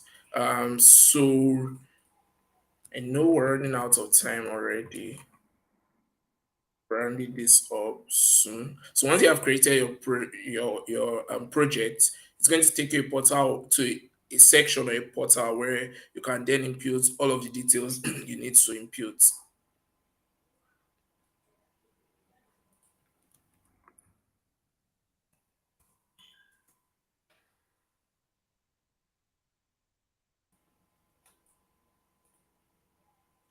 So you can just add your images. Remember the two sections we talked about, your training and your testing data set. You had some specific sections to train the whole model, and then you can test it out. So just because of time, what I'm going to do is we're going to record this, Chino, and then share it with everybody. Does that work, Chino? Yes, it does. Perfect. Okay. Yeah. So our goal for this session was to help you see that there is, you can build your AI solutions without having to write code. It's very possible, very, very possible to make that happen. We have also been able to talk about the two platforms that you can utilize to build your AI solutions. Again, like I mentioned, I and Chino would ensure to share all of the links for this session with you, so you can continue building. And if you need our help at any point in time, be sure to reach out to us. We'll also be sharing the link to our Twitter and LinkedIn profiles. So please be sure to reach out to myself or Chino. Chino, any questions in the chat just for well? No, there's no question in the chat at the moment. Yeah, thank you very much, Japhlet, and thank you, Chino, for such a wonderful session. We do appreciate going through all this with us. And I believe because of time limitation, that's why we couldn't finish the whole thing. But like you said, we are going to post this one into our community YouTube channel. So do well to subscribe to the channel, and once that video is posted, you will have access to it, and obviously you can go through it as well. So we'll go for break. We'll have 5 minutes break to the next session. So for the next session, we'll be configuring network in Azure App Service. I hope you guys will join us on that one as well. So I will see you in 5 minutes.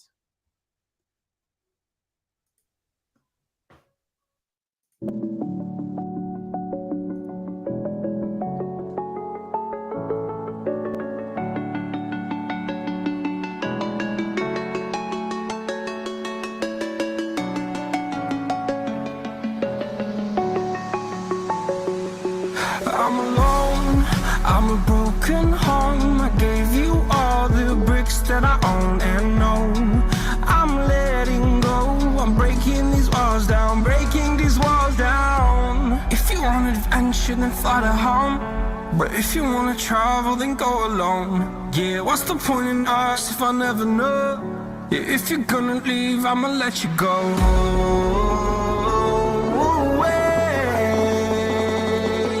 I'm tired of the pain. Go away. I'm tired of yesterday. Fada, fada.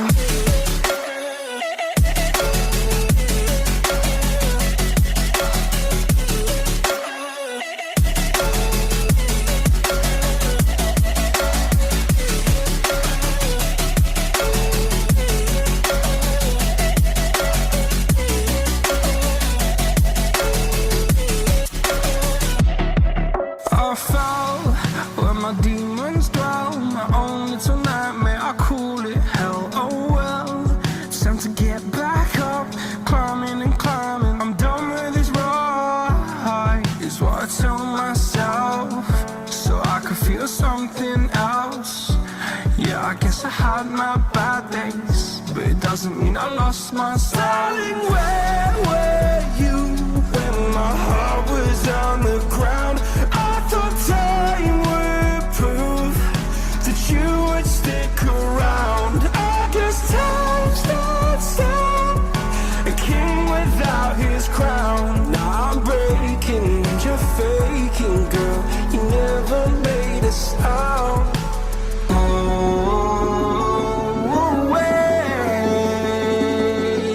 I'm tired of the pain.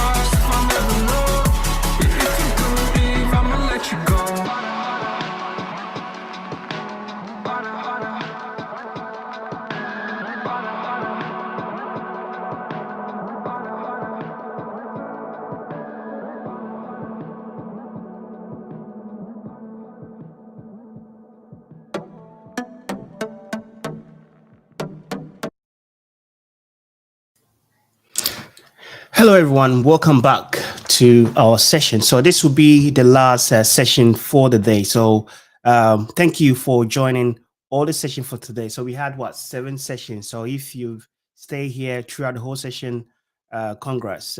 It's been a long journey. But if you couldn't stay, this is an on-demand session. So you can always go back to our YouTube channel and then revisit any topic that you want to visit, essentially. Right, so let's go on to the next session. But actually, before we do so, do well to check our post about the community Azure global Azure session that is coming out 2 weeks time, which is on 27 and also on the 28th as well. So now I will bring our next presenter or speaker onto this session. So the next person coming up is Imo Ituk. He's going to talk to us about configuring network in Azure App Service. Imo is actually a cloud engineer, actually a multi-cloud engineer. He is experienced in Azure and also AWS as well, and he writes a lot of articles. So that would be something that probably, if you are interested in, you can actually check him out. I think he writes articles on. I think let me just check where he have his articles. So if you go to techdirectarchive.com, you see a lot of articles that he's written on Azure services. So I think it's something that everyone will be happy to obviously see. So Imo, thank you for joining us in this session, and I'll leave it to you to introduce yourself. Thank you very much, Coach. Is my audio okay? No, your audio is quite low. Can you probably increase the volume, please? Okay, yeah. Good afternoon, good morning, everyone, to wherever you're joining us from. Am I audible enough now? It's still low. Okay, so my name is Imo Ituk. Just as Kofi has introduced me, what I do is I write about Microsoft Azure and speak about Azure. My name on my daily basis, I work as assistant IT manager in one of the companies here in Nigeria. And today, because of our time, we'll be going straight to talking about the topic of the day, which is configuring networking in Azure App Service. So something we'll be looking at,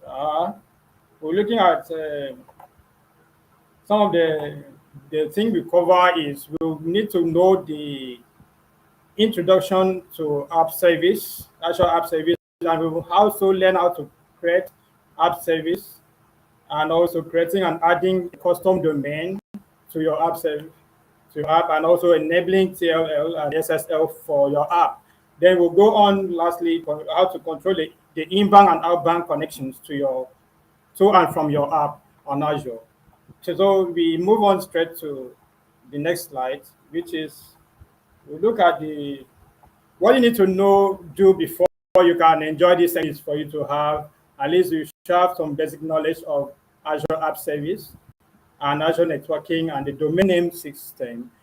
For this section, is not going to delve much into domain name system because it's not part of the section as well. We're just going to show you how you can link that up with Azure App Service. So we move on to the introduction part of Azure App Service. There on the screen we have it as Azure App Service is a collection of services that can assist software engineers in developing mobile web API and function-based applications. So what this means is, just as we have the infrastructure service, Azure App Service can be classified under the platform as a service cloud model, and that is the PaaS cloud model. So it's a model that where a third-party provider delivers hardware. Just third-party provider in this sense is the Microsoft Azure. They deliver this to you, and all you need to do is to just build your app and let it run on it. That's what you need. And the app you can run on this app, on app service are mobile apps, web app, functions app, and API apps, to name but a few. So we move on to the next slide. And now, what is app service plan? Remember, we have app service. We also have app service plan. App service plan functions similarly to a container, just Docker, Kubernetes, and other container solutions to runtime solutions for you to run your applications. That is how app service plan function. It is used to determine the resources available to your applications. And when compared to an on-premises environment or IaaS VM, just as we have the VM that runs your app, the app service environment refers to the server on which your applications is deployed. You deployed applications to run on app service.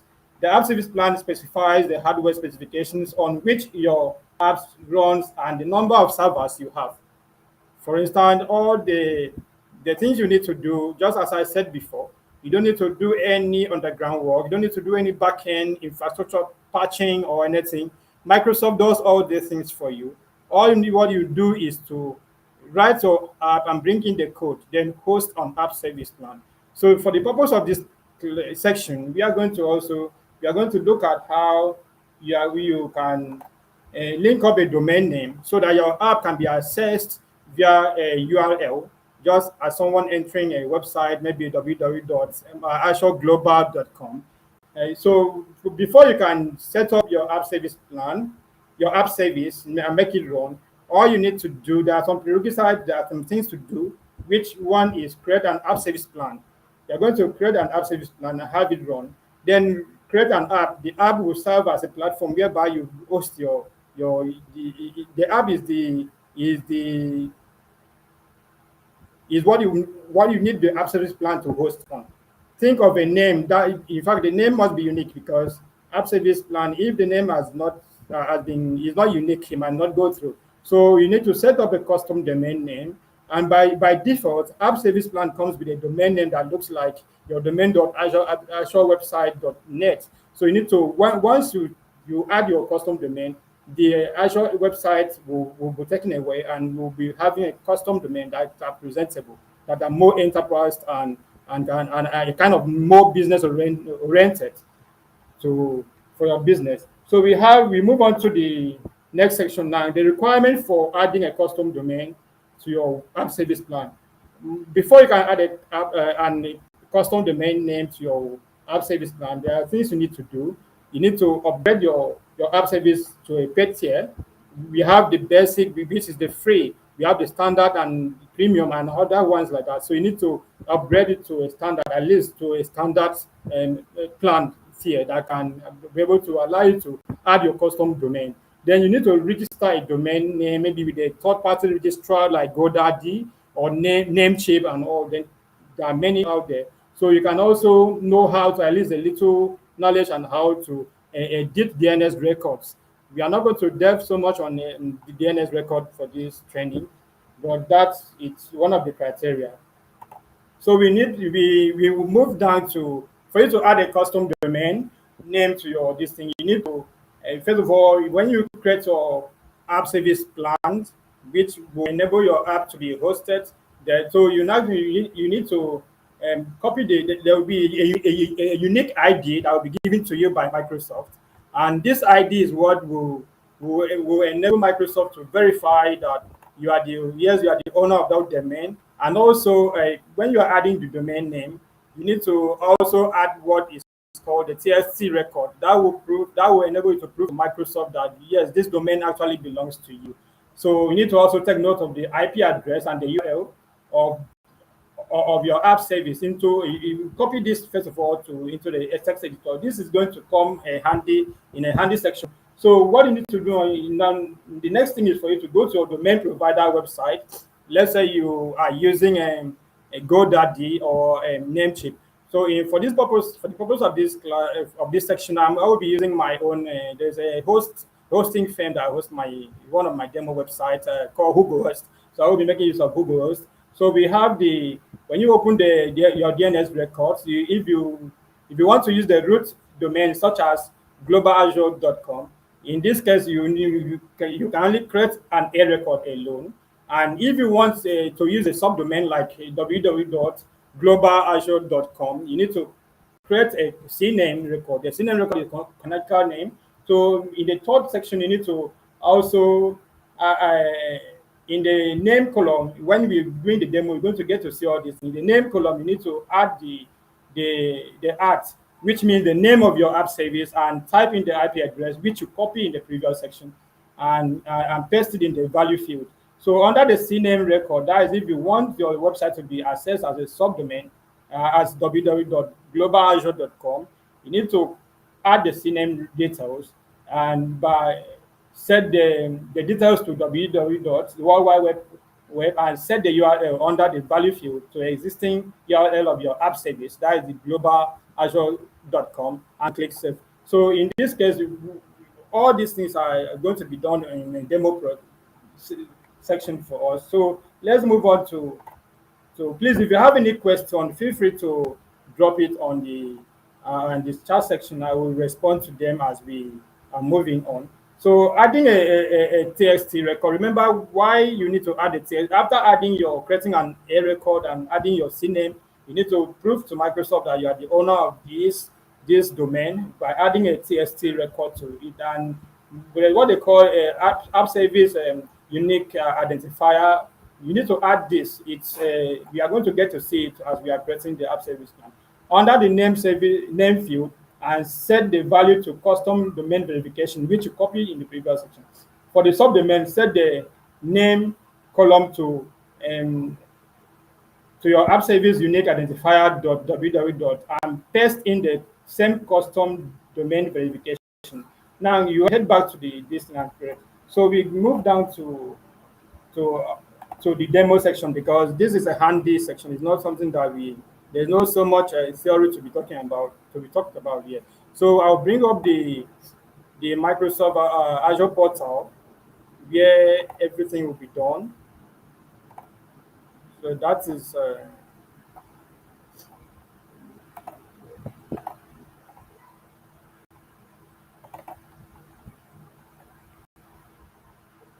so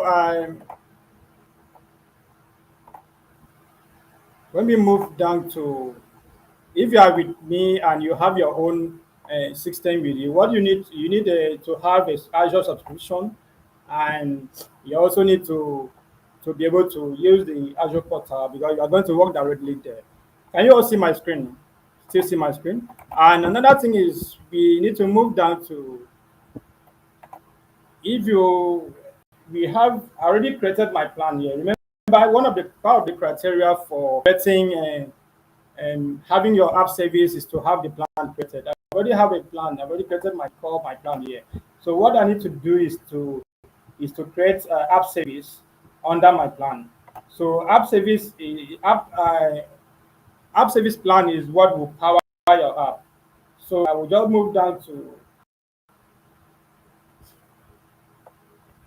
I will search for app service here under the search this thing.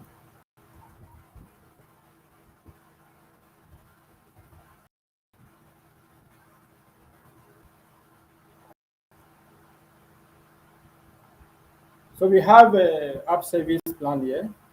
Okay, there's no question.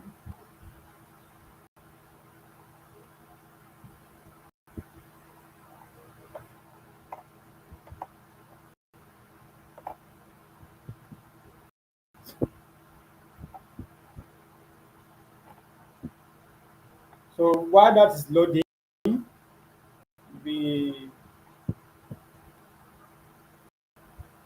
now you create app service.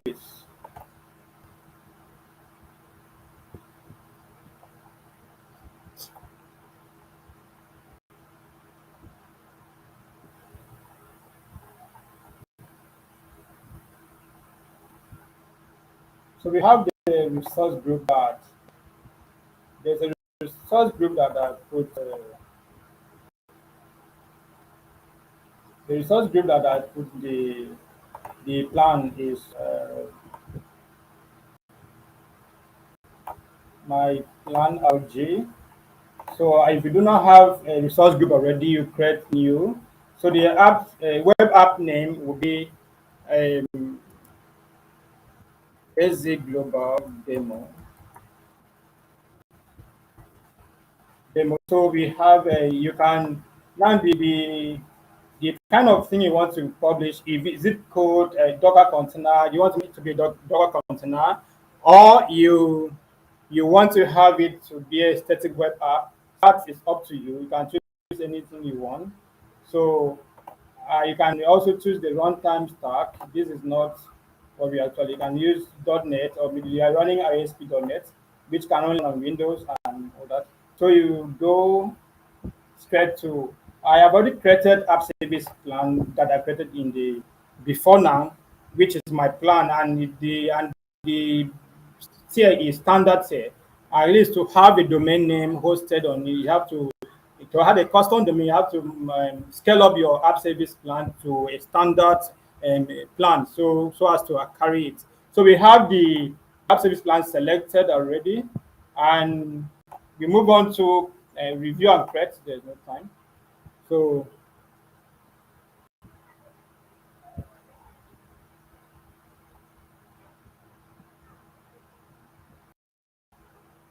that's being created. Please, if you have any question for me, just quickly drop it at the section.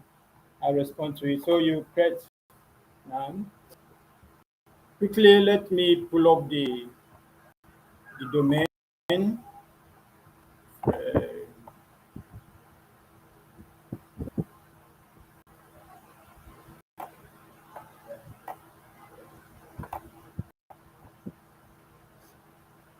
So this has been created. Is deployed. The deployment is in progress.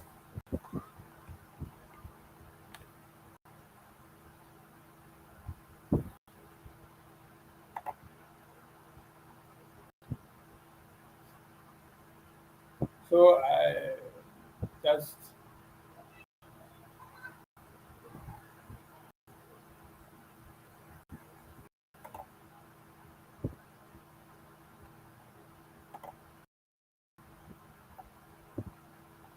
if you have any question, please let me know. And this is going on. While that's ongoing, let me bring up the slide so we look at the next step of in the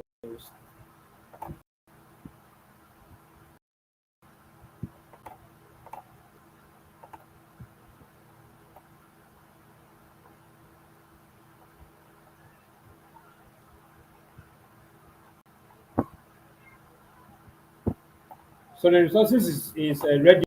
I'll go to resource. So under go to research, we'll go to we'll click on the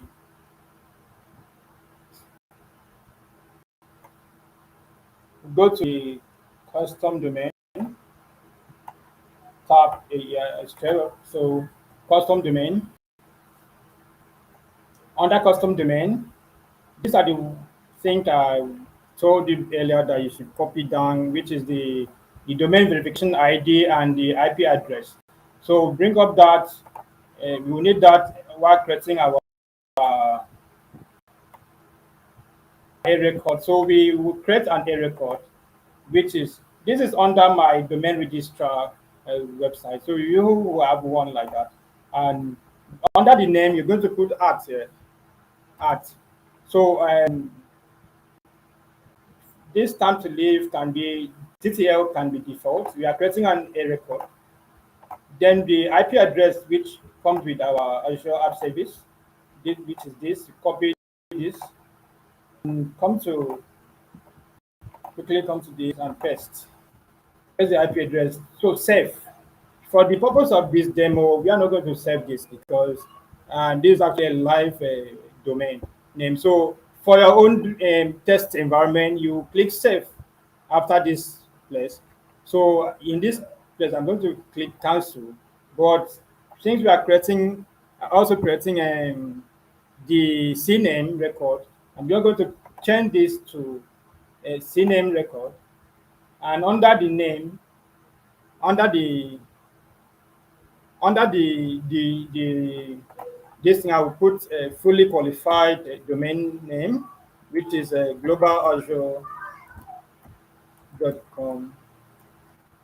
Globalazure.com, because why this is followed by this, the purpose for adding www is when someone visits both globalazure.com or adding the www.globalazure, they will visit, the stuff will take them to the same website that you already have.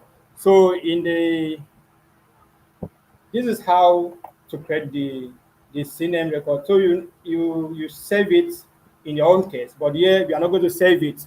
So now you have to also create the TXT record. Remember, to prove to Microsoft, TXT record is to confirm that you are the owner of this app service and plan and all that.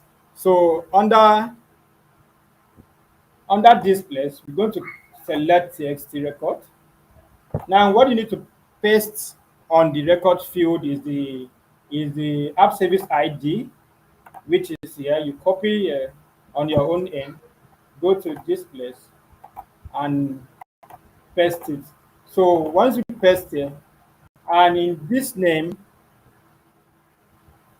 you have a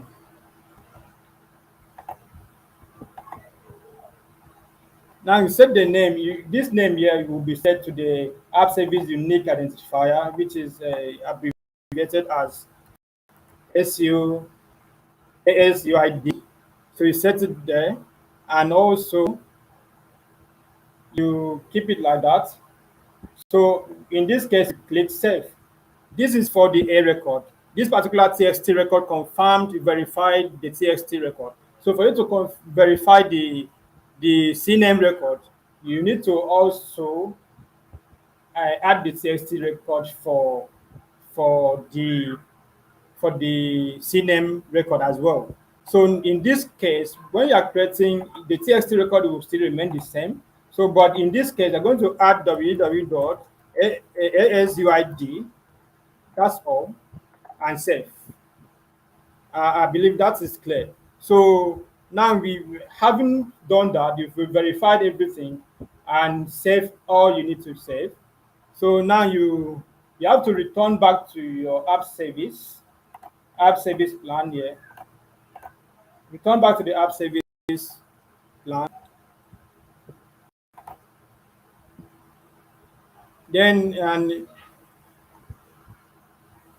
under add custom domain, you are returned back to this place. So you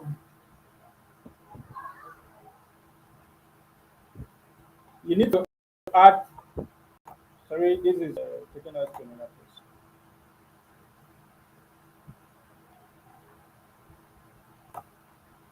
Okay. We have custom domain here.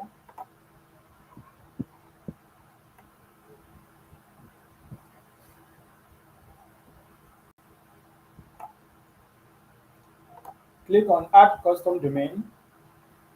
Then you enter the custom domain which you verified before, which is you can add this or the other one without the. Now, are they being hired? Save up my record. Or in your own case, you have to validate it. And once you validate, it will confirm that you are the owner of that website or the app service link. Then people can access this via a normal URL, which will go through here. So when people visit this, to go, and that site will automatically now be on Azure. Then when you validate it, Azure will check your DNS record with the one you supply to your domain registrar and find out that you are the right owner of that domain before it can become valid. Now that will take us to another short demo, because there's no actually much time. So we will have it we have added the custom domain now. So I believe that is okay. Then we have how to enable the sales SSL for app. To do this, why you need to do this is that without TLL and setting up TLL and SSL for your app will only be accessible on HTTP alone without the HTTPS.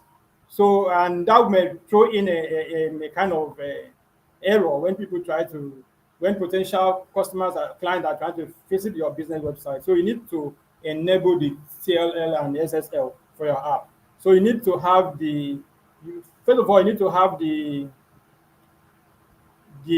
private key.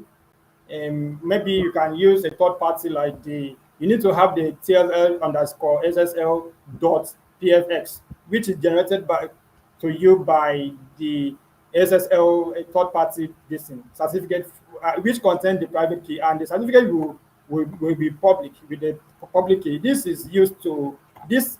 is used to encrypt and decrypt traffic between the website and anyone visiting your site. It helps to prevent what is called a kind of the man-in-the-middle attack. So that's the reason you need to actually enable your SSL.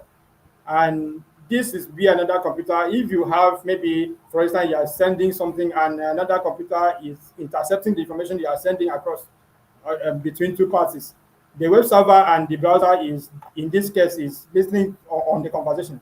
And in some cases, the intended messages might be altered because you have not enabled the TSL security, which is very important. So we'll now go into the demo section and get that done. So that will take us to this demo section. To do that, you go through you can use the free app service, there's the free app service they call DigiSat, that the body that manage that Azure use in managing the SSL. So the certificate authority that verify the authenticity of the certificate is the DigiSat. So, and that's what you need to. So to do that, you need to go to the app service plan, the app service that you have already have it running. So go to these are the tab here, TSL and SSL setting. So you click it.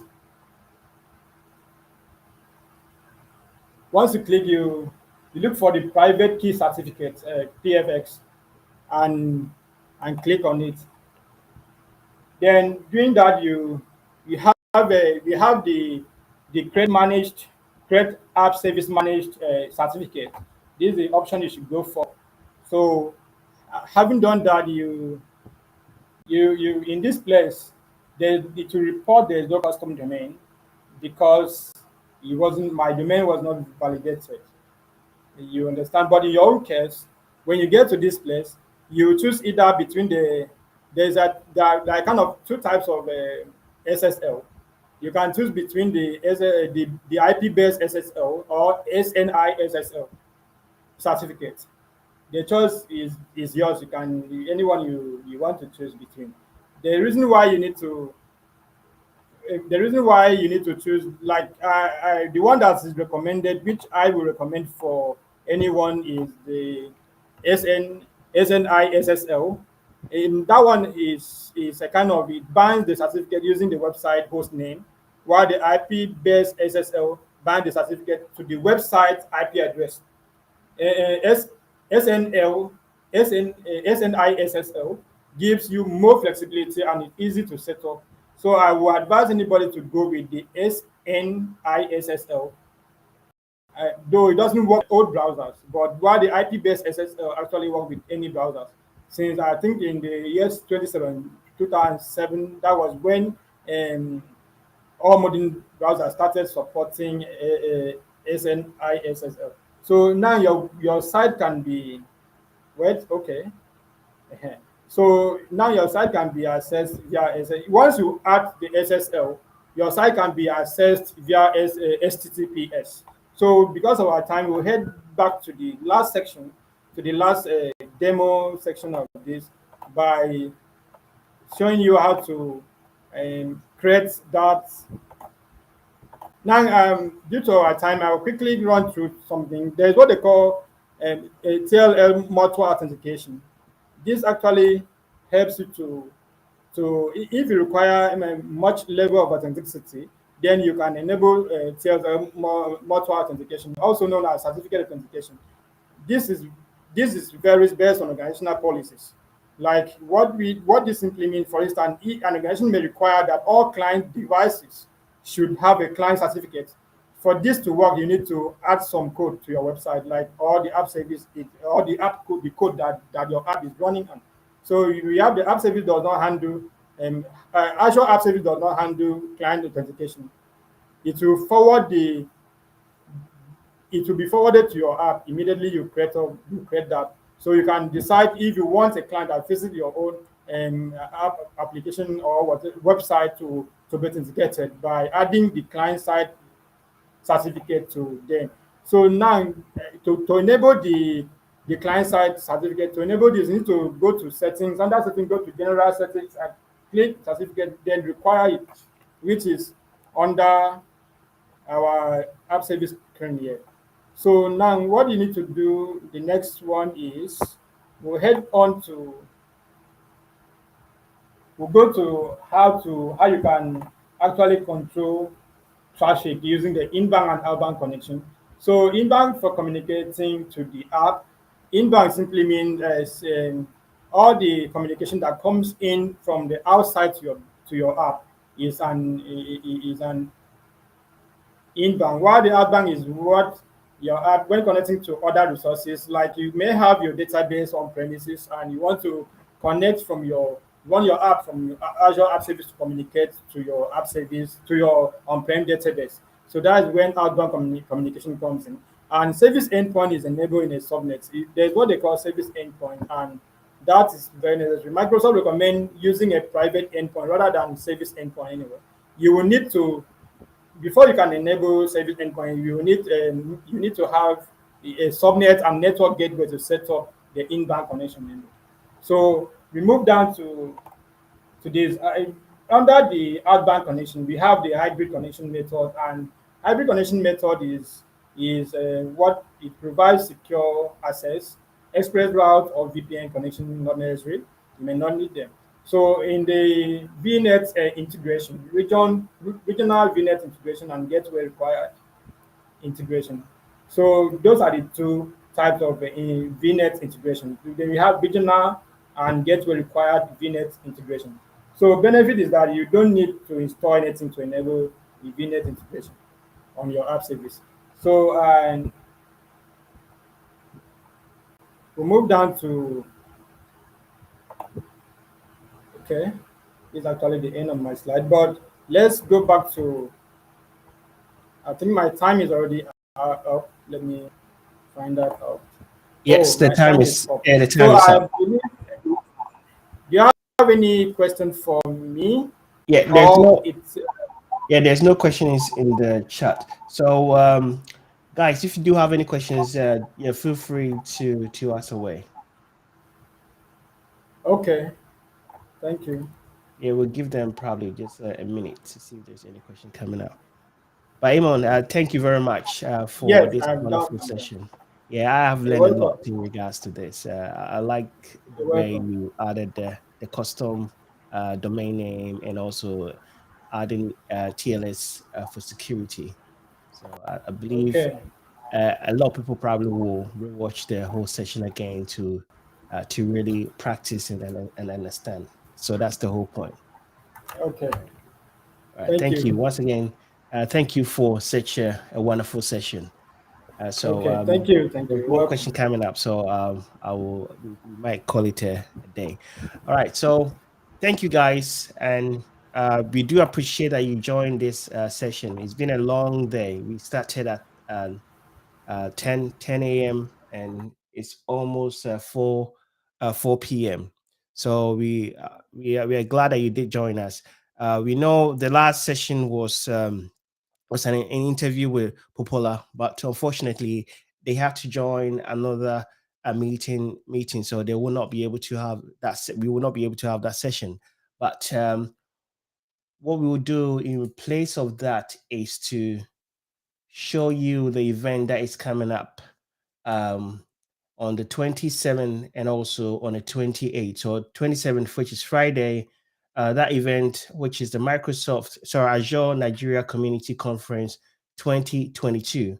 It's a hybrid event and in Lagos. So you'll be able to attend if you can. So in-person attendance will be on a Saturday. So starting from 9 a.m. to 5 p.m. In person. And there are many reasons why you should attend. You get to connect with Microsoft Teams. You also get to meet other people in this community, and you can ask your question, any questions you might have, you can ask away. You can get the opportunity to network with people. There will be people from Microsoft partners coming to the event as well, which will give you opportunity to meet partners in the industry essentially. And you also have one-to-one engagement with technical expert, one-to-one engagement with Microsoft Cloud advocates. As you saw, the Japhlet is one of them. And there'll also be free snacks, and also lunch will be provided as well. And on top of that, there'll be swags as well, right? So I believe at the beginning of the session, one of the things we did mention is about the certification, the free voucher for the Microsoft certification. So if you are interested, I think everyone's supposed to do it, because it's an opportunity to get yourself certified for free. But all you need to do for that is to attend the session, and then you have to complete the challenge.